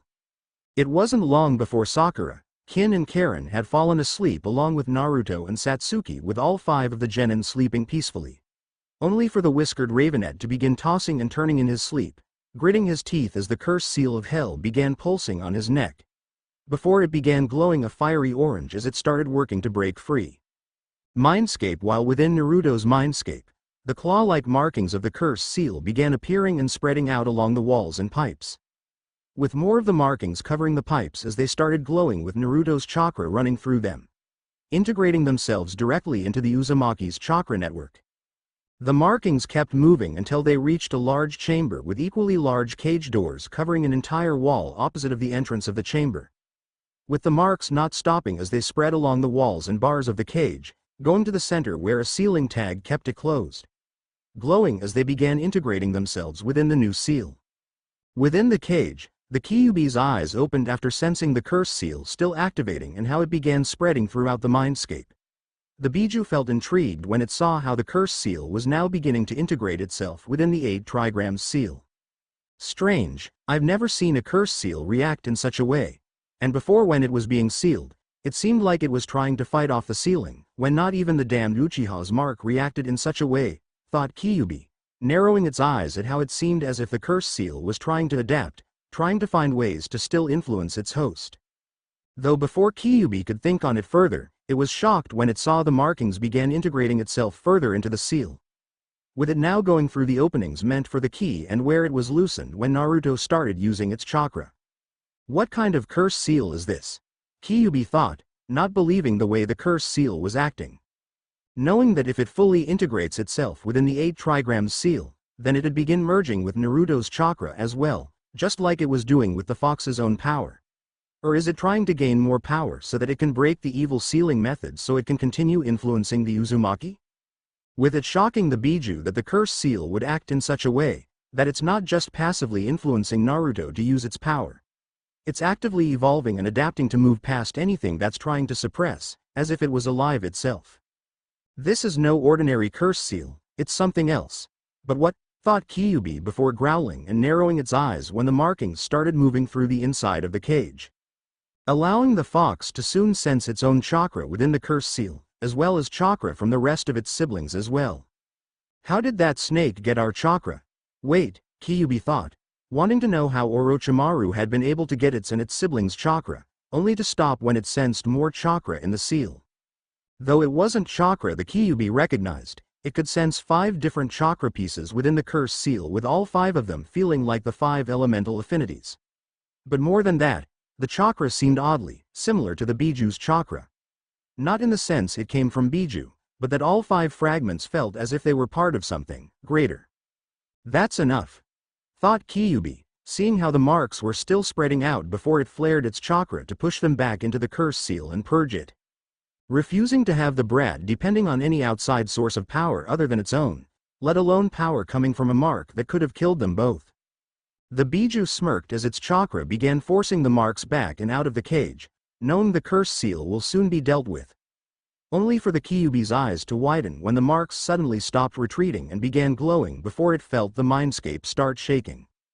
What's it doing now? Kyuubi thought, not expecting the curse seal to begin reacting to its attempt to destroy it, doubting it'd have a means to defend itself from its chakra. Before the fox was shocked when from the walls and floor of the cage, trees and wooden tendrils burst forth and began forcing its chakra back, allowing the marks to continue spreading out. With it not stopping there as the wooden tendrils shot towards the Kyuubi, wrapping around its limbs, tails, and body. Mokuton. How could it? Thought Kyuubi in disbelief while the tendrils before it could be suppressed, until its eyes widened in realization. The Uzumaki clan was distantly related to the Senju clan, and if one went far enough back they would have a common ancestor. So no matter how small the chance is, there was still a chance they would have the potential to awaken the Mokuton as well, including Naruto. It awakened the Mokuton by finding it in his DNA, Kyuubi thought, realizing the curse seal must have been searching Naruto's DNA and chakra for a means to fight back against its attempt to destroy it, with it finding the Mokuton and awakening it. Cursing and panicking at the idea of being suppressed with Mokuton again, the Kyuubi quickly began shrinking down to escape the tendrils before they could completely restrain it. With the Kyuubi turning into a human girl, looking to be a few years older than her host, with long red-orange hair that went all the way down to her shapely ass along with a few strands hanging over her face and framing it, fair skin, and crimson-red eyes with slit pupils. Along with her having 3 jagged whisker marks on her cheeks, claws, and fangs pointing out from her lips. With her most noticeable trait being a pair of fox ears on top of her head, in the place of human ears. I am not being fucking restrained by this a second time, said Kyuubi as her now smaller form letting her slip through the tendrils, jumping away when smaller wooden tendrils shot out towards her. Releasing a blast of fire from her mouth, Kyuubi burned away the tendrils before they could reach, moving further back when more shot down above her. With multiple branches stretching out from the trees, wrapping around her arms before she quickly ripped them apart with her claws. I need to think of something fast, Kyuubi thought, feeling panic take over since she really had no way of escaping them as long as Cursed Seal kept trying to restrain her. Before the vixen gasped when suddenly golden chains burst out of the walls, shooting towards her and wrapping around her wrists and ankles, lifting her up into the air. Not these two, thought Kyubi, struggling against the chains, recognizing exactly what they were from how long she was restrained by them. Unlike that other Uzumaki brat who only had adamantine attacking chains, these were the completed form and ones she truly hated, adamantine sealing chains. Damn it. I refuse to be, Kyubi said, trying to break free, only to gasp when the chains began moving and wrapping up her arms and legs. Kushina, you fucking kinky bitch, this is your fault, thought Kyubi, blushing in embarrassment and mortification at the way the chains wrapped around her, blaming her second host for this. Once she was completely restrained, the Cursed Seal markings continued spreading out, moving along the chains and tendrils as they began covering Kyubi's body. While the chains and tendrils began further wrapping around her until soon the vixen was wrapped in them like a cocoon. Before a dark chakra soon began emanating off of it as the Cursed Seal began further evolving with new power. Though while it was doing this, the Cursed Seal kept spreading through the rest of Naruto's mindscape, adapting and evolving further after the Kyubi's attempt to purge it, with it now starting to actively seek out any other potential threats to it. Until it soon located two foreign chakra fragments deeper within Naruto's mindscape, being able to sense the two fragments had similar chakra to its host. Yet they were different enough for the Cursed Seal to know they weren't part of Naruto and instead seemed to have been placed within the 8 trigrams seal. And with how similar they were to his chakra, the Cursed Seal believed they likely came from his parents. Most likely put in place as safeguards should the 8 trigrams seal begin to fail and the Kyubi would break free. But with it now having integrated itself within the 8 trigrams seal, the Cursed Seal saw both chakra fragments as threats to its evolution. Before having more wooden tendrils and chains shoot out, quickly wrapping around and restraining both fragments before they could react. But it didn't stop there as the Cursed Seal began unraveling both chakra fragments, until they were returned to being just pure chakra, which it moved into the cocoon with the Kyubi to incorporate them into it as well. Once that was done, the Cursed Seal searched for any other potential threats, only to find nothing else that would prove to be an obstacle, allowing it to continue spreading uninterrupted. Real world. Back in the real world, the evil sealing method was now struggling to continue suppressing the Cursed Seal of Hell until it soon shattered and faded away from Naruto's skin. With the Cursed Seal soon activating again as it was freed and began spreading over Naruto's body, causing the Uzumaki to suddenly wake up with a gasp as its power rushed through him, only to immediately fall back asleep as the markings around his body began changing from what they were before. The 8 trigrams seal's symbols beginning to spread out over Naruto's chest, around his shoulders, his upper arms, and going around his sides over his back. While the swirl within the 8 trigrams seal changed to now resemble the Uzumaki clan's emblem, with matching emblems appearing on Naruto's shoulders that the symbols went around in arches, along with 6 Magatama appearing around his neck, while the Cursed Seal's markings spread over Naruto's face with 2 curved claw-like markings appearing on his cheeks as his whisker marks became darker and jagged, with more appearing under his eyes and curving around them and more marking appearing over his eyes, as well as large markings going down his arms resembling fire with claw-like spiraling protrusions. Once the marks had finished spreading, the glow around them vanished while the Cursed Seal on Naruto's neck vanished, having fully incorporated itself within the 8 trigrams seal and Naruto's chakra network.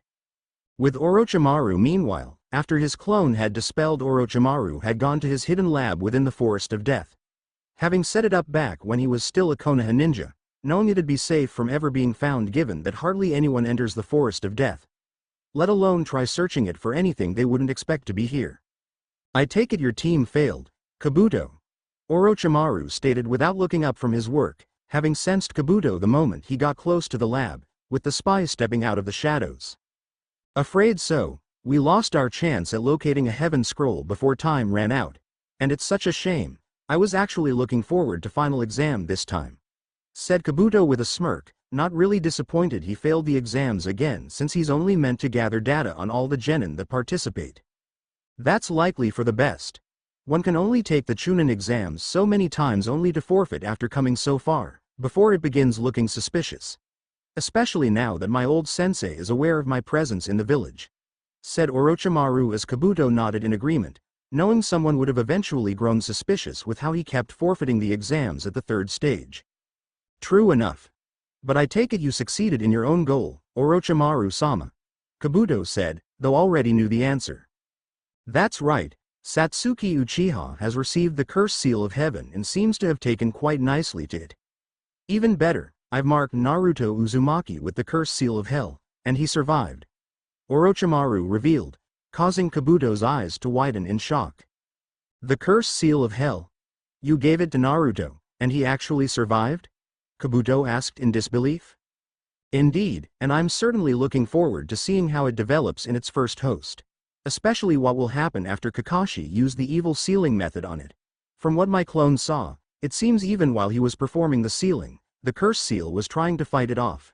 So, if I had the evil sealing method won't last for long, said Orochimaru, eager to see how Naruto's curse seal will respond and change to the evil sealing method.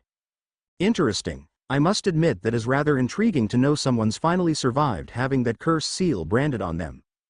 But Orochimaru-sama, why even bother marking Naruto, let alone with the curse seal of hell?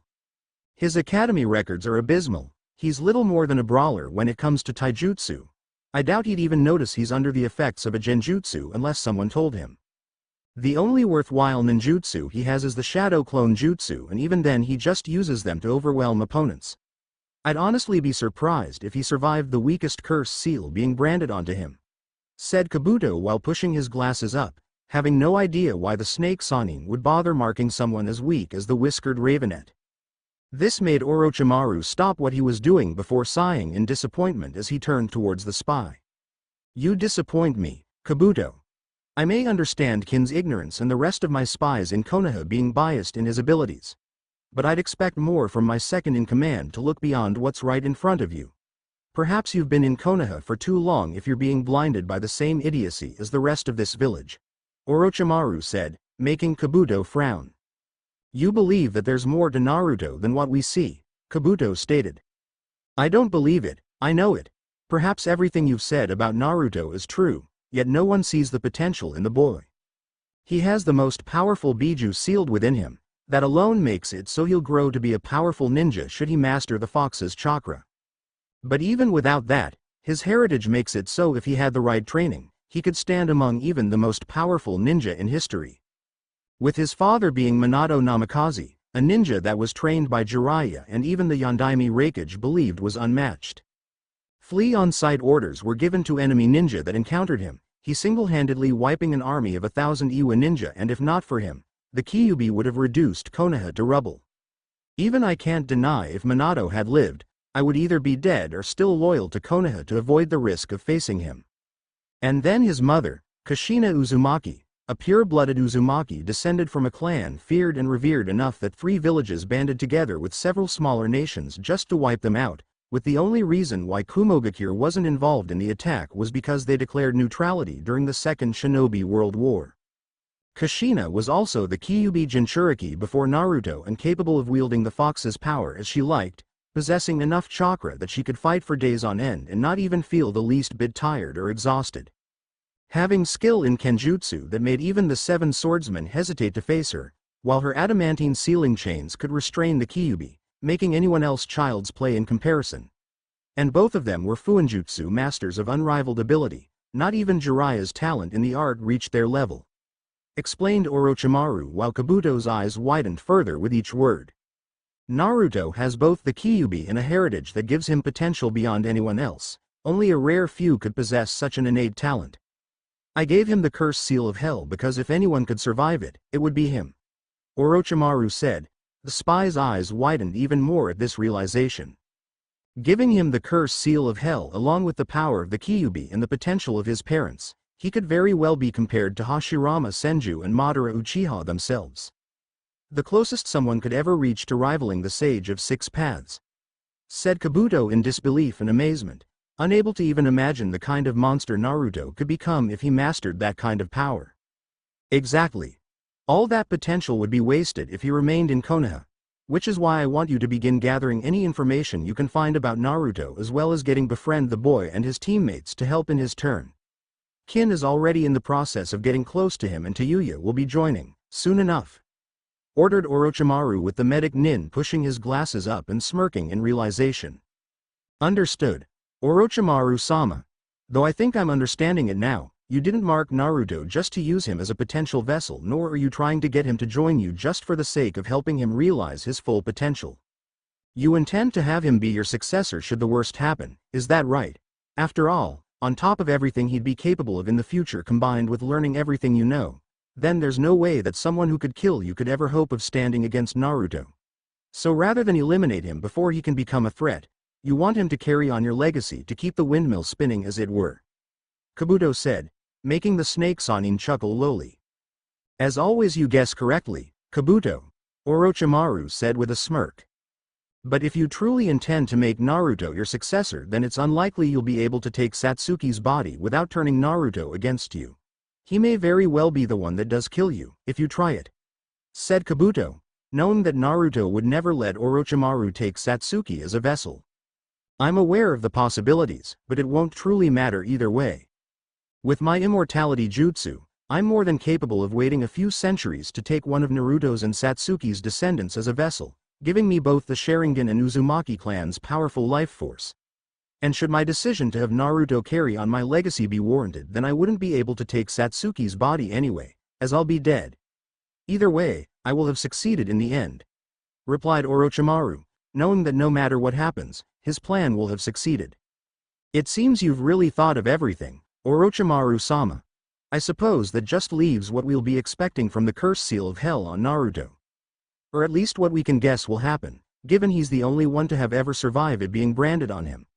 Kabuto said, aware they had limited knowledge of the curse seal of hell and what it's capable of. Yes. Tell me, Kabuto, what do you remember of the curse seal of hell? Orochimaru asked, wanting to know what he remembered about the curse seal. Well, I know, unlike with the other curse seals, anyone that does manage to survive will gain full access to Jugo's Kekkei Genkai, letting them passively absorb natural energy, which would let them freely enter Sage Mode indefinitely since they'd never run out of natural energy. That's if they learn Sage Mode. You also took it a step further by incorporating chakra gathered from the Biju and the Genryu into the curse seal, granting it even greater power. As well as having taken inspiration from the Ribi in giving the curse seal of hell the ability to manifest its own dark chakra using the darkness within its host, without the drawbacks of the dark chakra that the Ribi produces. And that the curse seals placed on the Sound 4 are precursors of the curse seal of hell, as while not having the same raw power and potential of the finalized version, nor that of the curse seal of heaven and curse seal of earth, it still puts them above the curse seals placed on test subjects and prisoners. Kabuto explained, going over everything he knew about the curse seal of hell. It's also because their curse seals are precursors to the curse seal of hell that I integrated the underworld turnover Kenjutsu into them, as it releases the hatred within their curse seals to create an undetectable and untraceable barrier, ensuring they take their opponents down with them, said Orochimaru, having created the underworld turnover technique solely for revenge, given it also kills the user. It's meant to be a last resort. Jutsumis die with them. Yeah. I also know they have the ability to help the Sound 4 adapt and evolve during a fight, but only by a limited amount and in their stage 2 forms, improving their primary abilities. Hirobo's physical strength increases tenfold, making him strong enough to likely lift one of your summons. Kidomaru's accuracy increases to the point he can see chakra with his third eye and pinpoint an enemy's weak spot, as well as creating even deadlier weapons with his spider sticky gold.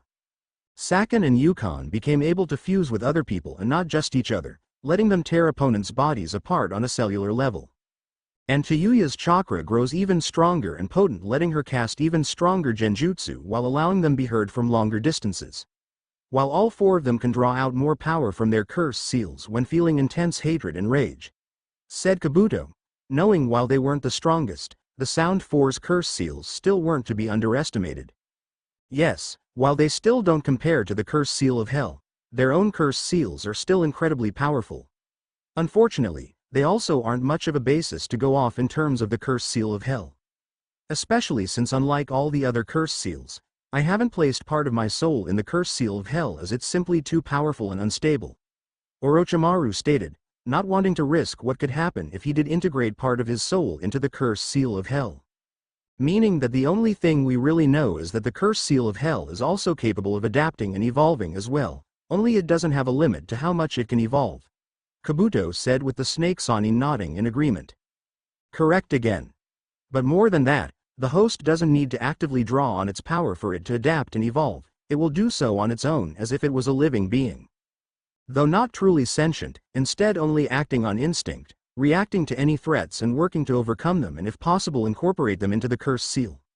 Yet, now that it's finally found a host that's survived, that may very well change, said Orochimaru, unsure and eager just how far the cursed seal of hell will evolve and adapt on a host.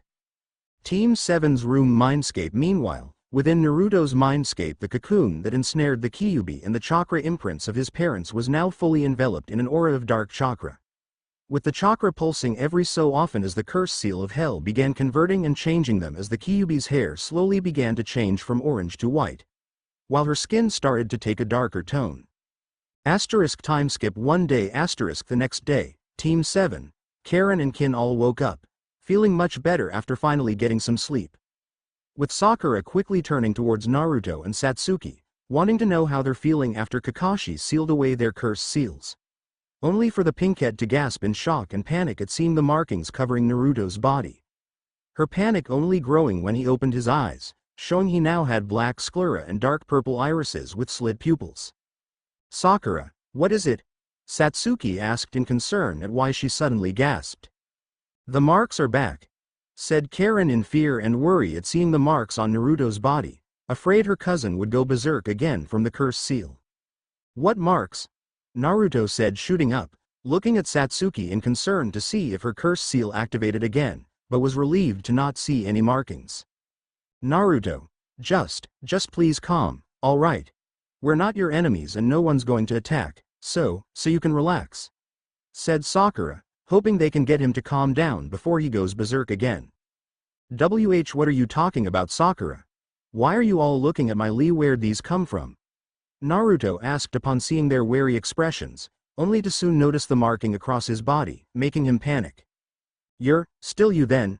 Kin asked, preferring to not have a repeat of what happened when he and Satsuki first woke up, especially if he can't tell who's a friend or enemy.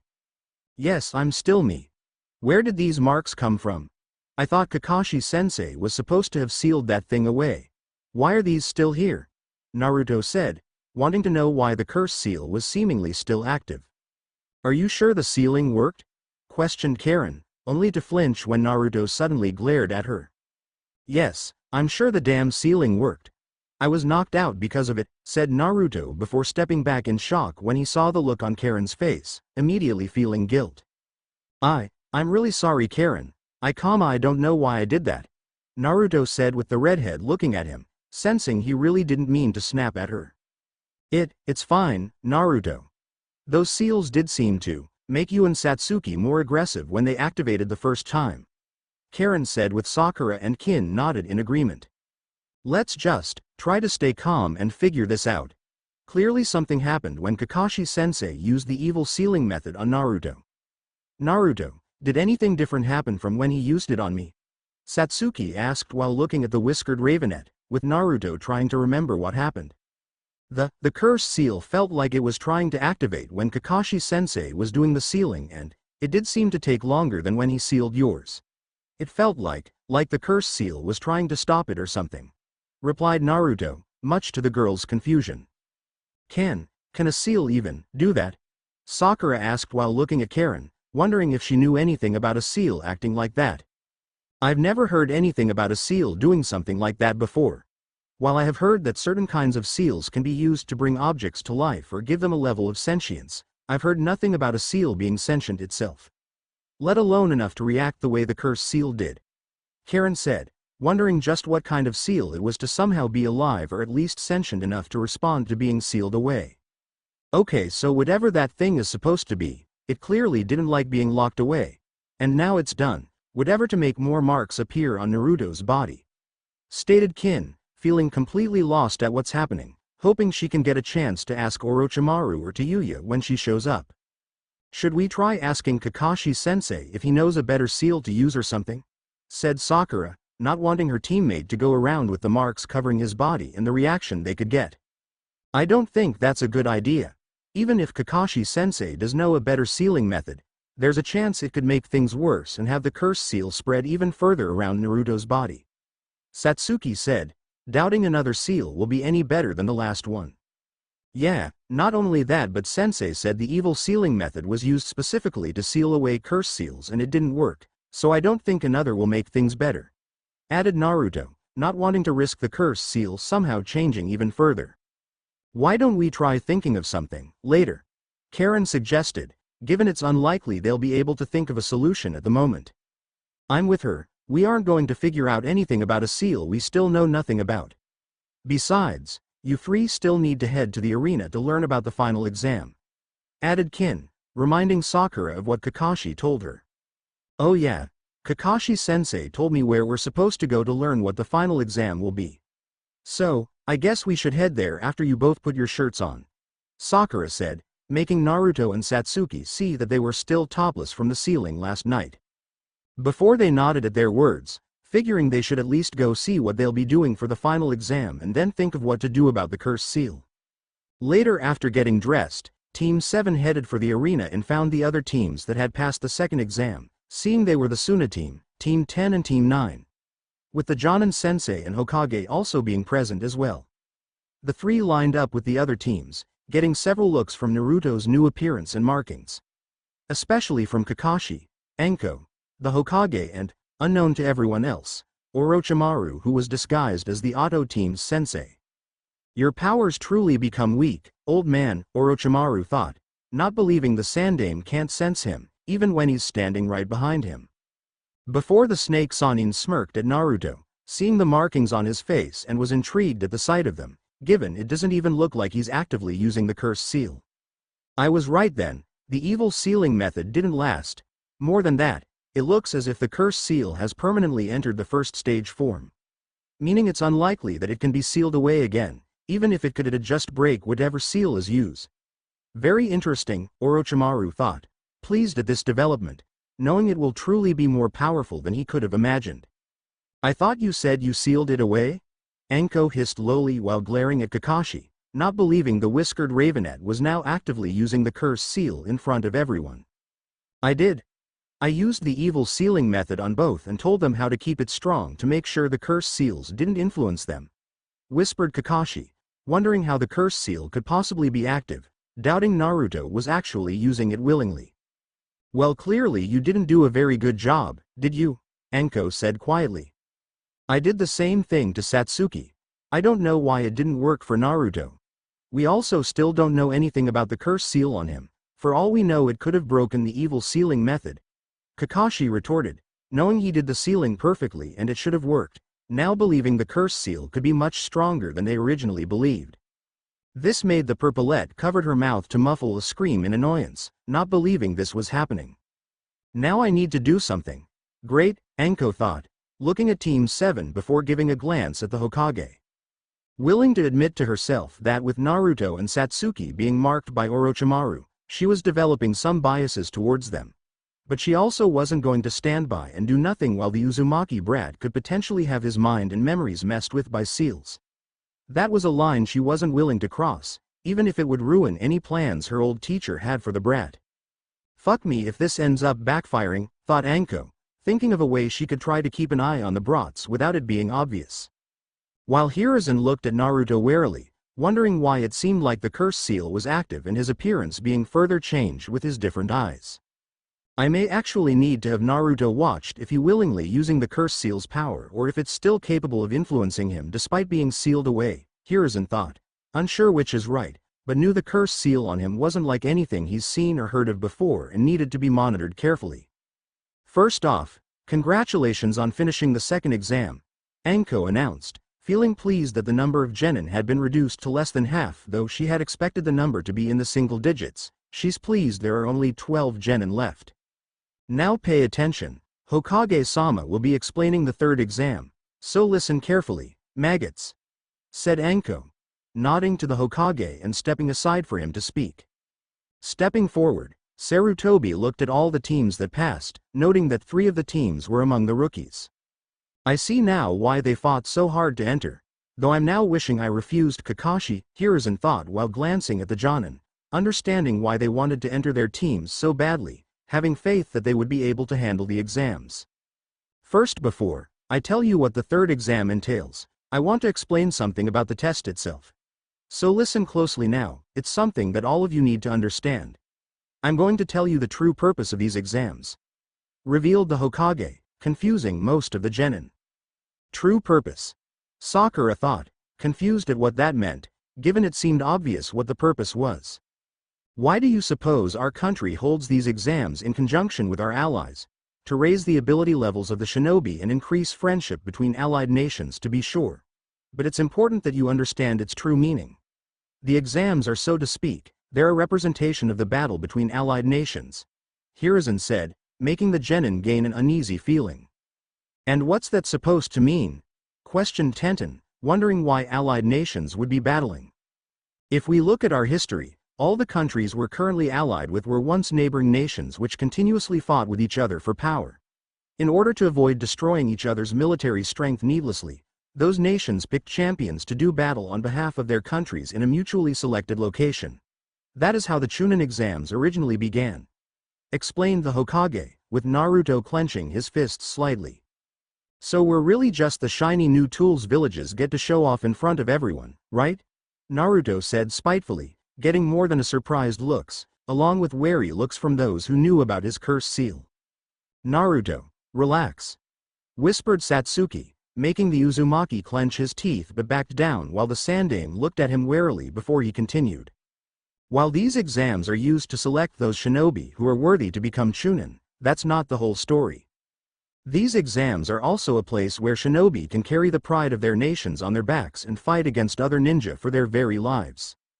Many leaders and people of prominence from various countries are invited to attend these exams as guests and also possibly to seek shinobi to work for them. This exam could determine the course of your ninja work from here on out, and more importantly, those rulers and prominent figures will watch your battles, taking note of the strength of each ninja and how each nation is developing. If there is a gap in power between the countries, the strong nations are inundated with mission requests for their ninja, and conversely the request to countries deemed weak decline. Therefore, the stronger our nation is, the better our position when it comes to negotiating with neighboring countries. So it's important to show how much military strength our village has. The country's strength is the village's strength. The village's strength is the shinobi's strength. And the true strength of the shinobi is only achieved when it's pushed to its limit, such as in a life or death battle.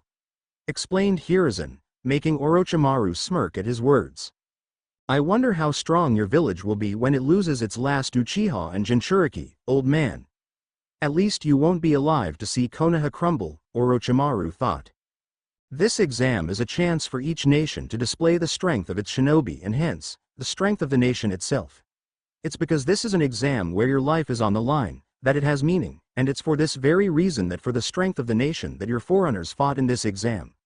It's truly a dream worth striving for. The Hokage concluded, with Naruto scoffing quietly. Risking your life for a village that doesn't give a damn about you in the first place. Yeah, that's really a dream someone should strive for, thought Naruto before shaking his head at the sudden dark thoughts. But then, why did you say the exams are to increase friendship? Tenten asked, wondering how an exam could be meant to support friendship between nations, when its purpose is to have them fight. Each membered half of what I said. You also mustn't have the wrong idea of the exam's meaning. This is a custom in which balance is preserved by fighting and dying, in the world of the shinobi that is friendship. The third exam is a fight for life with the pride of your village and your own dreams at stake. Declared Sarutobi, looking around at the genin. Just tell us what the test is already. I can handle anything you throw at me, so stop wasting my time. Gaara said, getting impatient at how long it's taking to know what they'll do next, only caring if he gets to kill someone. HMPH, very well. Now then, listen closely, I'm going to tell you all exactly what you'll be doing for the third exam, Hiruzen said, only to stop when a sickly-looking ninja appeared kneeling before him. Hokage-sama, please allow me to finish explaining the third exam as the appointed proctor, said the ninja, making the Sandaime nod in response. Of course Hayate, please explain, replied Sarutobi, moving aside to let Hayate explain the third exam, with Hayate stepping up and turning towards the genin. It's nice to meet you all. I am Hayate Gecko, the proctor of the third exam. Now then, For the third exam, all of you will be putting abilities in battle to the test, in one-on-one combat. But before we have the third exam, all of you will have 1 month to prepare yourselves to face your opponents, as well as giving plenty of time for the traveling dignitaries to arrive. As for who you all will be facing, please direct your attention to the screen above us. Hayate explained before motioning to the upper left panel on the wall as it lifted up, displaying a screen. This will determine who you will be facing for the third exam in 1 month, said Hayate as the screen began shuffling through the names of the finalists. Temari versus Tenten for the first round. It'll be Temari versus Tenten, Hayate declared, making both girls look at each other. HMPH, this'll be a piece of cake, Temari thought, smirking as she looked Tenten up and down, not worried about her chances with the brunette clenching her fists. I'll show her what I can do, thought Tenten, not liking the look on the Suna Kunoichi's face. Satsuki Uchiha versus Sakura Haruno. The second is Satsuki Uchiha versus Sakura Haruno, said Hayate, surprising both girls that they'll be fighting. Satsuki, Sakura said, doubting she'd have a chance against Satsuki, believing it'd be better if she forfeited and let her fight someone that'd give her a better challenge. Let's both just do our best, Sakura, and make sure you use all the time you can to prepare for the finals. And don't hold anything back, show everyone what you can do, said Satsuki, cutting her off, surprising the pinkette that she actually would want to fight her before she quickly nodded. All right, replied Sakura while Naruto smiled at his teammates. I'm sure you both will be really great, Naruto stated, making the girls smile at him. Neji Hyuga versus Gaara. The third round shall be Neji Hyuga versus Gaara, Hayate said, with Gaara looking at the Hyuga and Neji doing the same. I may need to be careful with him, but fate has already decided who the victor will be, Neji thought, confident he'll be able to defeat Gaara with the training he'll be doing. Only to scowl when Gaara looked away after giving him a dismissal look, instead turning towards Naruto and Satsuki. Mother wants their blood. They will prove my existence, thought Gaara, having no interest in Neji, not with the power he sensed from Naruto and Satsuki. Rock Lee versus Choji Akamichi. Round 4 will be Rock Lee versus Choji Akamichi, said Hayate. Yosh. Let us ensure we have a youthful match, but please understand that I will not hold back in attaining victory, Lee said, smiling and giving a thumbs up to Choji. Oh man, why couldn't it have been an eating contest? I'm starving after going through that forest, said Choji, holding his stomach. Just do your best, Choji. Maybe afterwards Asuma-sensei will take us out for barbecue, Shikamaru suggested, causing the Akamichi heir to immediately gain a fire in his eyes at the mention of food. Naruto Uzumaki versus Shikamaru Nara. Round 5 shall be Naruto Uzumaki versus Shikamaru Nara, Hayate stated, with the whiskered ravenette smirking eagerly at his match. Don't be too upset when you hit the ground, Shikamaru, said Naruto while the Nara sighed tiredly. Troublesome. I prefer just forfeiting right now than having to fight, Shikamaru said, only to grunt when Ino smacked him on the head. Don't even think about it, Shikamaru. You can't lose to Naruto of all people. We'd be a joke, Ino said, refusing to let Shikamaru forfeit or lose to Naruto. Only for the Yamanaka heiress to shiver and feel eyes on her, making her look only to flinch at seeing the dark glare Naruto was giving her. You're next when I'm done tearing him apart, growled Naruto, angered at her words, that anyone who lost to him would be a joke. His words and actions once again getting surprised and wary looks, those that knew him not used to seeing the Uzumaki act like this before. While those that knew about the curse seal grew more concerned at how it's affecting him. Kankuro versus Ino Yamanaka. And for the final match, Kankuro versus Ino Yamanaka, Hayate said, with Kankuro and Ino looking at each other, before the former scoffed. I doubt I'll even be fighting. With a month to prepare, it'll give me plenty of time to work on Crow for the invasion, and I can't reveal all its secrets. And besides, that kid, thought Kankuro, looking at Naruto warily at his sudden outburst and changed appearance. Not sure how or why he suddenly changed so much, only that whatever happened to him in the forest, it reminded Kankuro too much of Gaara. Yeah, if he wants to fight her too, I'm not getting in his way, Kankuro thought, not wanting to find out just how similar Naruto's become to his brother. Those are all the matchups for the third exam. Make sure you all prepare yourselves in 1 month and are ready for anything your opponent has in store for you. Now then, you're all dismissed and good luck to all of you. We'll see you all in 1 month, Hayate said. All the genin nodded before everyone began leaving the arena, knowing they'll have a lot to do for them to be ready for the finals. Naruto, Satsuki and Sakura met with Kin and Karen as they exited the arena, the two kunoichi having been waiting outside since they were no longer in the exams. So what's the third exam going to be? Kin asked, curious of what they'll be doing for the third exam. It's going to be a tournament held in 1 month, giving us time to rest, train and prepare to face our opponents.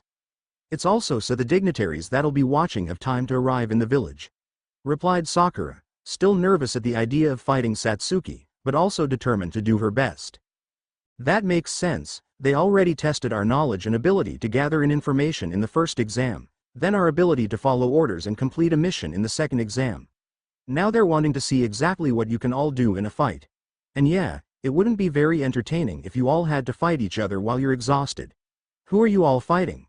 Said Karen, wondering who their opponents will be. Naruto's fighting Shikamaru Nara, another ninja from Konoha and part of Team 10. While Sakura and I will be fighting each other, Satsuki said, surprising Karen and Kin that they'd be fighting. But we're gonna be doing our best, no matter who our opponents are, stated Naruto, smiling at the girls with Satsuki and Sakura nodding in agreement. That's good to hear, Naruto. Though it also means all three of you will need to train as much as you can for the next month if you want to do your best, Kakashi said as he walked up to his students, getting the 5 genins' attention. Kakashi-sensei, are you going to be helping us train for TRA? Wondering how they'll be training, doubting they would train together given they'll be going against each other. We'll work out how you three will be training once we're out of the forest, tomorrow. But for now, I'd like to talk to you three about these, said Kakashi, looking at Naruto specifically and gesturing to his own face, making the genin tense. Kin, Orochimaru said, causing the group to look at the disguised Sannin with him motioning Kin to follow him. That's my sensei.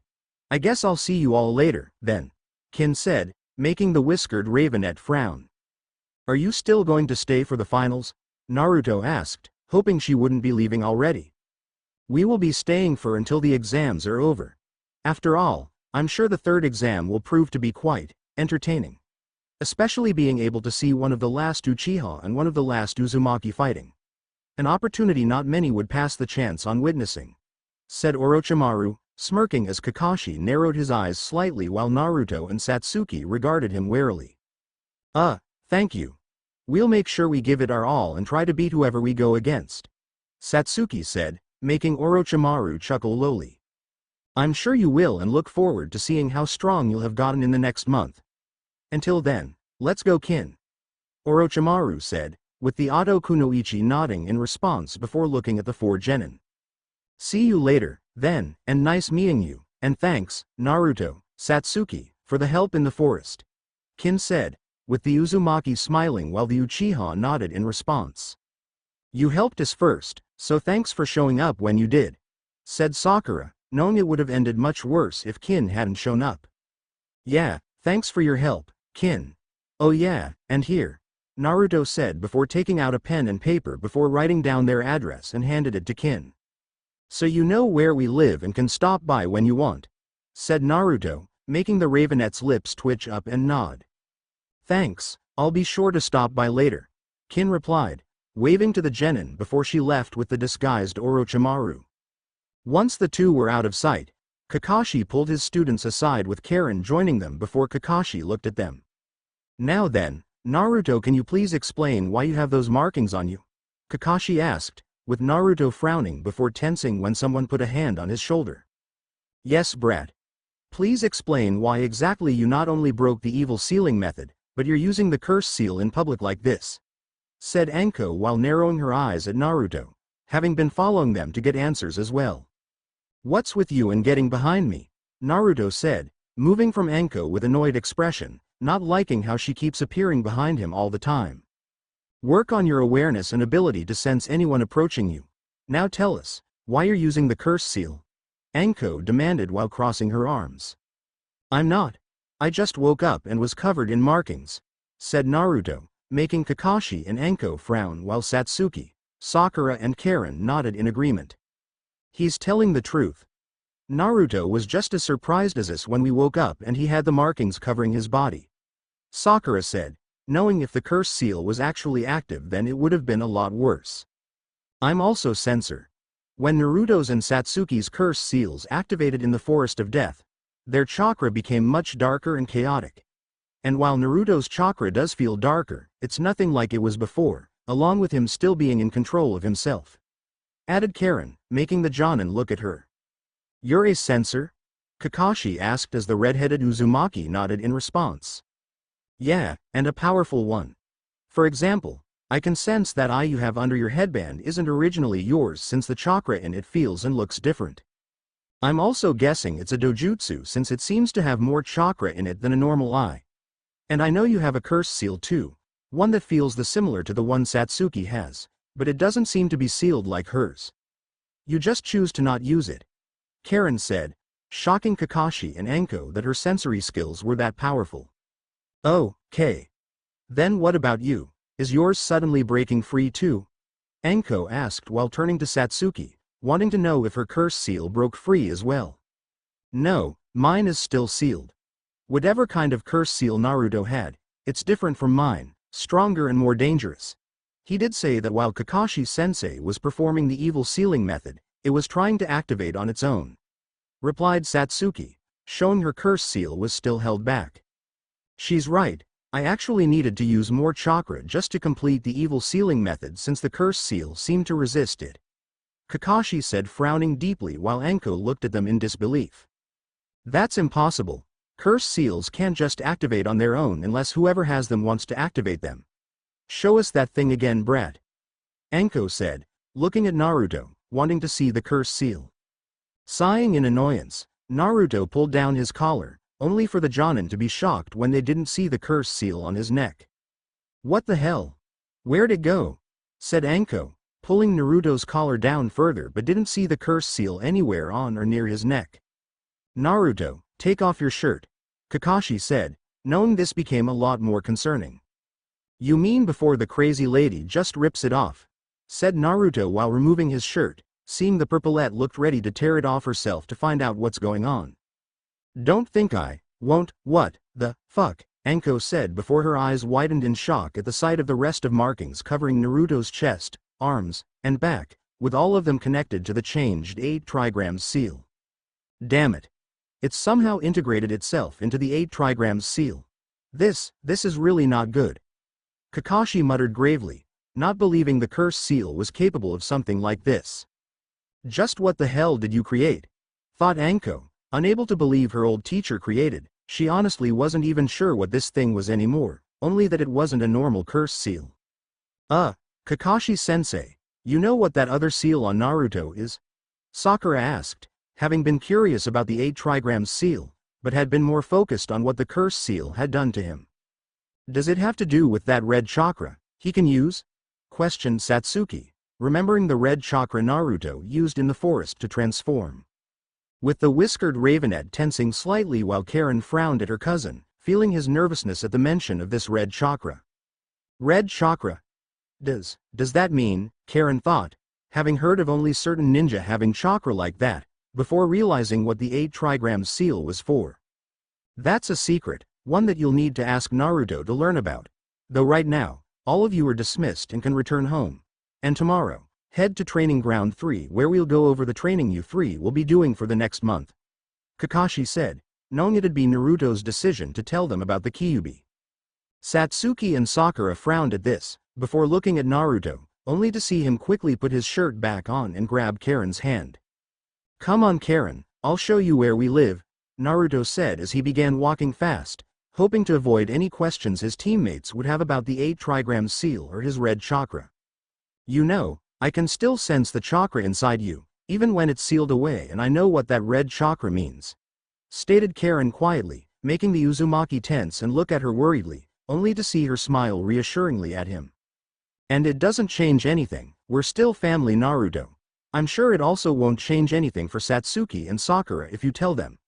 Karen said, with Naruto relaxing slightly, relieved without the Kyuubi. I will, later. Said Naruto, not wanting to but figured it's better if they learn about the Kyuubi from him rather than if he ends up losing control. Okay. Take however long you need. It's your choice, said Karen, though frowned in concern when Naruto looked away, glancing down at the seal.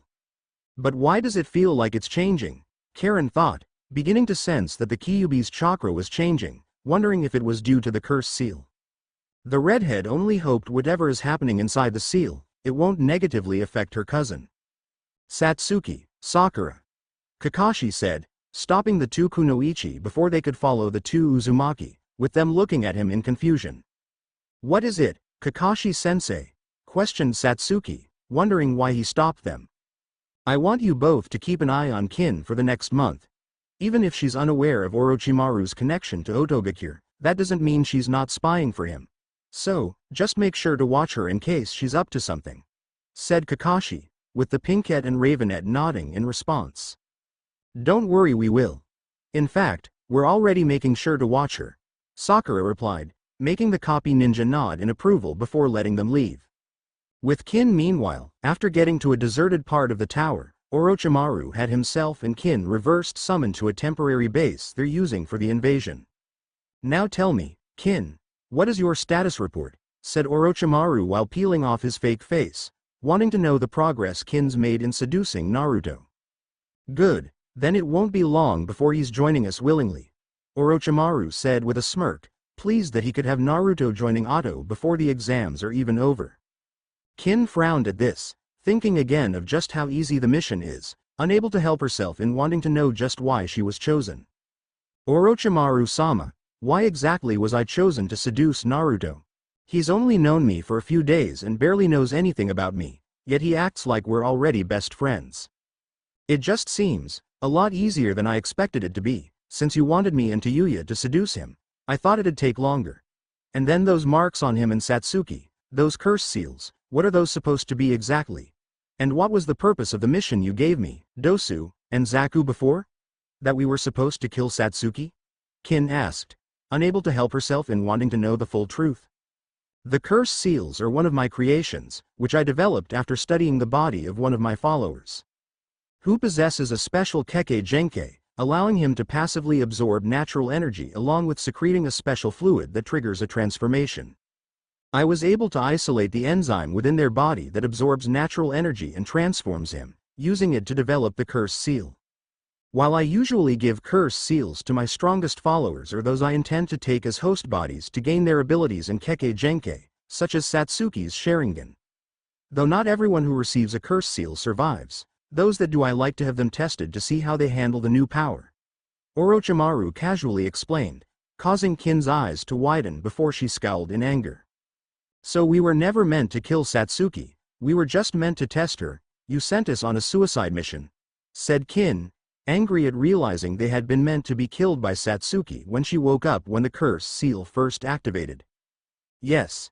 It's only because of my newfound interest in Naruto that you were spared such a fate, Orochimaru said without remorse while keeping it to himself that if by some miracle she and her teammates initially survived, he was simply going to use them as sacrifices for the Edo Tensei as by then they'd have outlived their usefulness.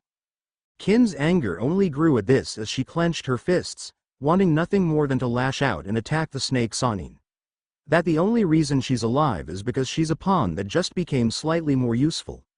Though she restrained herself from attacking, knowing that if she did it'd only get her killed or wishing she was killed. Since even with the protection she gets from Tayuya's friendship, there are 3 people it'd be meaningless to. Kimimaro, who'd never tolerate any sort of threat to his master. Kabuto, who always feels like he can easily shake someone's hand while holding a kunai behind his back, ready to slit their throat. Along with always looking at everyone like they were simply test subjects to cut open. And Orochimaru himself, with Kin knowing death would be a mercy compared to what he could do to those that betrayed him or ran out of use. Thankfully, Kimimaro's only concern was how useful he could be to Orochimaru, not even caring to look at anyone so far beneath him. While Kabuto was hardly ever in Otogakure, given his role as a spy. But you shouldn't feel so disheartened, Kin, after all I still considered you important enough to give you this mission in the first place. You see, unlike anyone else that receives a curse seal, Naruto won't just be another follower or host body I would take. He has a far more important role as should the worst happen. I intend for Naruto to be my successor. Orochimaru revealed, much to Kin's shock. Your successor? Kin asked in disbelief, not expecting to hear that, or even contemplate the idea of Orochimaru actually dying. That's right. The curse seal I gave Naruto is one he alone has, the curse seal of hell, or I suppose with its recent evolution, the more appropriate name would now be the 8 trigrams curse seal of hell. With it, Naruto won't only have access to the full power of the Kekkei Genkai used to create the curse seal, but I empowered it with chakra gathered from all 9 Biju and 5 immensely powerful elemental dragons called the Genryu. More than that, the curse seal of hell is capable of constantly adapting and evolving to grow stronger. It's why the evil sealing method failed. It evolved past it and became stronger, putting Naruto in a permanent stage 1 form that all other curse seals need to actively enter. Explained Orochimaru, with Kin's shock growing further. And when he joins Otto, you're going to train him too. Kin stated, unable to imagine how powerful Naruto would become with the curse seal and then being trained by Orochimaru. That's correct. After all, if he's to be my successor, then he must know everything I do. So you see now, Kin, the amount of trust and faith I am placing in you and Tayuya. You aren't just bringing a new recruit to me. You both will be helping me create potentially the most powerful ninja to ever live. Orochimaru said, making the Ravenet feel a large amount of pride and honor, now realizing just how important this mission is. And of course, with the loyalty you are showing so far, I believe soon it will deserve a proper reward. Say, receiving a curse seal of your own. Orochimaru added temptingly, which made Kin definitely perk up. You would give me a curse seal? Kin asked, feeling eager at the idea of getting a curse seal if it meant getting the same strength Naruto and Satsuki had. Indeed, it only seems fitting to receive such a gift for your help and loyalty in recruiting Naruto. Perhaps even, letting you sign one of the summoning contracts I've collected over the years. Orochimaru said, smirking at the excited gleam in Kin's eyes, knowing any negative feelings she had were completely gone. Yes, I mean, it would be an honor, Orochimaru-sama, and I'll do my best to fulfill your orders, ensuring that Naruto joins Otto, said Kin, bowing to the Snake Sannin, making Orochimaru's smirk widen. I'm pleased to hear that. Now stand up, your partner in completing your mission will arrive shortly, ordered Orochimaru, with Kin quickly rising from her bow, just as the door opened, getting their attention at who entered. With it being a 14-year-old girl with fair skin, brown eyes that wee eyelashes extending into the corners of her eyes, with her distinctive feature being her long, untamed, red hair. Her attire consisted of a black shirt under a tan tunic with elbow-length sleeves and bore the symbol of the sound 4 on the hem, black skin-tight shorts, black arm warmers, traditional black shinobi sandals with calf-length leg warmers covered by bandages, and a purple, rope-like belt tied in an inverted bow around her waist. To keep her wild hair out of the way, she also wore a black hat with pipe-like stripes and bandaged sides, keeping her bangs in place while the rest is pushed back behind her ears to trail down her back. Tayuya, Kin said, smiling brightly and unable to stop herself after learning of what she could gain from completing her mission and now seeing her friend again. Making the Ravenet rushed forward and hugged Tayuya tightly, much to the redhead's annoyance as she caught herself from falling back. Yeah, glad to see you're still breathing, Kin, said Tayuya, rolling her eyes in annoyance while patting Kin on the back, despite the fact she didn't hesitate to return the hug and likely would have snapped the neck of anyone else that'd try hugging her. I'm doing even better than that. I was given an important mission from Orochimaru-sama. One that you'll be helping me with, Kin said proudly, with Tayuya raising brow before looking to the Snake Sannin. What mission do you need us to complete, Orochimaru-sama? Tayuya asked, curious of what kind of mission he'd have her and Kin work together on. You and Kin will be working together on seducing Naruto Uzumaki, a member of Team 7 and teammate of Satsuki Uchiha. Both of whom have been given a curse seal and have taken to them nicely. But your focus is only on seducing Naruto and having him join Otogakure, said Orochimaru, causing Tayuya to repress the urge to scowl and curse. Are you fucking kidding me? Tayuya thought, not believing sent to seduce some damn brat. I've already met Naruto and started getting close to him. While he may not look like much, he actually is surprisingly strong even without the curse seal.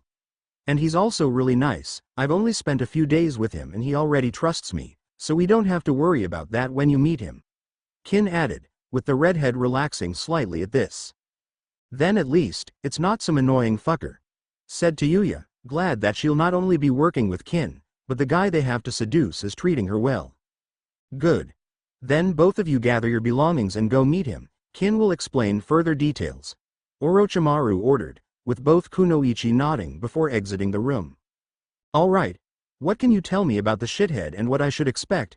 Tayuya asked as they headed to their room, the two having shared one after setting up in the base in preparation for coming invasion. You already heard his name, Naruto Uzumaki. For starters, he's really nice, though also far too trusting for his own good. I only had to help save him and his teammates from being attacked by a Kusa team, and he already acts like we've known each other for years. He even invited me to live with him and his teammates. Their sensei bought them a house to live in as a means to promote teamwork. Replied Kin, adding the last part at Tayuya's confused look before the redhead snorted in disbelief. I'm failing to see what's so difficult about this mission that we both need to do it if the shithead already trusts you. Said Tayuya, wondering why both of them needed to do the mission. I wondered the same thing, but before you arrived Orochimaru-sama told me how important Naruto is. Apparently he's the first person to survive getting the curse seal of hell. Kin revealed as they entered their room, causing Tayuya to actually stumble in shock. He fucking what? Tayuya said, having heard of the curse seal of hell, not a lot, but enough to know that anyone that was branded by it barely lasted an hour afterwards, no matter who they were. Yep, even more than that, Orochimaru-sama said that if the worst happened, he plans to have Naruto be his successor. And he wants us to be the ones to have him join Otto. Said Kin with a proud smirk, while Tayuya was further shocked to hear this. Well fuck. Muttered Tayuya, now seeing just why this mission was so important, knowing the brat had to be really special if Orochimaru was planning that for him. Yeah, it shocked me too. Also one other thing, do you know about the Uzumaki clan? Kin asked as they started packing and sealing away their things. A little. A bunch of redheads on an island that the rest of the world was apparently scared shitless of, enough that a lot of villages and nations wanted them gone. But clearly they were smart to be scared, but not enough to leave them alone, wiping out the Uzumaki, but still getting their collective asses kicked. With it being one of the primary factors that allowed Konoha to come out on top in the Second Shinobi World War. Tayuya replied, before they began changing into more casual clothing, given neither of them would be fighting for a while. Yeah, Naruto's part of it, and we also encountered another Uzumaki in the Forest of Death, Karen. I told them about you and that you might be an Uzumaki as well, given you have red hair like all of them are supposed to. So the both of them will be excited to meet you. Said Kin, much to the redhead intrigue at the idea of having family outside of the Shin clan. I guess this mission won't be bullshit, after all. Stated Tayuya, now feeling intrigued to see this mission through. Later, after packing up their belongings and changing into more casual clothes, Kin and Tayuya left the base, with them heading to Team 7's house. With Kin now wearing a black sleeveless double-buttoned, collared shirt and a black belt, a short gray pleated skirt and black boots that reach her mid-shin. While Tayuya was wearing a dark red tank top that exposed her abdomen, a black leather vest, ripped black leggings, dark blue jean short shorts, and black ankle boots. With her hair falling freely without her hat, making sure it covered her curse seal. You sure this is the right way? Tayuya asked, given that they're now on the outskirts of the village. Yeah, I'm guessing the house is on the outskirts to help them bond more and give them some space to train. Replied Kin with a shrug, knowing that'll make things easier for them if they didn't have to worry about being seen much inside the village itself. Before the two stopped in surprise when they reached what they guessed was Team 7's house, only to see it was actually a Western-style, two-story manor surrounded by trees. They live in this fucking place? Said Tayuya, not expecting them to live in a manor like this. I guess so. Kin said just as surprised before they went up to the porch and knocked on the door, with it not taking long before Sakura opened door smiling politely. Glad to see you didn't get lost along the way, Kin. And I'm guessing you must be Tayuya. Sakura said, with the redhead nodding slowly. Yeah, nice meeting you. Said Tayuya. The pinkette smiled at her before stepping aside. You too, please come in. Sakura said, allowing the ravenette and redhead to walk inside, looking around in amazement. I'm honestly surprised. When you said your sensei bought you a house, I didn't expect this. Stated Kin, motioning to the interior of the manor, making Sakura nod in agreement. It was surprising for us too when we arrived. Kakashi-sensei probably made sure it was really nice to help encourage us to stay, said Sakura as she led them into the living room, where they saw Naruto, Satsuki, and Karen were sitting around. Only for Tayuya to stumble slightly in shock at seeing Satsuki only wearing her underwear, not knowing about her lack of shame. "Why the fuck aren't you wearing clothes?" Tayuya said in shock, getting the others' attention before NNG Kin. "Kin, you made it," said Naruto going up to the Ravenet. "Yeah, nice seeing you all again. My sensei just wanted to learn what happened in the Forest of Death before letting me go. Though if I'd known you all lived in a place like this, I would have come here sooner," Kin said, smiling slightly at the whiskered Ravenet. It was definitely a surprise, but a welcome one. "And is this Tayuya?" Karen asked while looking at the other redhead with Naruto looking at her as well, at their potential cousin. "That's right. Everyone, this is Tayuya. Tayuya, this Naruto Uzumaki, Karen Uzumaki, Satsuki Uchiha, and Sakura Haruno," Kin introduced, with Naruto and Karen smiling at Tayuya. "Hey, it's really nice to meet you. Kin told us a little about you before," Naruto said holding out his hand, which Tayuya shook still looking at Satsuki. "Yeah, nice meeting you too. And seriously, why the hell isn't she wearing clothes? And why aren't any of you surprised?" questioned Tayuya, still not wanting to know why Satsuki isn't dressed. "That's just how Satsuki is. She doesn't exactly have much shame about being in her underwear or naked. You'll get used to it, eventually," Sakura replied with a shrug. "She's right, she even did the same thing when we finished the second exam, just started taking off her clothes once we were in a room," added Kin, smirking slightly, much to Tayuya's annoyance that she didn't mention this. "I don't know why you're surprised. You've seen the same thing plenty of times in the mirror," Satsuki said, annoying Tayuya further. "Excuse me for not expecting to walk in and find a damn exhibitionist," retorted Tayuya as she took a seat before looking at Naruto and Karen curiously. "So, Kin told me you two are Uzumaki, and that they're apparently known for having red hair," Tayuya stated, making Naruto and Karen. "Yeah, we were really excited to meet you when Kin told you had red hair, that you could be an Uzumaki too," replied Karen, with Tayuya nodding while grabbing a strand of her hair. "It's certainly not a common color in the land of sound. I had to deal with a few annoying fuckers that got on my nerves because of it," said Tayuya as she smirked wickedly, having been made fun of a few times due to her unique hair color. One of them even called her a tomato, something that just pissed her off more than anything else they said, so she crushed their heads like tomatoes. After that, no one said anything about her hair again, aside from the occasional new recruits that needed to learn their place. "Well, the assholes deserved it then, since you and Karen both have really cool hair. And even if we aren't related, we can still be friends," Naruto said while smiling at Tayuya, much to her surprise. Kin wasn't kidding, Tayuya thought, not expecting him to suddenly trust her this much. "Thanks, shithead," Tayuya said with a smirk, much to Naruto's annoyance. "Oi, I said your hair was cool," said Naruto, wondering why she insulted him. "Oh, relax, shithead, I'm being nice. If I was really insulting you, you'd know," said Tayuya, making Naruto grumble, which only grew at seeing the amused looks on the other girls' faces. "So Tayuya, Kin told us you specialized in sound-based genjutsu by using a flute. Is that just for your genjutsu or do you like playing the flute?" Karen asked, curious to learn more about their potential cousin. "I always liked playing the flute. It helps me relax whenever I get tired of dealing with dumbasses for too long. Then I started using it in my fighting style, with it helping that the Shin clan practices sound-based ninjutsu and genjutsu, since not a lot of people expect a flute to be used to cast genjutsu. Making it fun when I play my Melody of Death," Tayuya replied with a smirk.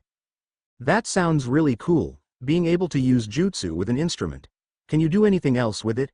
questioned Naruto. "I also use my flute to control my summons, 3 giant doki.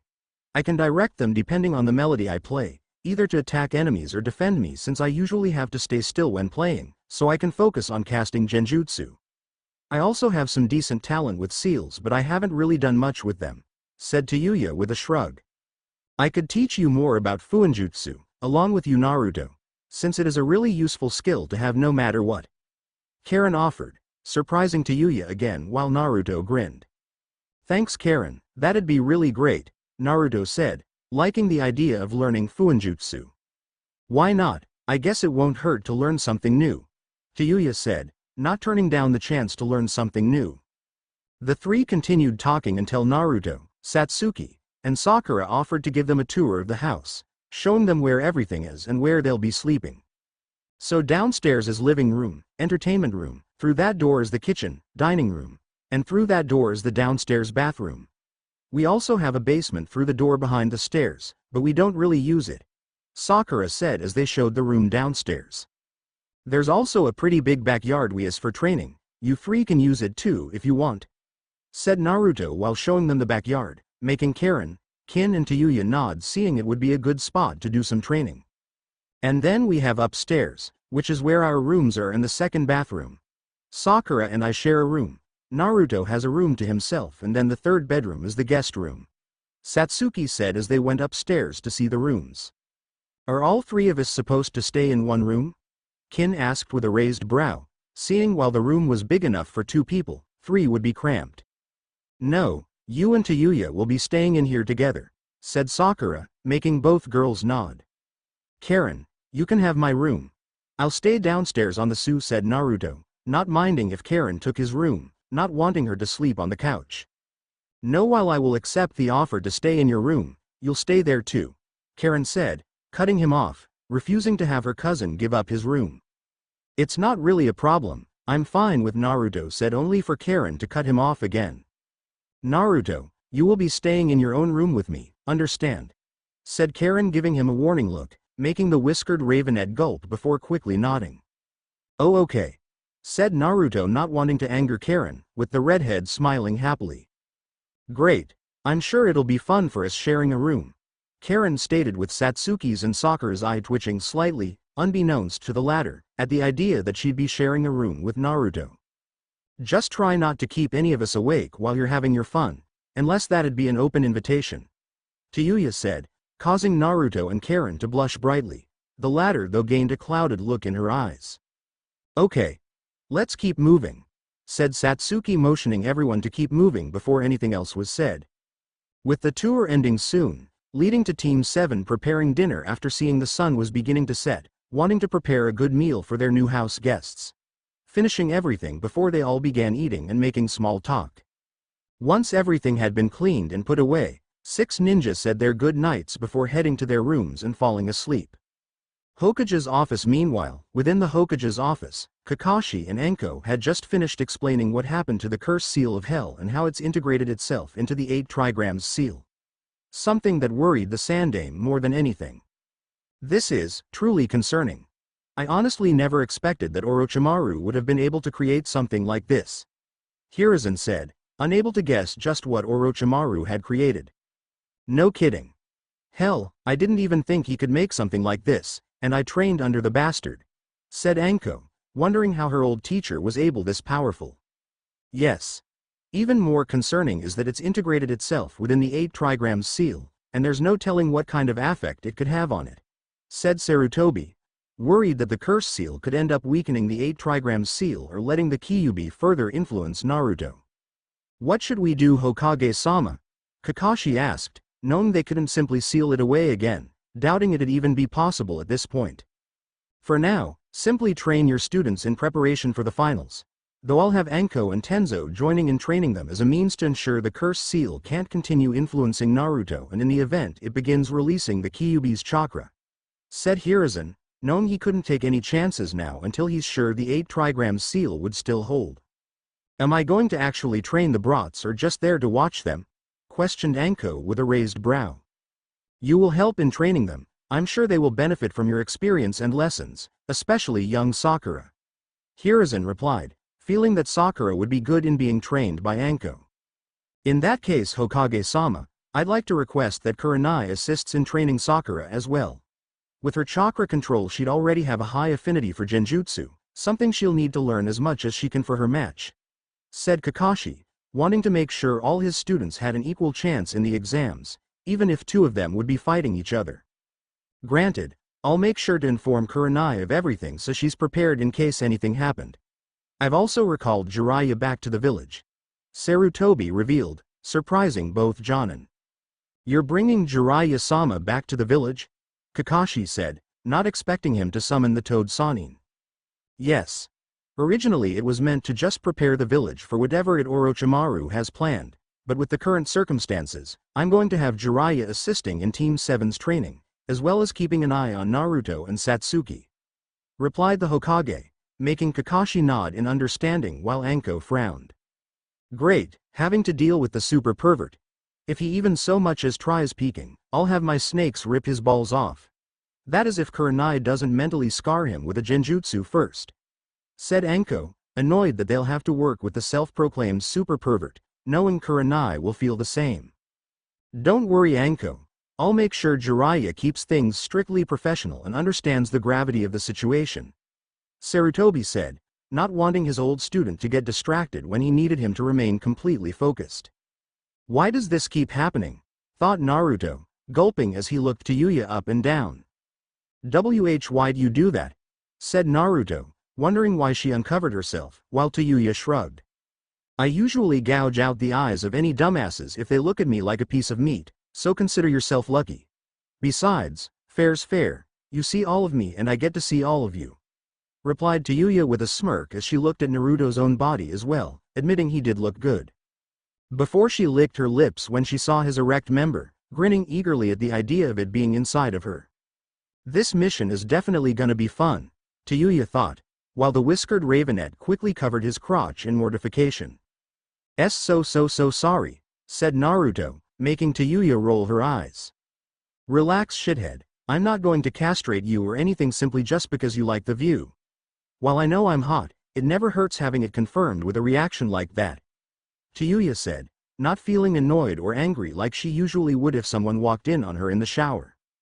Knowing that it shows he does find her attractive, which will make it easier for her to complete her mission along with feeling pride that he couldn't take his eyes off her.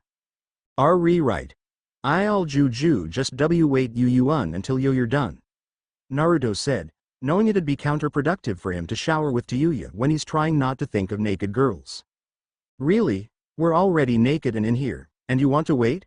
Yuya asked dryly, knowing any other guy would jump at the chance. Well said Naruto, trying to come up with an excuse to not join Yuya.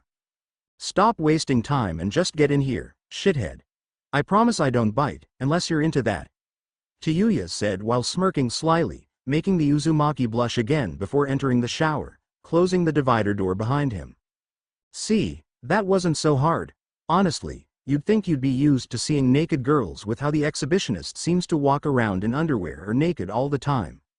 Hell, you've probably walked in on her and Pinky when they're showering before, so it's nothing you haven't seen already. Said Yuya as she resumed with getting clean, while Naruto did the same after standing under the water.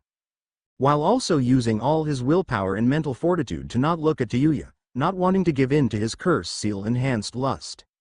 No matter how much I'd want to make her scray no, thought Naruto, quickly shaking his head and began washing himself to stay distracted. No we actually bathed together. Naruto revealed, causing Yuya to pause. The fuck? Yuya said looking at him disbelief. Why yeah, it was Satsuki's idea for us to save time. But Sakura and I cover ourselves with towels while Satsuki stays naked. Said Naruto, with the redhead still looking at him in disbelief before realizing something. Wait, you all were in that tower in the Forest of Death during the second exam, did you all? Said Yuya, wondering if that meant the three had also bathed together with Kin and Karen in the tower. With the whiskered Ravenet's blush being all the confirmation she needed, making Yuya shake her head in amazement. Okay, I'll admit, you have nerves of steel, shithead, if you can go through that without making a move. Yuya stated, feeling somewhat impressed that nothing's happened. You have no idea, Naruto thought, glancing at Yuya's back, his eyes drifting down to her ass before he quickly looked away. So you're from a clan, the Shin clan. What was it like? Naruto asked, curious to know more about his potential cousin. It was okay I guess, we usually just kept moving through the land of rice before it became the land of sound. We were even hired by the daimyo a lot, before Otogakure was established. When Oto was formed, We got less and less job offers before all the stronger members joined Auto, me included. Since by the time I joined Auto, I already mastered the clan's sound-based ninjutsu and genjutsu, and I wanted to get even stronger. Joining a ninja village, even if it was a new one, seemed like a good way to do that. Explained Tayuya, making the Uzumaki frown a little. That makes sense, I guess. But do you ever wish you stayed with the Shin clan? They were your family, weren't they? Naruto said, only for Tayuya to snort in response. Fuck no, maybe I was part of the clan, but I didn't have anything nor anyone keeping me there. I would have left sooner than I did, but knew I wouldn't last long on my own. Besides, from what I've heard, they aren't what they used to anymore and are now basically just a group bandits trying to survive. Tayuya replied, not feeling any regrets about leaving the Shin clan or any concerns about what happened to them. Still, you were born into it and grew up in it, said Naruto, having difficulty imagining leaving the place or people you'd know your entire life.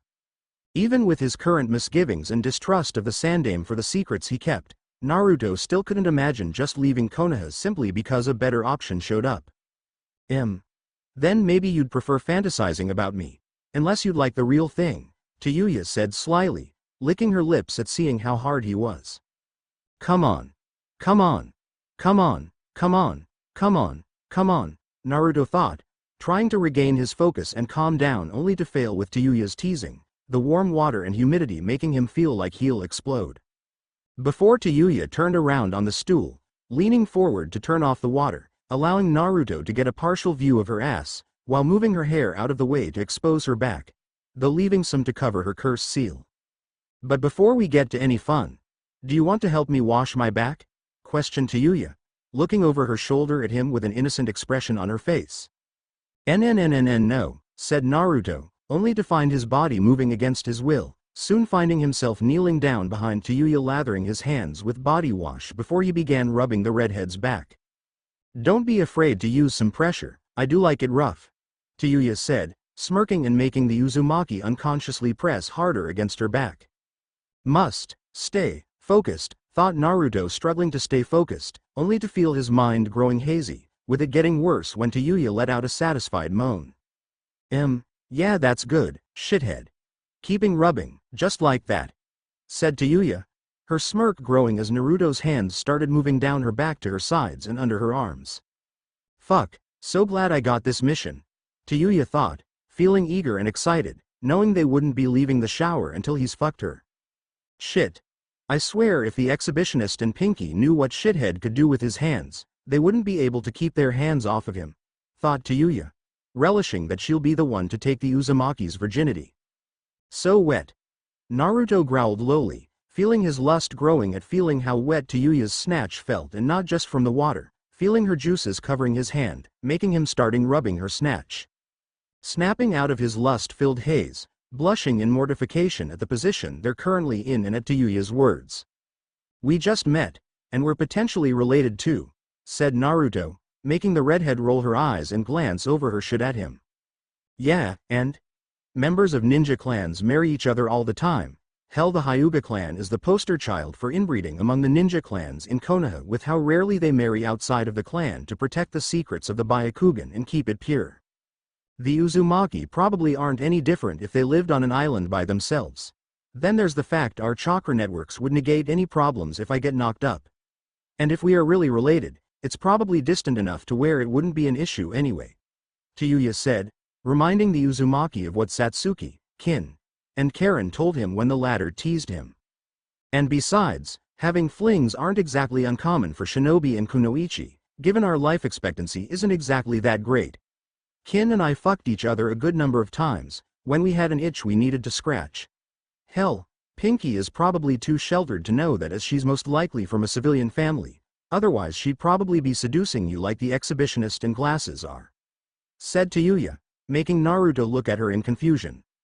What are you talking about? Satsuki and Karen aren't doing that, said Naruto, only for Tayuya to roll her eyes again.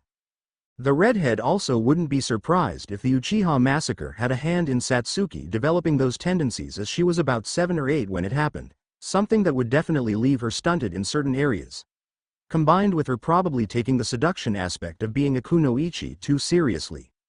Oh yeah, You'd have girls lining up to be railed by this if they knew what you were packing," said Tayuya, licking her lips at being able to feel its size and girth in her hand, making her starting stroking him faster.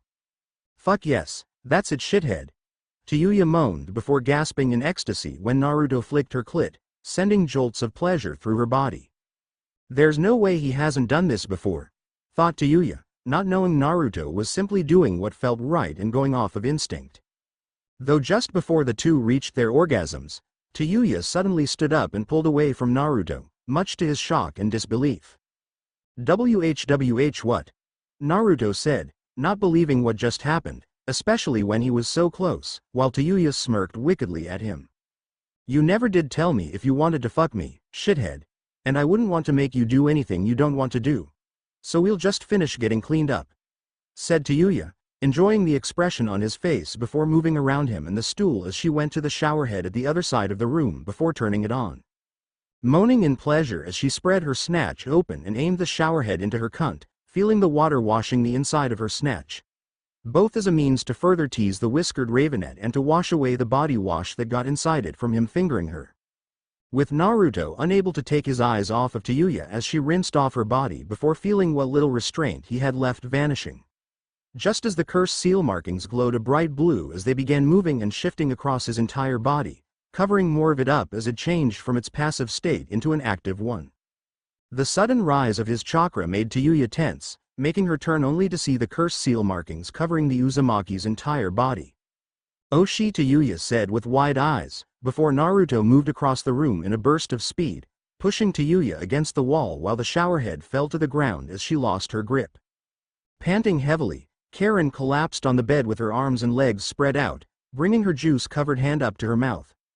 Moaning as she began licking and sucking her own juices, savoring the taste and basking in the afterglow of her self-pleasure. "Naruto, please take me next," Karen thought, desiring her cousin to fuck her next like she just sensed him do to Tayuya and Karen. With Orochimaru meanwhile, within his temporary base, Orochimaru was going over all the details for the invasion, as well as further plans to get Naruto and Satsuki to join him. Knowing if he can turn them to his side before the invasion, he'll be able to achieve all his goals at once rather than needing to wait. Before the snake, Sannin soon tensed and looked up with wide eyes as he clenched his chest in pain, suddenly feeling the connection to Tayuya's curse seal be severed with the part of his soul that he placed within her curse seal being destroyed. Was she discovered? No, if Tayuya was discovered then there'd already be ninja here, so she and Kin aren't dead. Yet I can no longer feel her curse seal or the part of my soul in it, meaning something happened to it. Or perhaps, someone. Naruto, Orochimaru thought, knowing that would be the only explanation of what happened. Normally he would be angry that someone had destroyed part of his soul, meaning one less way for him to return to life should he be killed. But instead Orochimaru only felt more intrigued at yet another new development. "If I had to guess, I'd say it's due to the cursed seal of hell and his Uzumaki heritage, his innate affinity for Fuinjutsu guiding him. Mutating and changing Tayuya's cursed seal with the fragment of my soul being purged as a result," thought Orochimaru, feeling intrigued at this and what this ability could be or evolve into. That just leaves what the results will be from his ability to alter and modify cursed seals. Will they be changed to being more cursed seals of hell, or simply modify their existing abilities to be more powerful? Would it be possible they develop more of Jugo's Kekkei Genkai? Could this ability even grow to the point Naruto is capable of generating his own cursed seals? Orochimaru thought, smirking as he went back to his planning. Seeing his plan to mark Naruto was turning out to be far more beneficial than anticipated, making him eager to see what other surprises were in store. Later, Team 7's house, after getting cleaned up and dressed, Naruto, Kin, and Tayuya, as well as eventually Karen, had joined Satsuki and Sakura for breakfast.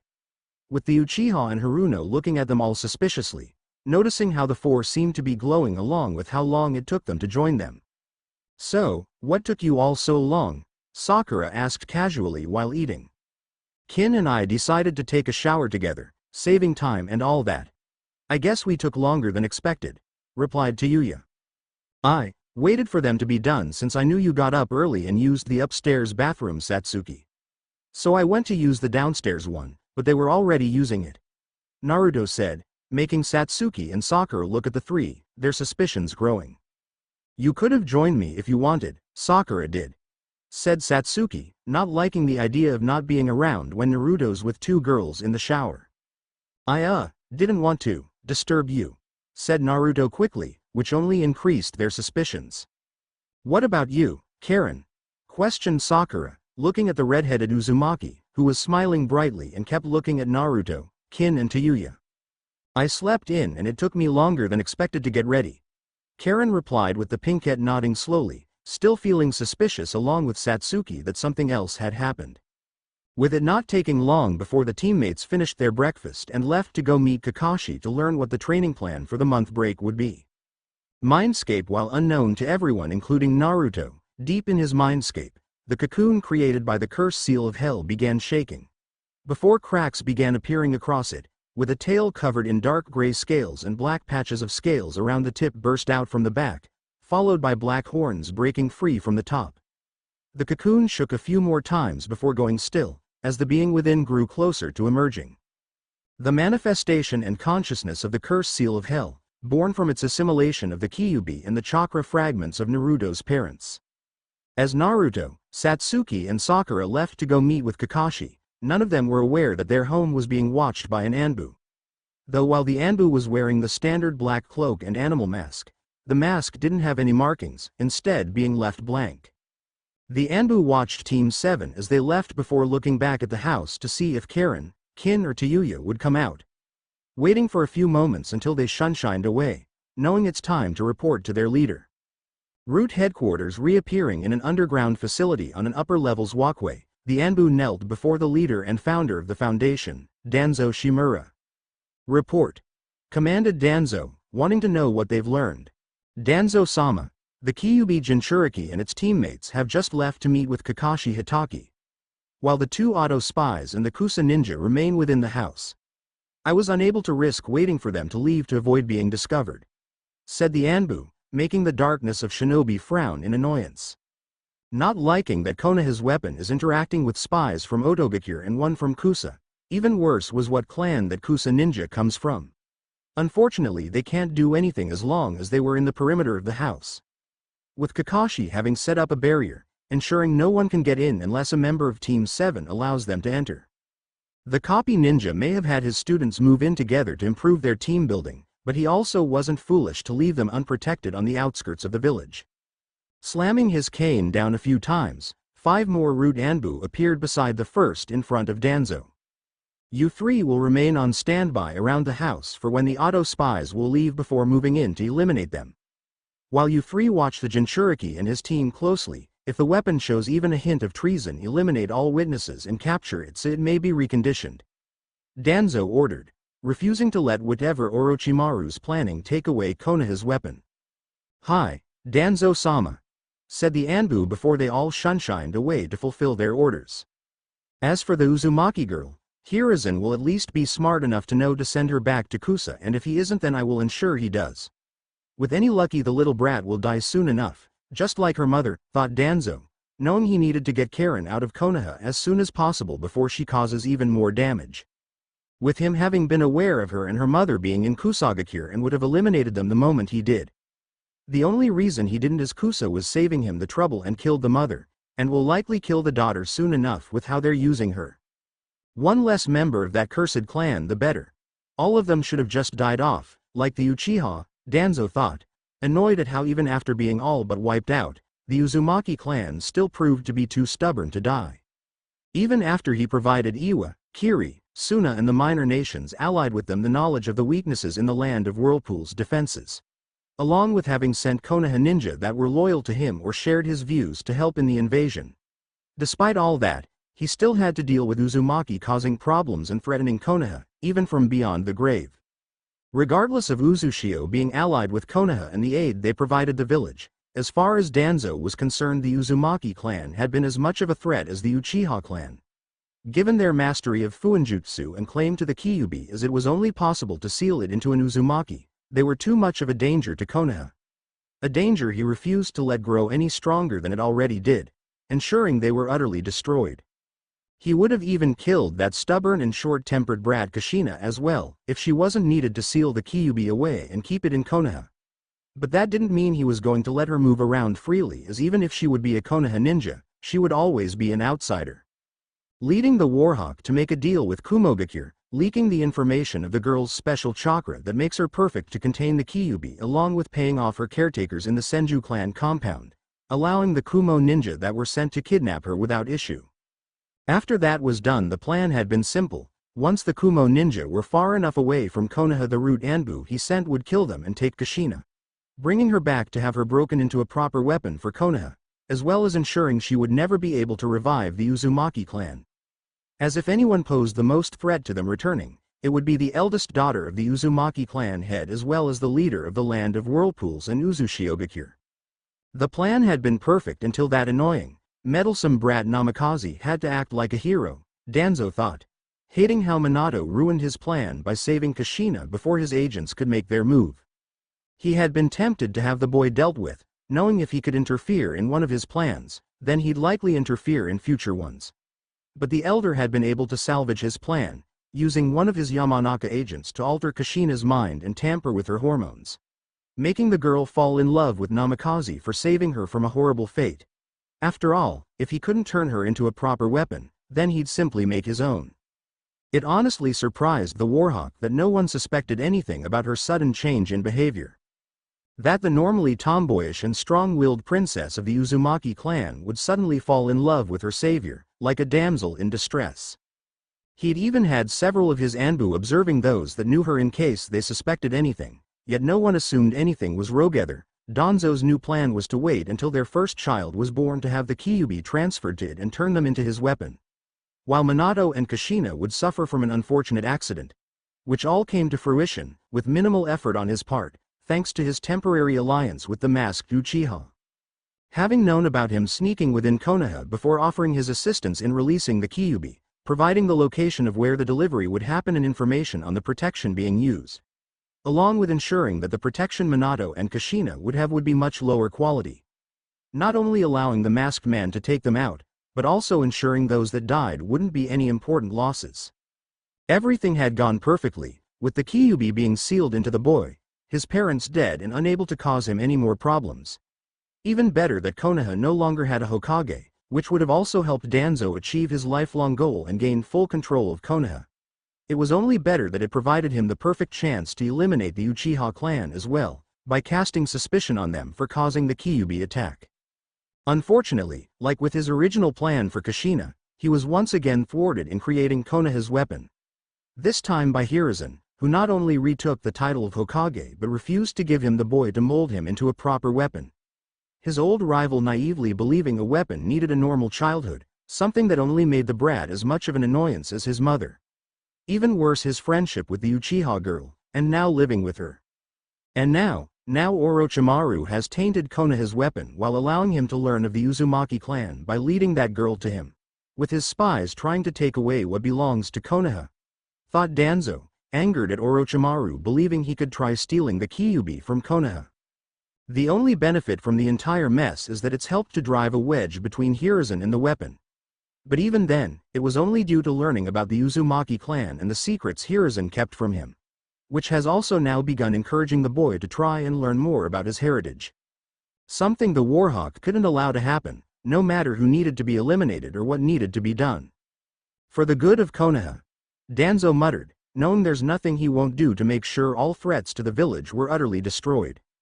With Team 7 meanwhile, Naruto, Satsuki and Sakura had soon reached Training Ground 3, surprised when they saw Kakashi with Anko and Team 8's Jonin Sensei, Kurenai Yuhi, along with two other people they didn't recognize.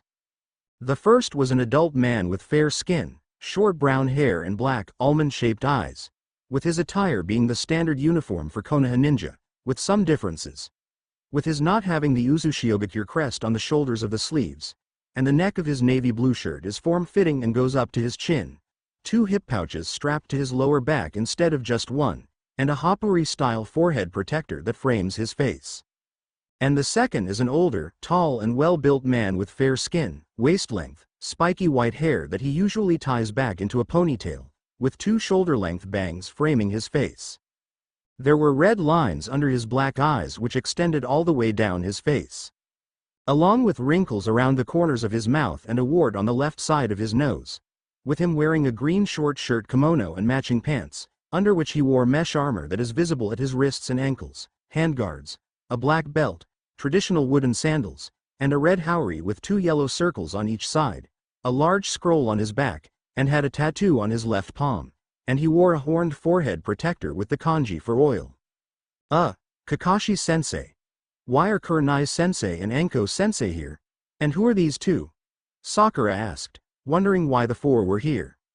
Anko and Kurenai are here to help you free with your training, while these are Yamato, a fellow Jonin, and this is Jiraiya-sama, one of the legendary Sannin.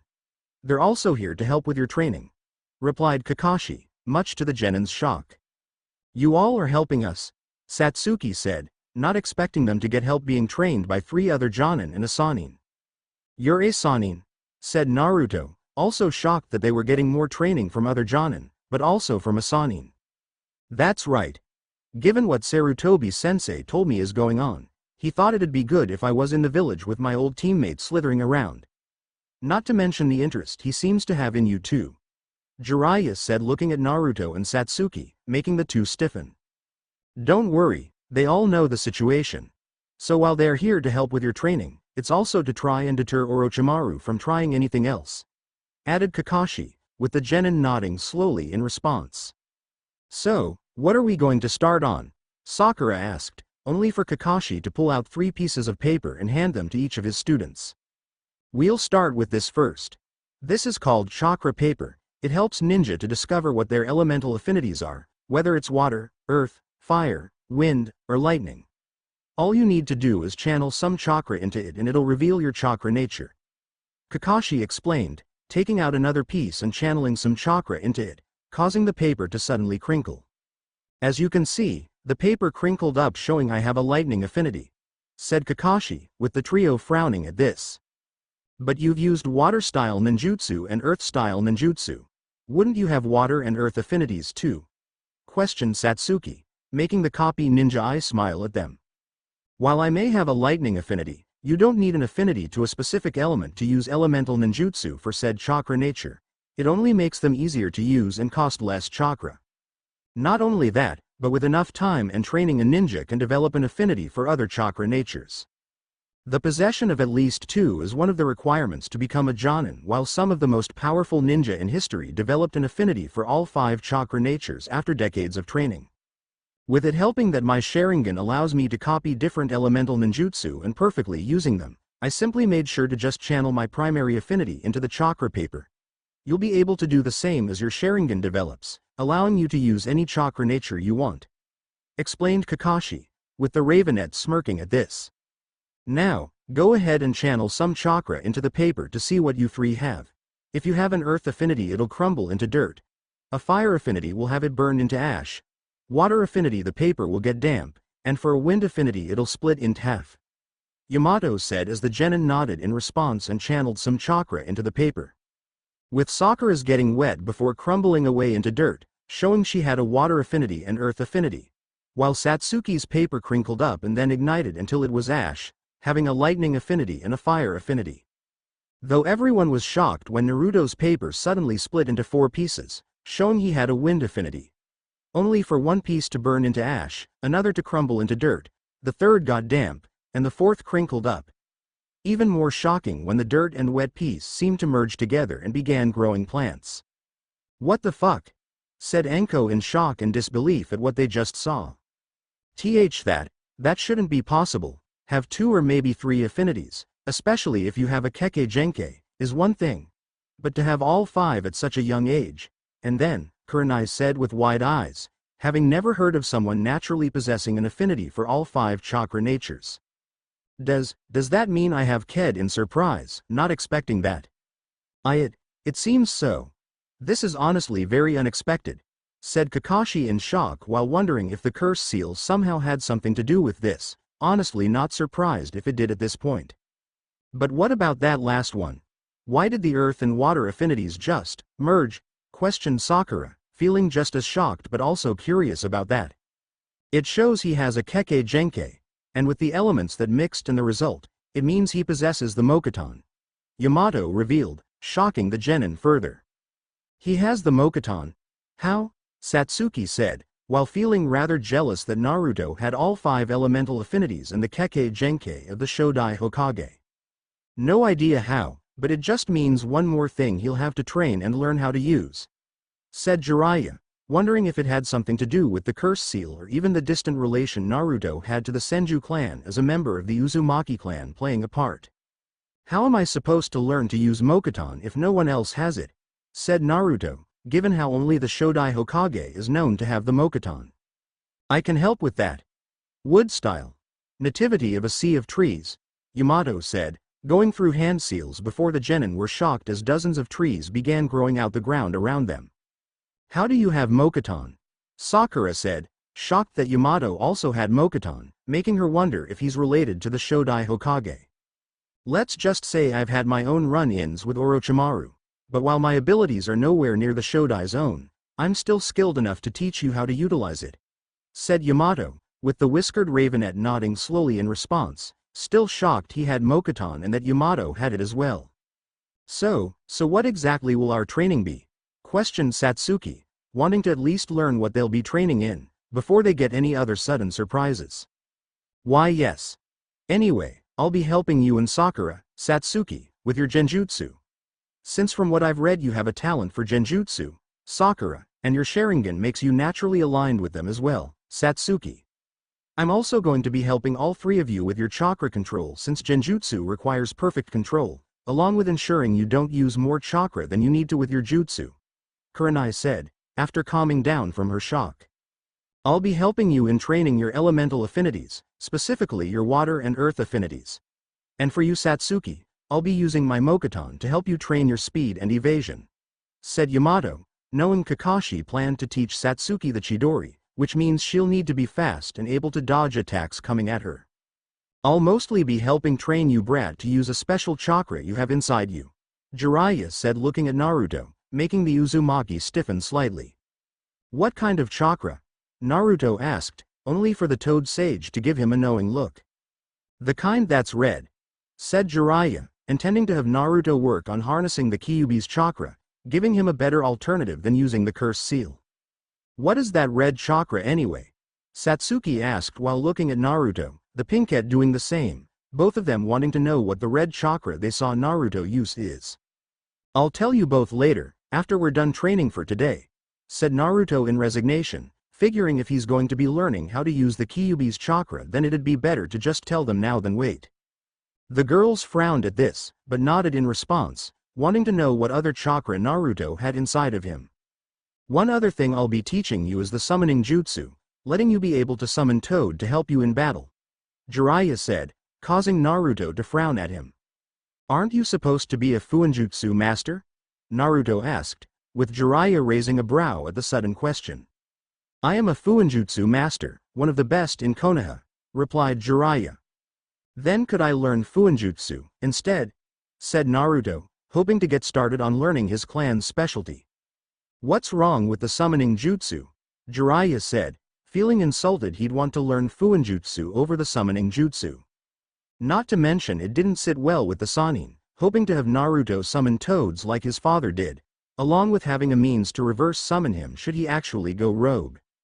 It just seems more useful than summoning Toad would be, right now, as you can create a lot of different seals that can be used for different situations. Naruto replied, knowing it'd also be more useful to use Fuinjutsu rather than summons in the finals. The toads are incredibly versatile. You can use collaboration ninjutsu with them, use them as messengers, hide inside them to sneak into places, have them fight beside you in battle, toads that can track people. You can even summon toads the bigger than the walls around the village.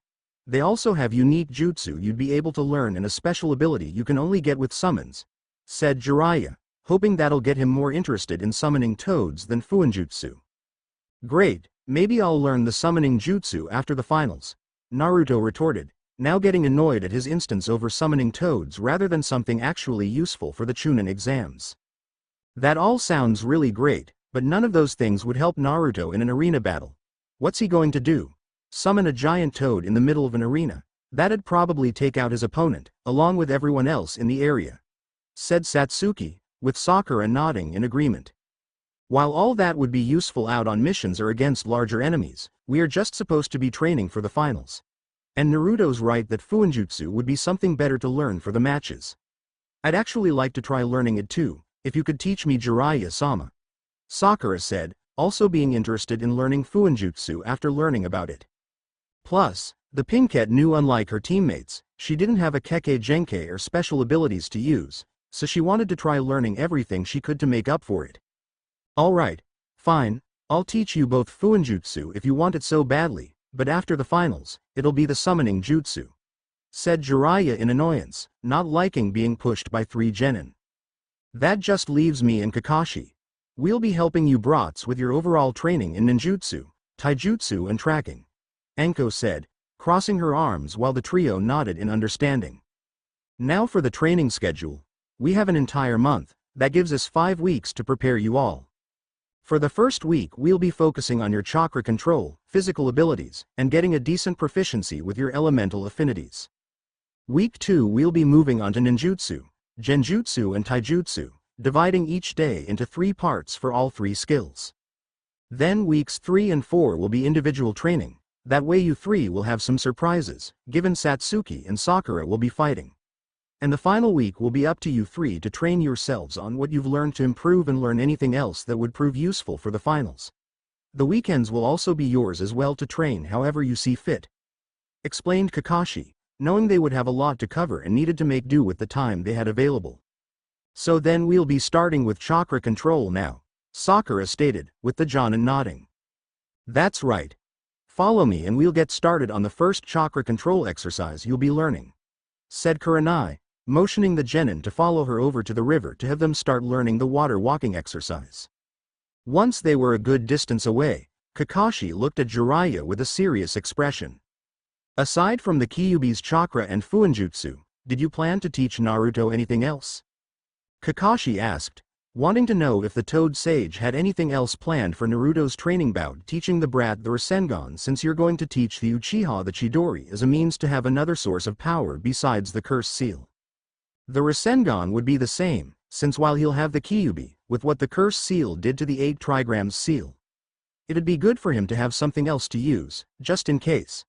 Plus, he'd probably jump at the chance to learn one of Minato's signature jutsu, explained Jiraiya, unsure if using the Kyuubi's chakra could also cause the Curse Seal to activate as well, so he wanted to give Naruto something else to use if that was the case.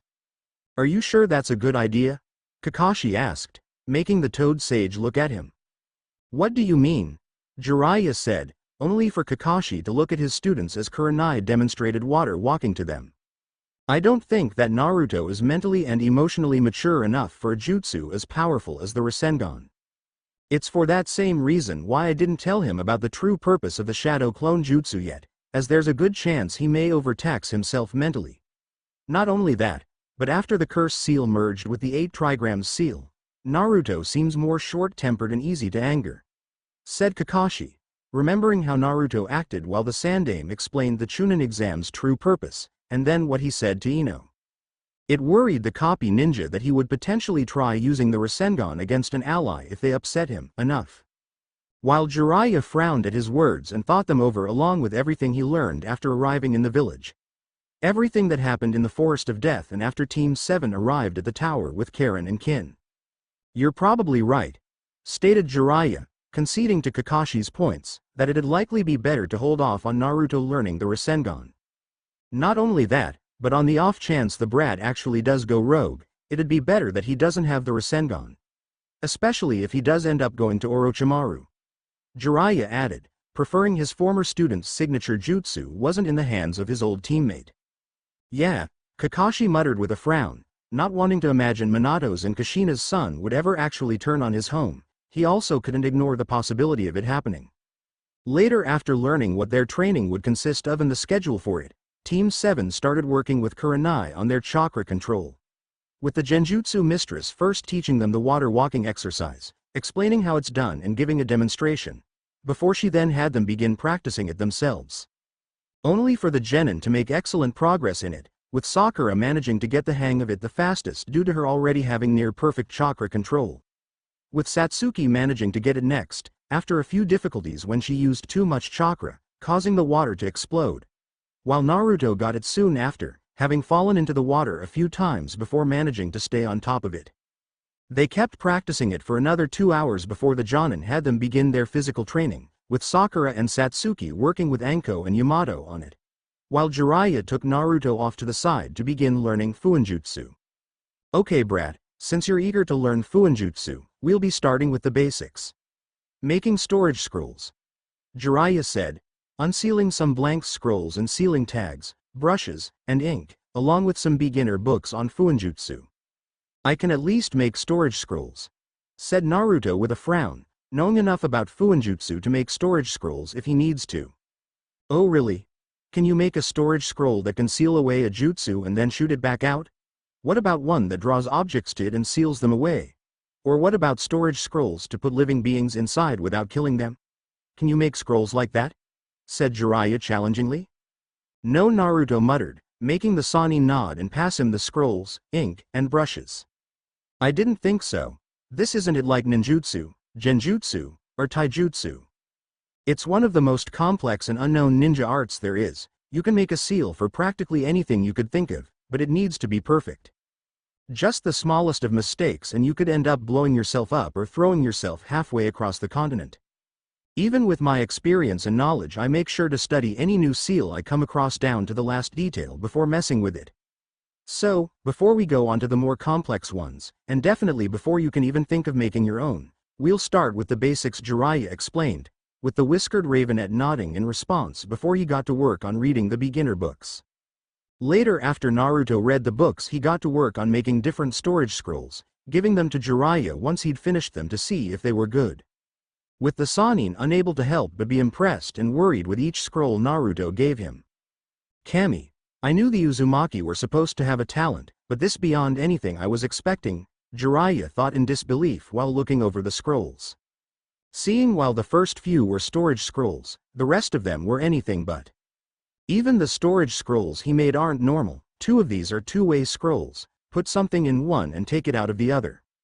Then this one looks like a summoning seal, probably due to him subconsciously remembering the one on the Heaven Scroll and Earth Scroll. He'd probably put seals on different things and they could be reverse summoned into the scroll. Not only that, but the kid also managed to incorporate locking seals into all of them, making it so only the person whose chakra is registered can open them safely, without getting a nasty surprise. And then some aren't even real storage scrolls, they're trapped ones. If anyone opened this, they'd be turned into a pincushion from the kunai that'd shoot out of it. This one would forcibly suck someone in and leave them trapped until they were let out, thought Jiraiya before he looked at the sealing tags Naruto had also ended up making. Then there's these things, none of these are even meant to seal anything inside them. This one has a sticking seal and an explosive seal on it, making it so it'll stick to a person to keep it from getting it off, then boom. These ones would either make something or someone as light as a feather or as heavy as a boulder. And these ones, you'd be able to pour chakra into them and it'd be converted into elemental chakra before shooting out as an attack. Then these ones, they could either attract or repel objects, along with sealing them inside for the ones attracted to the seal. And this one, if it's put on someone, then the seals would spread across their body and leave them completely immobile, Jiraiya thought in disbelief, before looking at the Uzumaki. Only to see Naruto didn't even seem to realize what he's doing anymore, instead simply continuing to make different seals and passing them to him to look over. The sight made Jiraiya frown a little, remembering how Minato would always get absorbed into working on a new seal. Sometimes even forgetting where he is and losing track of time. Only really stopping when he finished or someone got his attention. Guess the brat can act like his father too, thought Jiraiya, having heard that Naruto had the same personality as Kushina, but was glad he could act like Minato too. Oi!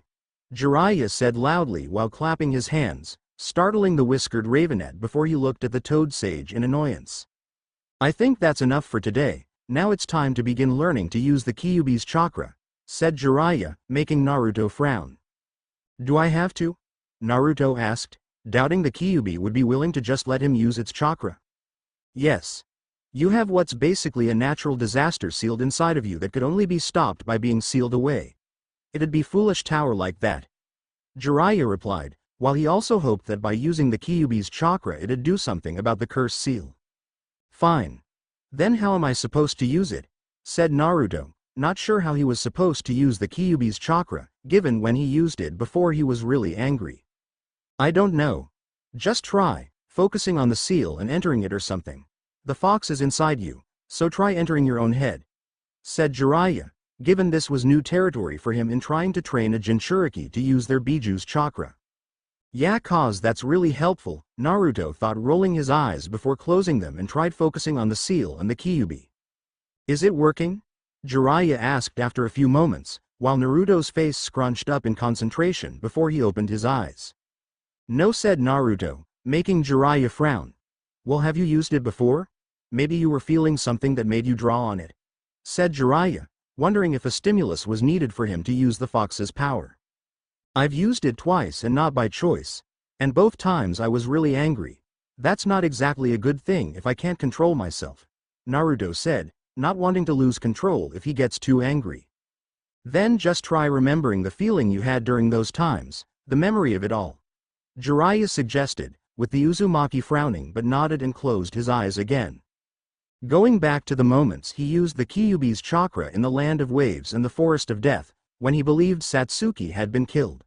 The shock he felt at the sight of Satsuki not moving, what Haku had said, the feeling of losing someone he cared about, and then only anger and a desire to kill, no longer feeling or reacting, only acting and wanting to rip someone apart.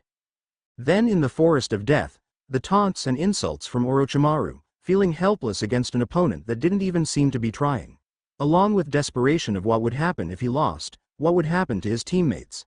The feeling helplessness that they could have died, before it turned into anger at why they were being targeted, when it wasn't for their scroll.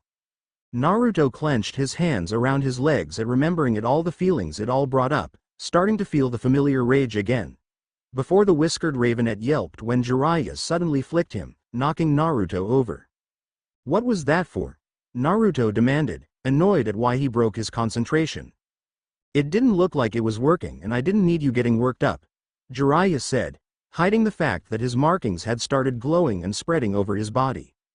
Much to the Sanin's worry at the sight, knowing he needed to break Naruto's concentration before the curse seal fully activated. Yeah, well, what other idea is there then? Said Naruto in annoyance, while the Toad Sage sighed in thought. Maybe just let your mind drift away. Don't think of anything, don't focus or remember, just let yourself wander, said Jiraiya, hoping this attempt will work. Otherwise he'd have to take more drastic actions to have Naruto call on the Kyuubi's chakra. Frowning at this, Naruto nodded before getting into a meditative position again and closed his eyes, while relaxing his body. Blocking out everything around, the sounds, smells, feeling, everything he blocked out. Just wander, Naruto thought, inhaling deeply before exhaling as he let his mind drift away from everything. Mindscape. Opening his eyes, Naruto was shocked to find himself looking at the large forest while standing inside a large chamber that looked like it came from a sewer. Even more shocking was seeing how the forest seemed to be spreading out and into the sewer. What is this? Is this my mind? Why does it look like this? Naruto said, looking around at the sewer slowly being replaced by the forest, along with noticing where the forest was coming from. Seeing that the source of the forest was coming from inside a large caged-in area. Is this where the Kyuubi is supposed to be? Said Naruto, stunned at the sight of the cage's rusted. Hesitantly approaching the gate, Naruto reached out and touched one of the bars only to cry out and cover his head when the gates immediately started falling apart. Hearing them come crashing down around him, before he opened his eyes once it stopped. The whiskered ravenet being surprised to see all the debris had crashed down around him, despite how close he'd been standing to the cage. I guess I can't die in my own mind. That's good, Naruto muttered, knowing something that big falling on him would have definitely killed him. Looking into the area where the forest was coming from, Naruto frowned when he didn't see any sign of the Kyuubi. Hello? Kyuubi? Anyone? Naruto called out, but didn't get a response or see any sign of movement. Entering the area, Naruto looked around for anything that'd tell him where the Kyuubi could be, only to stop in shock when he saw something suspended in the air. Seeing it looked like a cocoon wrapped in wood, vines and chains, along with seeming to be the source of the forest. Along with seeing what looked like horns coming out the top and a tail from behind it. What the hell is Daa? said Naruto, only to scream and wrap his arms around his abdomen as the cursed seal began glowing and activating as the markings spread across his body. What the hell is going on? Why's the cursed seal activating now? Naruto thought through gritted teeth, before he noticed the cocoon began shaking and cracking open. That thing? Is it connected to the cursed seal? Thought Naruto, before without warning the cocoon suddenly burst open, revealing the being that had been inside of it. Only for the whiskered Ravenet to blush and feel the same urge he got when Karen slept with him in her underwear and when he was with Tayuya in the shower came rushing back at the sight of just who came out of the cocoon. With it being a breathtakingly beautiful young woman, looking to be 18 to 20 years old with dark gray skin with patches of shining black scales on her shoulders, thighs, and the end of her tail that emerged from her tailbone. Long pure white hair with black horns sticking out of her head, as well as ruby red eyes with narrow slit pupils and light yellow sclera. With her also having a pair of white wings with black membranes coming out of her back. A hot, naked, beautiful, dragon girl is in my head, thought Naruto, having to resist the growing urge to fuck her next, while also resisting the urge to keep checking her out, knowing if he did, he wouldn't be able to hold back for long. I don't actually have a name. But I am the consciousness of the cursed seal of hell, replied the dragon girl, which also pulled Naruto back to his senses as he looked at her in shock. You're what? Said Naruto in shock at what she just said, now feeling a little wary of her. I just told you. As for how I was born from the Kyuubi and the chakra fragments of your parents that they had placed within the 8 trigrams seal, which I had assimilated after the Kyuubi's attempt to purge me, and given the nature of my birth that now makes me your sister in a sense. It's a pleasure to meet you, Oni-chan. The girl said, smiling happily at the shocked and frozen Uzumaki. Naruto could only look at the dragon girl in shock at what she just said, which also helped snap him out of his hyper-aroused state at her appearance. That she was born from the Kyuubi and chakra fragments of his parents that were inside the 8 trigrams seal. Something that also devastated the whiskered Ravenet. He could have potentially had the chance to meet his parents and finally learn who they were, only for it to be taken without him even realizing it. Before Naruto flinched when the dragon girl walked up to him and tapped him on the forehead, making the Uzumaki have to look up with how close she now was. San, but I needed to snap you out of it before you lost control of your emotions and impulses, said the dragon girl, with Naruto rubbing his forehead where she poked him. What are you talking about? Naruto said, still feeling shaken and shocked at everything she said. I thought it'd be obvious. Like when a Jinchuriki uses their Biju's chakra, curse seals also amplify the negative emotions and impulses of their users when they're activated. Emotions such as aggression and ruthlessness, lust and desire, as well as other such emotions and aspects. The only reason the latter isn't as well known is because it seems Jinchuriki and curse seal users would rarely, if ever, use their respective powers outside of combat and training in their respective power. What I did is repress those emotional and psychological amplifications with it, helping that you're still in the passive state of the cursed seal of hell, as it would be more difficult to help you control yourself from doing something if you entered the active state.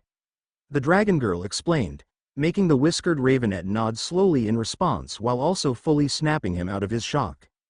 Along with him now being able to look at her more calmly, though still feeling aroused at seeing such a beautiful and naked girl standing so close to him.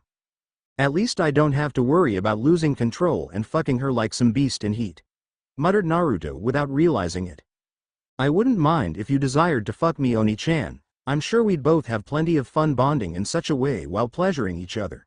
But at the moment I think it'd be better if you don't have your mind in the gutter, right now, stated the dragon girl, smiling at Naruto, who blushed in embarrassment realizing he was said that out loud. Right. Can we just focus?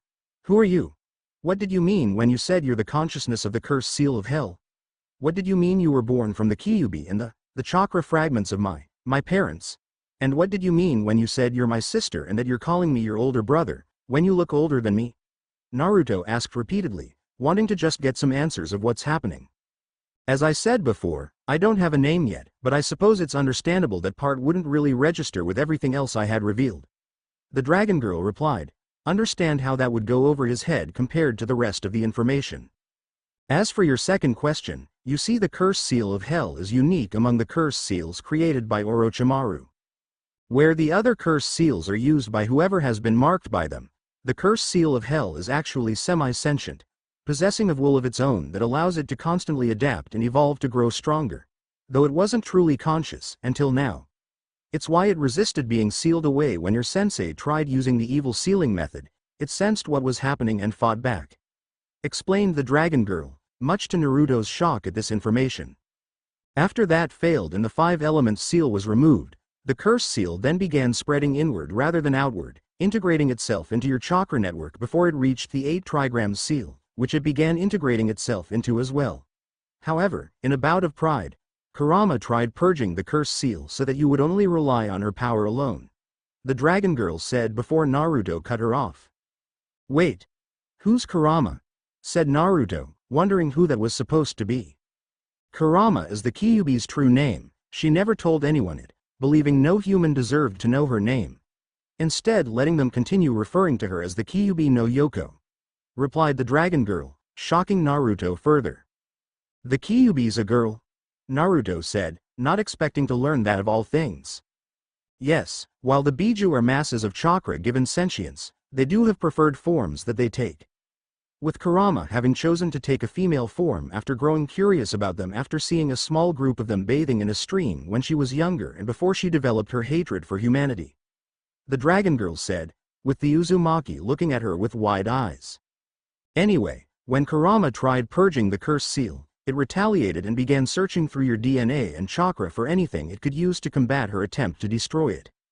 Resulting in the cursed seal locating the potential you had to awaken the Mokuton deep within your chakra and DNA, as well as the adamantine sealing chains which normally would have awakened as the adamantine attacking chains, like Karen's did. But the cursed seal of hell bypassed that and awakened the chains in their completed form. This resulted in the cursed seal binding and suppressing Kurama before injecting its chakra into her, using her as a basis to create me. Explained the dragon girl, making Naruto look at her in confusion and wariness, believing this is still the Kyuubi just in a different form. Unfortunately, with Kurama's attempt to purge it caused the cursed seal to begin working in overdrive and search for anything else it viewed as potential threats. Resulting in it locating the dormant chakra fragments of your parents before converting them into my creation as well. This is also why I see myself as your little sister, Oni-chan, as in a way your parents helped lead to my birth. And because I was only recently born that makes me your little sister. Especially when you count how the cursed seal of hell itself was only created 3 or 4 years ago. Which in turn makes you my Oni-chan. The dragon girl said, smiling at the Uzumaki. But you said the Kyuubi was used as a basis for your creation. Wouldn't that mean you have the same age as her, being hundreds or even thousands of years old? Said Naruto, only for the dragon girl to huff. It's rude to assume a girl's age, Oni-chan. You make it sound like I should be an old lady and I'm not just Kurama in another form, I'm more of her reincarnation than anything. Even though I do possess Kurama's memories and knowledge along with that of our parents up to the point of their chakra fragments creation while aspects of their respective personalities helped form my own, I'm still my own being at the end of the day.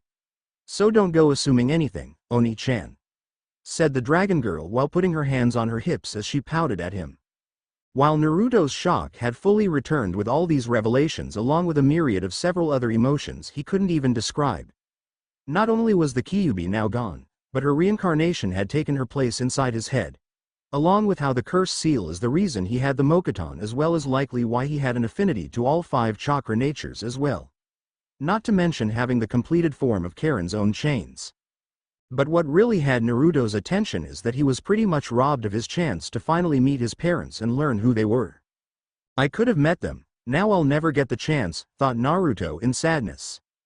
Before he was snapped out of his shock and sadness when the dragon girl wrapped her arms around him, holding him close. Making the whiskered ravenette blush at now feeling her body pressing against him, with it being worse at how soft and warm she felt despite the scales. I can sense your negative emotions and that you needed this. The dragon girl said softly, having felt Naruto's negative emotions and immediately began comforting him. Sorry, and thanks. Naruto muttered, only for the dragon girl to shake her head. You don't ever need to apologize to me, Oni-chan. I should be the one apologizing given the chance my creation robbed you of. I'm sorry that you lost the chance to meet our parents because of me. The dragon girl said, making the Uzumaki frown and unconsciously lean into her embrace. Only for her to tilt his head up, making Naruto look at her with wide eyes to see shocking Naruto at just how warm and loving it was, unable to deny how safe and welcome the smile made him feel. As if any worries or fears he'd have would fade away at the sight of it. But know this, if there's one thing I inherited from both our parents, it's their unconditional love for you, Oni-chan. No matter what happens or what you choose to do, I will stay by your side and love you. Everything our parents knew I will teach you, every memory they had I'll share it with you. I promise as long as I'm here, you will never be alone again," said the dragon girl, smiling lovingly at the whiskered ravenet. Naruto could only look at her in frozen shock, feeling any sadness and anger he had melt away at the pure, unadulterated love and affection in her words and expression. The only other time he felt anything like this was when he first met Teuchi and Ayame, how they welcomed him without hesitation. But what he's feeling from the dragon girl, Naruto couldn't feel any doubt or hesitation that she would keep her promise. The dragon girl smiled softly as Naruto immediately embraced her and broke down crying, with her stroking his head softly and held him close. Only for her expression to turn to a solemn one, that he'd react like this at any sign of affection. Damn that village, damn it and all those humans, thought the dragon girl, cursing the majority of Konoha for what they did to him, swearing she'll never let them hurt her brother again. The two stayed like that for a few moments before Naruto eventually pulled away and wiped his eyes, looking up at the dragon girl. "So what would you like your name to be? Since I can't just keep referring to you as dragon girl," said Naruto, wanting to know what name she'd want rather than constantly referring to what she is. I didn't really think of a name, but if I had to choose one, I rather like the name, Levitin," said Levitin after a few moments, making the whiskered ravenet smile at her. "Levitin, I like it. Levitin Uzumaki," Naruto said, causing Levitin to look at him in surprise before smiling brightly and hugging Naruto, burying his head in her cleavage. "You have no idea how happy that makes me, Oni-chan," Levitin said, ecstatic that Naruto would give her his name. "Ehehe, sorry Oni-chan. I got a little too excited," Levitin said sheepishly, with Naruto taking a few deep breaths before waving it off. It's fine. I'm actually really happy you're here, it's nice, having a sister," Naruto said, making Levitin smile happily again. "But I don't really know what I'm supposed to do now. I came here to start learning to control the Kyuubi's power, but that's not really necessary now I guess," said Naruto, causing Levitin to turn serious and shake her head. "You don't need to worry about that Naruto since I have Kurama's power along with the power of the other 8 Biju, though right now you'll only be to access it in the active state. But in time, you'll also be able to access the abilities they grant you while you're in the passive state as you train and get stronger. So you can return to the real world whenever you're ready," Levitin replied, with the whiskered ravenet nodding at this. "What should I tell Jiraiya, though?" Naruto said, given how Jiraiya would likely expect an explanation on what happened. "Tell him exactly what happened, that when the curse seal integrated itself into the 8 trigram seal and the Kyuubi tried retaliating only to end up being purged as a result. But don't tell him or anyone else about me. Given Konoha views on the curse seal, it would only make things worse if anyone found out about me," warned Levitin, making the Uzumaki frown at this, not liking the idea of keeping her a secret. "But you aren't a threat to me and are even willing to let me use the Kyuubi's power, even if I need to use the curse seals to call upon it, along with everything you can teach me. Besides, while you aren't bad, the curse seal is, with what it made me and Satsuki do in the Forest of Death as well as what its purpose is," said Naruto, only for Levitin to shake her head. "Yet the Toad Sage wants you to call on the power of a malicious mass of chakra, one that was described as a force of nature. And you've seen yourself that using Kurama's chakra before isn't any different than using the curse seal. It gives you great power and makes you lose control until you're snapped out of it. Plus, I would honestly argue that being influenced by a Biju would is much worse than being influenced of a rogue Sannin, no matter how cruel and twisted he can be. Even then, Orochimaru also has 0 influence over the curse seal of hell. He couldn't make you do anything you didn't want to do. Hell, even with the other curse seals need to be active for him to have any form of influence on their users. Forbidden power is forbidden power regardless of the source. The only reason Kurama's chakra is considered better to use is based solely on biases on where the power comes from and who gave it to you," Levitin explained, making Naruto frown at the points she made. along with remembering how the Hokage and Enko kept describing the cursed seal and warning him and Satsuki against using them. But now Jiraiya's trying to get him to use the Kyuubi's chakra, which isn't any different with what the cursed seal did when he used it. Like Levitin said, the only difference is how he got both powers. Okay. I won't tell anyone about you and just say the cursed seal purged the Kyuubi, said Naruto, much to Levitin's relief. Thank you, and I promise that you won't need to keep me a secret forever, just for the time being until you grow strong enough. This also means you will need to learn to use the cursed seal, which you'll be able to ask Tayuya for help with, when you aren't working with me on it, said Levitin, shocking the whiskered Ravenet at hearing this. Was that an advanced form the cursed seal can grant? Naruto thought, only to blush at also remembering how Tayuya's body developed from the transformation. It's the cursed seal second stage that users can access, drawing out their cursed seal's full power. You'll be able to gain your own transformation once you master your cursed seal. Only yours will be able to constantly adapt and evolve, growing stronger in time with no limit to how far it can go. Levitin said, much to Naruto's amazement. That does sound really great and useful. Okay, I'll ask Tayuya for help in training when I can. So, see you later, Levitin Nay, said Naruto before fading away from the mindscape while Levitin smiled happily at what he called her. See you next time, Oni-chan, said Levitin, eager for when they'll be able to see each other again.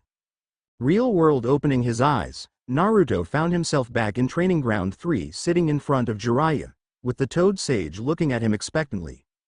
Well, how did it go? Were you able to get the fox to give you its chakra, make an agreement, or something? Jiraiya asked. Given how long he'd been sitting there, he hoped that he was able to make some progress in using the Kyuubi's chakra. No, I wasn't able to do anything. The Kyuubi's gone, said Naruto with a frown while Jiraiya looked at him in shock. What do you mean it's gone? How can a Biju just be gone? Said Jiraiya, not believing what he just heard. I don't know. I appeared in my mindscape, some sewer with dim lights and trees growing everywhere. No Kyuubi, anywhere. Naruto retorted in frustration. Okay.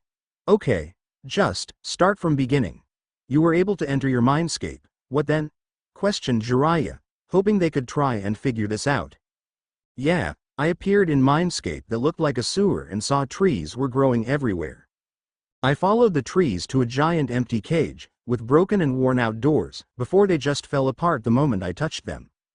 I figured the Kyuubi was, so I went inside to try and find it, but it was empty. The only thing I found were more trees and markings like the cursed seal covering the walls, floor and ceiling.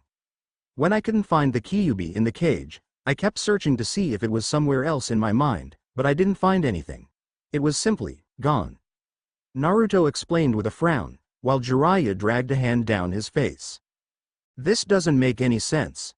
A Biju simply doesn't just disappear while it's still sealed away. If the seal was broken, then it would have emerged, but nothing happened. Jiraiya muttered, trying to figure out how this happened. Could the cursed seal have done something to the fox? Is that why I have the Mokuton? Questioned Naruto, making Jiraiya pause and frown in thought. It's very likely. The cursed seal integrated itself into the 8 trigrams seal and broke free of the evil sealing method. It could be that the cursed seal reacts to any threats to it, causing it to adapt to break past them and grow stronger. But if that's the case and it saw the Kyuubi as a threat to be eliminated, just what kind of seal did you make Orochimaru? Thought Jiraiya in disbelief that the cursed seal could have actually destroyed or purged the Kyuubi. Even worse, that if the cursed seal integrates things into it to make it stronger, then it could have even ripped away the Kyuubi's chakra and integrated that into it as well. Which would be even worse, as it'd mean the only way Naruto could still use the Kyuubi's chakra is by using the cursed seal. Damn it. There's too many questions and not enough answers. There's still no telling what this cursed seal can do beyond speculations. But right now, we know it's powerful enough that it can purge something as powerful as the Kyuubi, Jiraiya thought, knowing he need to report this to the Sandaime immediately. Okay. Go join your teammates in their training with Anko and Yamato. I have some business I need to take care. I'll be back once I'm done and figured out what training we'll do if the Kyuubi isn't around anymore, said Jiraiya before sunshining away to talk to the Hokage. Naruto frowned at his sudden departure and excuse, though figured Jiraiya's going to talk to the Hokage about how the Kyuubi's gone. before he got up and went to join his teammates, deciding to focus on his training for now and worry about everything else late. Though unknown to Naruto and Jiraiya, the Root Anbu that had been watching them soon left as well, needing to report this new development to Danzo right away. So, he's likely going to tell the Hokage what happened, isn't he? Naruto stated mentally while making his way to where Satsuki and Sakura were training. Of course the perverted old bastard is going to talk to the Hokage since he just learned the Kyuubi is gone. I'm honestly shocked he even bothered starting your Fuinjutsu training at all, with how didn't want to teach you it at all. Though it'll be a miracle if you actually learn anything useful from the old bastard or if he's only going to teach you things you would have been able to learn on your own. That is if he isn't too busy spying on girls while they're bathing. Levitin said harshly, fully knowing the Toad Sage was heading straight for the Sandaime.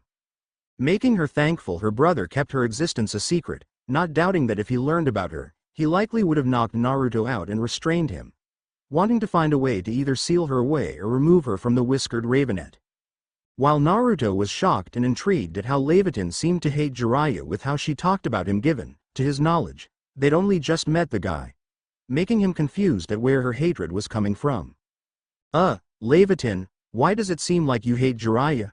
Sure he seemed pretty instant about having me learn the summoning jutsu, but so far he hasn't done anything really bad, thought Naruto, making Levitin sigh and shake her head, not that Naruto could see this. You'll understand once I show you our parents' memories, Oni-chan, it's just one of the many reasons I want to wait to show you them. Since if I showed you them now, it would only end badly, but what I can tell you is that Jiraiya is a self-proclaimed super pervert, happily spying and peeking on girls whenever he can, believing he's a big shot that they swoon over. The truth though is he's nothing but a neglectful coward that either runs away or shirks his responsibilities. Explained Levitin, much to Naruto's growing shock. So, he's not as strong as a Sannin would be? Naruto mentally questioned, wondering if Jiraiya wasn't as strong as he's heard. Oh no, he's still a powerful ninja and one of the strongest in the world. But he's still a shitty person and doesn't deserve an ounce of respect. Levitin replied, willing to admit Jiraiya is still an incredibly powerful ninja, but knew that didn't change what a terrible and cowardly person he is, especially in regards to being her brother's godfather. Thinking of how the Toad Sage didn't once make any effort to meet Naruto or try to help him throughout the Uzumaki's entire life. Even if he couldn't directly meet and interact with Oni-chan, he still could have done it discreetly. He could have sent him letters and souvenirs, referring to himself as just Naruto's godfather without giving his name, or even approach Naruto under a transformation jutsu to just spend time with him. He's supposed to Konoha's spymaster and in charge of their spy network for Kami's sake. Stuff like that would be child's play for him, but he did nothing. Levitin mentally ranted, hating how Jiraiya did nothing, not even subtlety, to show Naruto there was someone there for him. It's even worse, that with his position as spymaster and how often he travels, any souvenirs he sent Naruto could have also been used to help him grow as a ninja. Sending him jutsu, weapons and fighting styles that couldn't be found in Konoha. Or even sending him scrolls, tomes and other artifacts of the Uzumaki clan, letting her brother learn about his clan much sooner and what they were like. And now when that worthless pervert finally approaches Oni-chan, it's not even by choice. He's only here because the Hokage ordered him to, thought Levitin, growling in anger, not doubting that if it wasn't for that, Jiraiya wouldn't have bothered to ever meet Naruto. With any potential meetings between likely would have been due to sheer chance or because he and Hokage decided Naruto was ready to meet someone that should have been there for him from the beginning. Well, it's at least good to know Pervy Sage is as strong as he's said to be, so training with him won't be a waste, Naruto thought, while curious to learn just what connection Jiraiya has to his parents, since if he's in their memories then he likely knows who they were. Don't call him that, Oni-chan. We both know those nicknames you give out are your backhanded way of showing respect and he doesn't deserve any, especially from you. Said Levitin, not wanting to give Jiraiya any idea of Naruto respecting him, not when he didn't earn it or deserve it. You really don't like him, do you? Naruto said mentally. No, I don't. I'm sorry if it's confusing, Oni-chan, but I promise you will fully understand once I show you our parents' memories. Levitin replied, wanting nothing more than to show Naruto their memories now, but knew she needed to wait until it was safe and she'd be able to keep her brother from losing control once he saw them. It's fine, Levitin neighed, and I'm sure it'll make sense afterwards. Naruto thought, making the white-haired girl smile. It will. A lot of things will make sense once you see everything, stated Levitin, eager to be able to show him everything. The siblings' conversation ended when Naruto arrived back at the main training ground, where he saw Sakura and Satsuki training with Anko and Yamato. With the pink Tokubetsu Jonin, looking to be going through different gymnastic movements and maneuvering her body in different ways. While the Ravenet was currently running and dodging dozens of wooden tendrils coming from all around her. The Uzumaki could also just see her Sharingan was activated, helping her in dodging the tendrils, but a few still managed to hit her due to how fast and how many there were. Naruto also saw Kakashi and Kurenai watching from the sidelines, observing the training, occasionally speaking to each other as they watched. The whiskered Ravenet stayed back for a few moments watching as well, before making his presence known.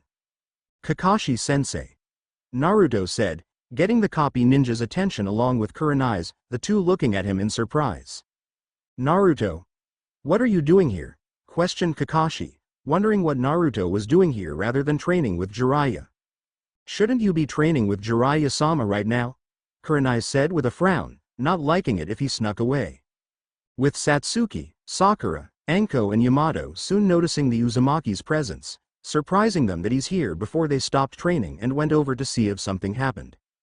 But he just left to go meet with the Hokage about something and told me to train with Satsuki and Sakura.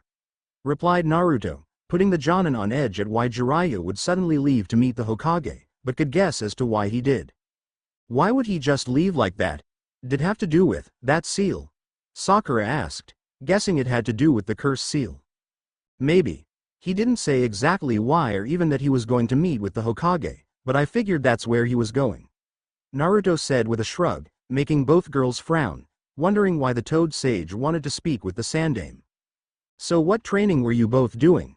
I was working on Fuinjutsu before Jiraiya left, said Naruto, looking at his teammates curiously. Yamato-sensei is helping me improve my speed and evasion by having me avoid his Mokuton. Though even with my Sharingan it's pretty difficult with how many there are and how fast they can move, but I'm getting better at seeing and predicting where they'll strike, said Satsuki, pleased at how her Sharingan's also improving along with her speed and evasion. Anko-sensei is helping to refine my taijutsu, teaching me her own which requires plenty of flexibility and agility to dodge attacks and get in close to opponents. And while I'm doing that, she was reciting different types of poisons to me, the ingredients in them, how they're made, what they can do, before having me repeat it all back to her, all without stopping in my movements. Sakura said, gulping at the end since she also needed to recite it all fast enough and without any mistakes, otherwise Anko would throw some senbon at her laced with a paralytic poison, forcing the pinkhead to also dodge the weapons or end up paralyzed for a couple minutes. Well, from what I saw, it looks you both will be getting the hang of things in no time, Naruto stated, smiling at his teammates which they returned. Before Naruto quickly turned around throwing a punch at Anko with the purplet grabbing it with a raised brow, while Naruto looked at her in annoyance for sneaking up on him again. At least you're getting better at being aware of your surroundings and reacting, said Anko, dropping his fist and moved back to stand across from the Uzumaki. And if you're so quick to attack, then let's see what else you can do. You against me, we've been getting a good idea what Pinky and Sunshine can do, physically. Now let's see what you're made of, brat. Anko said, wanting to get a feel for Naruto's physical abilities. A spar against you? What kind?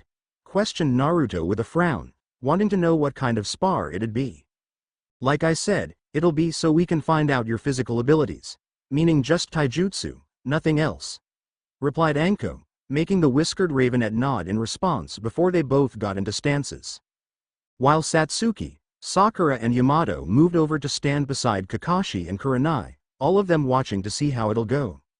Naruto and Anko looked at each other for a few moments before the purplet rushed the Uzumaki, appearing in front of Naruto before he reacted with her fist pulled back before it shot toward his face.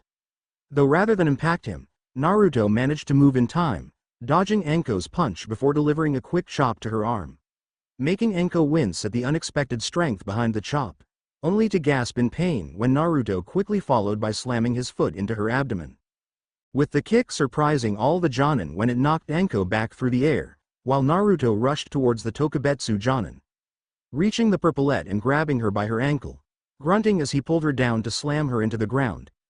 Only for Anko to recover from the kick in time, putting her hands on the ground before she hit it, with her then immediately kicking her other leg out, smashing her foot into the Uzumaki's face, sending him stumbling back.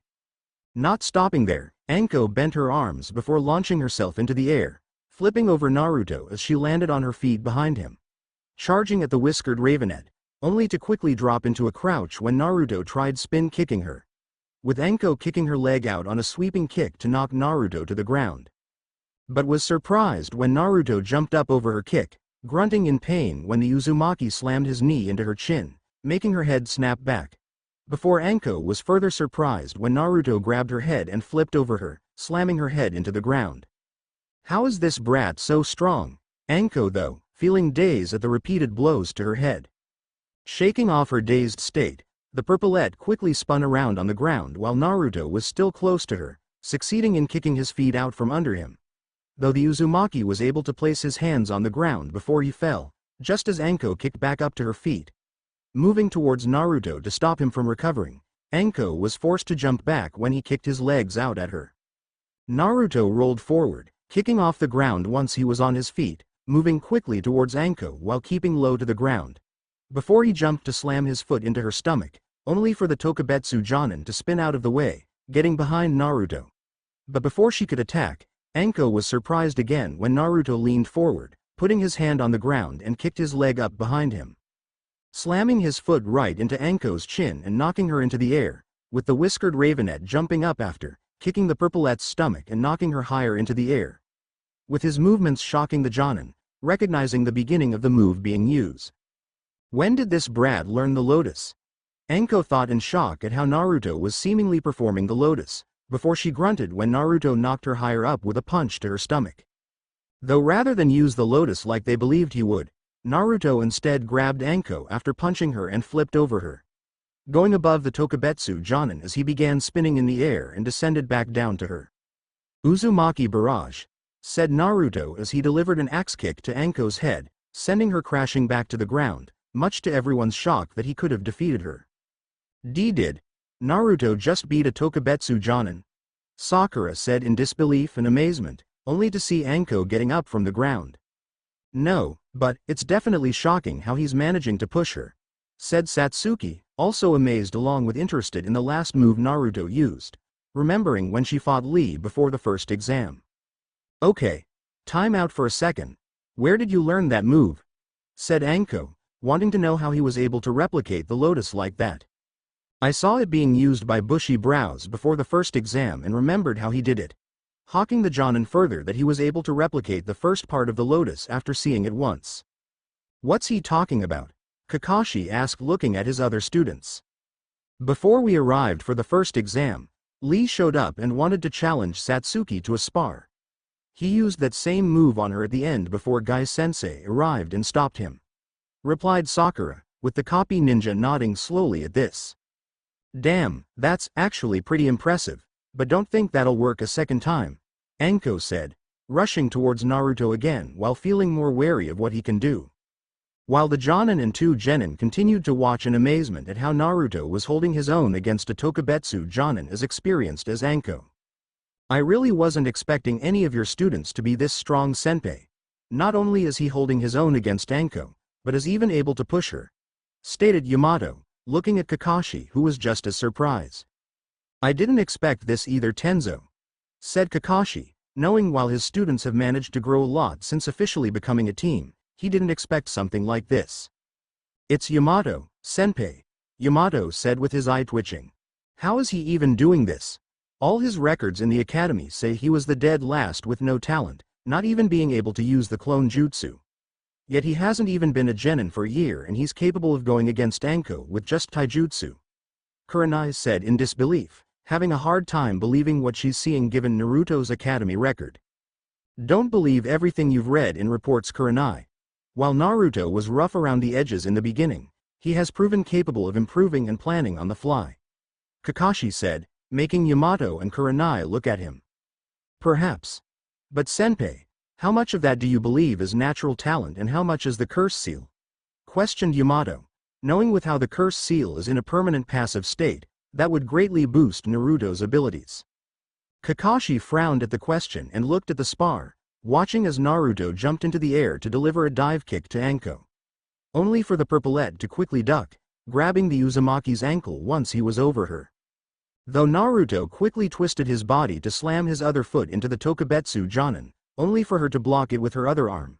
Before Anko gagged when Naruto delivered a quick chop to her throat, making her choke as he let go of him. But the purplet managed to react in time and slam her foot into the whiskered Ravenette's chest. Only to be taken down with Naruto when he grabbed her leg, sending them both falling to the ground. The copy ninja then glanced at Satsuki and Sakura, seeing both of them were focused entirely on the fight, before looking at Yamato and Kurenai. In terms of pure physical abilities, I would put Naruto at low to mid Chunin level with his stamina and endurance allowing him to outlast most other opponents, only being defeated by those with superior skill. But if he were to use the Kyuubi's chakra, honestly I would put Naruto at high Jonin to low Kage level. Kakashi replied, much to their shock. Seriously? Even with the fox's power, there's no way he could be that strong?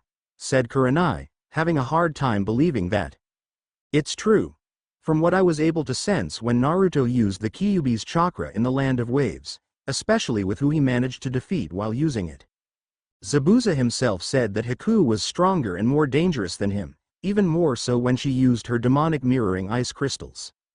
From what Naruto and Satsuki told me, it was as if she appeared in every mirror when she was simply moving that fast, that it looked like she was in them all at once.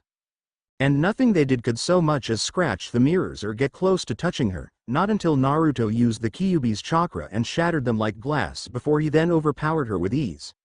Though that might have also been due to being tired from fighting and the chakra she used to maintain the jutsu.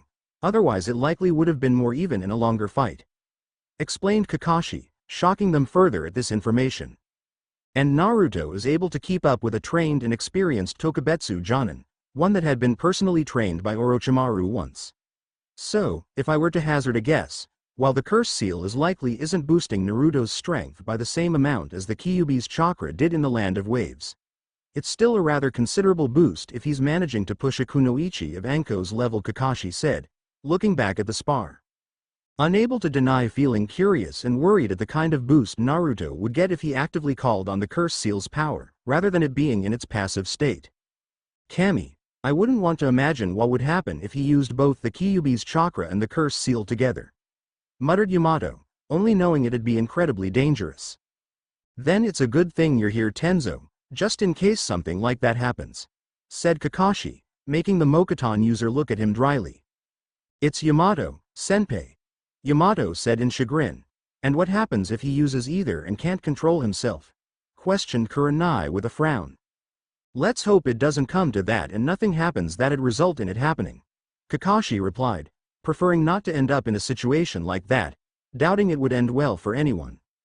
Back with the spar, Anko sidestepped a knee strike from Naruto before retaliating by slamming her own knee into his side, making the Uzumaki grunt in pain at the hit. With the Tokubetsu Jonin lunging to grab Naruto, only to be knocked back when Naruto slammed his elbow into her chest. The whiskered Ravenette didn't stop there as he rushed Anko, jumping up to slam his knee into her face. Though Anko grabbed Naruto's leg before he could hit her, only to grunt when Naruto then kicked her right in the stomach. Before using her as a platform, kicking off of her, sending Anko stumbling back before she recovered and rushed Naruto. Okay, I'm ending this now, Anko thought, starting to feel herself getting tired, and not wanting to see what other tricks the genin could have in store. Moving faster than Naruto expected, Anko dropped to a crouch and delivering a sweeping kick, knocking the Uzumaki off balance. Before she shot back up to her feet with her leg lifted up and brought it straight down onto his stomach, making Naruto gasp in pain from the wind being knocked out of him, grunting as he crashed into the ground. But when the Tokubetsu Jonin tried pinning him to the ground, Naruto rolled across the ground onto his stomach, lunging towards Anko and grabbing her before she could react. Tackling the purplet to the ground, grabbing her arms and holding them down. Naruto smirked at this, believing he won, only grunt in pain when Anko slammed her head against his, knocking him back and making him lose his grip. Giving Anko the chance to knock the Uzumaki off of her, before quickly getting up and pressing a knee against his back while holding his arms. And that's the end of things. Stated Anko with a smirk, hiding how much energy she used in the spar, making Naruto grunt as he tried breaking free, only for Anko to dig her knee into his back. Okay. I think that's enough sparring. Now let's get you three back to your training. I'll take over you training with Jiraiya-sama gone. Naruto. Kakashi said, with Anko getting off of Naruto as she and Yamato returned to Sakura's and Satsuki's training. What'll we be training in, Kakashi-sensei? Questioned Naruto, wondering what they'll be doing. We'll be working on refining your taijutsu since at the moment while you have good strength and endurance, you only really fight like a brawler. While you make up for it with your unpredictability, it'll be better to work on having a set style. Said Kakashi, making the Uzumaki nod in response before they got started on his new training and continued their training for another 2 hours, with each of the genin improving greatly through their training. Before they'd moved on to working on their elemental affinities, starting by giving them some low-ranked elemental ninjutsu to learn, as a means to help them get a good grasp on using their affinities, along with explaining the beginner exercises to start on mastering their affinities. Alright, I think that's enough training for today. You three are already showing great improvements and I'm sure you'll continue to do so for the rest of the month. Meet here again tomorrow at the same time. Until then, you're all dismissed. Said Kakashi. The genin nodded in response as the jonin took their leave. I think I'm gonna go get some ramen before heading home. Do you two want to come? Naruto asked, looking at his teammates. No thanks, I'm going to head to the library, to see what I can find, replied Sakura, intending to go to the library and see what information she can find on the Uzumaki clan. I'm gonna go for a walk and I might see about getting some grocery shopping done while I'm out, since we're starting to get low on omusubi. Satsuki said, wanting to take a walk and think over her training. Naruto nodded at their responses before all three genin went their separate ways. With Jiraiya meanwhile, Jiraiya stood in front of the Hokage after just finishing giving his report on Naruto's training along with the loss of the Kyuubi. With Hiruzen being shocked and concerned at everything he heard. Given Naruto's desire to learn Fuinjutsu rather than the summoning jutsu, removing an easy way they could find him should he really go rogue, even more concerning at the seals he's already begun making. Knowing he'll only keep making more seals, before he starts making truly dangerous ones. But the most shocking and concerning part is the fact that the curse seal was somehow able to purge the Kyuubi from him and potentially absorb the fox's chakra, integrating its power into itself. This is truly concerning. I didn't think this curse seal would possess such capabilities, compared to the others ones Orochimaru has made. But now, it seems like it goes beyond a normal curse seal and could be compared to some of the Fuinjutsu the Uzumaki clan has created. With what it can do, I wouldn't be surprised if Orochimaru even used some of their work as a basis for its development. Hiruzen said, with the Toad Sage nodding in agreement. Yeah, this is something I never expected would be possible, let alone that Orochimaru was able to make something like this. Stated Jiraiya, knowing this is beyond anything he imagined. Yes, which is even more worrying, said Hiruzen before looking at his student. Make sure you keep a very close eye on Naruto and be careful on what you teach him in terms of Fuinjutsu, Jiraiya. Even if he's no longer a Jinchuriki, his heritage alone would make it disastrous if he went rogue. That's not counting the curse seal, if it's capable of purging something as powerful as the Kyuubi, even if it's only half of the Kyuubi. Sarutobi said, knowing that Minato had only been able to seal half of the Kyuubi into Naruto, taking the other half with him into the Shinigami's stomach. Understood, sensei. Jiraiya said before shining away, with the Sandaime sighing as he turned and looked out at the village. The duty of a kage is to put the safety of their village above all else, to always do what is best for the village, even if it means sacrificing the few for the good of all of Konoha. Shodai-sama and Minato both understood that duty, Sarutobi thought, remembering how his old teacher finally killed Madara at the Valley of the End despite the bond they once shared. And then, when Minato chose to seal the Kyuubi into his own son, to keep it from destroying the village and maintaining the balance of power. Both of them understood the well-being of the village came before anything or anyone else. A duty I have sadly failed in following. First with letting Danzo roam freely despite his actions and then being unable to kill Orochimaru when I had the chance. But, I refused to make the same mistake a third time, Hiruzen thought, as despite how much it had hurt him, he refused to make the same mistake with Naruto that he did with Danzo and Orochimaru. With Danzo *hhhhhh, damn you, Orochimaru. You worthless traitor. I'll see you dead, you every fool that dares to follow you. You'll suffer and beg something as merciful as death. You fucking snake. Danzo yelled in pure rage, swinging his cane and snapping it in half against the railing. Having never felt rage like he did when his agent reported what had happened to the Kyuubi, that it was now gone, thanks to Orochimaru's curse seal. That not only did that snake taint Konoha's weapon, he completely shattered it and is now reforging it to serve him. If that snake dares to think he can get away with this, he'll soon learn it will be his last mistake, thought Danzo, snarling in anger as he planned on what to do to Orochimaru once he got his hands on him. Continue observing the Uzumaki brat. I'll be assigning a squad to work with you. As of now, the boy is nothing but a flight risk, and once you find an opportunity, report to me so the failed weapon can be terminated, ordered Danzo, before stomping his foot, causing 3 more Root Anbu to appear. You 3, bring me the mask of the Shinigami from the Uzumaki Mask Storage Temple. That damn brat has now failed his duty to Konoha, and I refuse to ever have another Uzumaki in control of my weapon, again, Danzo said, intending to extract the half of the Kyuubi that Minato foolishly took with him into the Shinigami's stomach. And once he had it, he'll do what he should have done with that arrogant bitch Kushina and finally wipe out the Uzumaki clan for good and ensure Konoha alone had ownership of the Kyuubi. No one in this village can ever be trusted to hold the Kyuubi again. I alone will control the fox and raise Konoha to what it was truly meant to be, thought Danzo, refusing to have anyone but him become the Kyuubi's next Jinchuriki. Either forgetting in his unhinged state or uncaring on how no one but an Uzumaki could contain the Kyuubi due to its power. Believing his stolen Sharingan and Hashirama's cells would be enough for him to control the Biju. But I need another plan, one to ensure that defective weapon dies no matter what. And I have the perfect solution, thought Danzo before leaving the root base to head for the Nara and Yamanaka compounds. Even if Hiruzen technically removed him from power, he still possessed his authority and control over certain clans to continue recruiting those that had the talent needed to join Root. Later Danzo arrived at the Nara compound first, feeling pleased for once when he saw Inoichi was present along with Shikaku.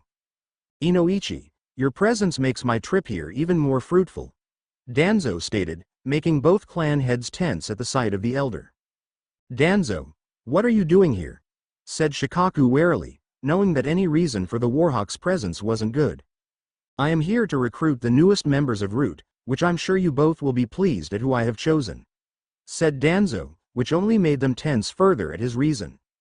Root was disbanded. You have no power to recruit anyone from any of our clans anymore, Inoichi retorted, refusing to let him take any more of his clansmen, only to recoil when Danzo narrowed his eyes. You are under the impression this is a negotiation. You forget the information I possess, the information that'll allow me to destroy your clans if I ever so wish. Either you both will hand over the new recruits or the safety of your clans can't be guaranteed. After all, I am offering you both the chance to help in defending Konoha. To refuse such a gesture would be considered nothing short of treason, Danzo said, with Shikaku and Inoichi clenching their fists at the threat. Demanded after a few moments, making the Warhawk smirk. Your children, Shikamaru Nara and Ino Yamanaka. I've heard they both show promise in them taking part in the finals of the Chunin exams. It will prove an even greater boon for them to receive training en route, showing Konoha's strength for so many to see, said Danzo, much to their shock and anger. You expect us to simply hand over our children and heirs to be turned into your tools? Said Inoichi, not believing he'd actually expect them to give their children to him. I expect nothing. I order, they will be delivered to me before the day's end, or I'm afraid I will find other uses for them. As I've also heard how lazy your son is, preferring to lay about and gaze at the sky than perform his duties as a ninja. And your daughter is little more than gossip that seems to care more for her appearance than her abilities, making it seem neither are truly suited to being ninja and serving Konoha. It would be such a shame that the heirs of such prestigious clans would be forced to quit during the finals, to not even try to win and become Chunin. They would be nothing more than disgraces. And I wonder how such a thing will reflect on your own ability to lead your respective clans if your own heirs behave in such a way, Danzo said, with both clan heads now glaring at him murderously, their anger only growing when he simply turned around and began leaving. I shall be awaiting their delivery. Your deadline is tomorrow afternoon, said Danzo, already knowing he'll have Shikamaru and Ino in his grasp by tomorrow. And with them, his backup plan to eliminate the defective weapon and ensuring that all threats to Konoha will soon be dealt with once and for all. The end. Remember to subscribe and like this video. See you in the next video.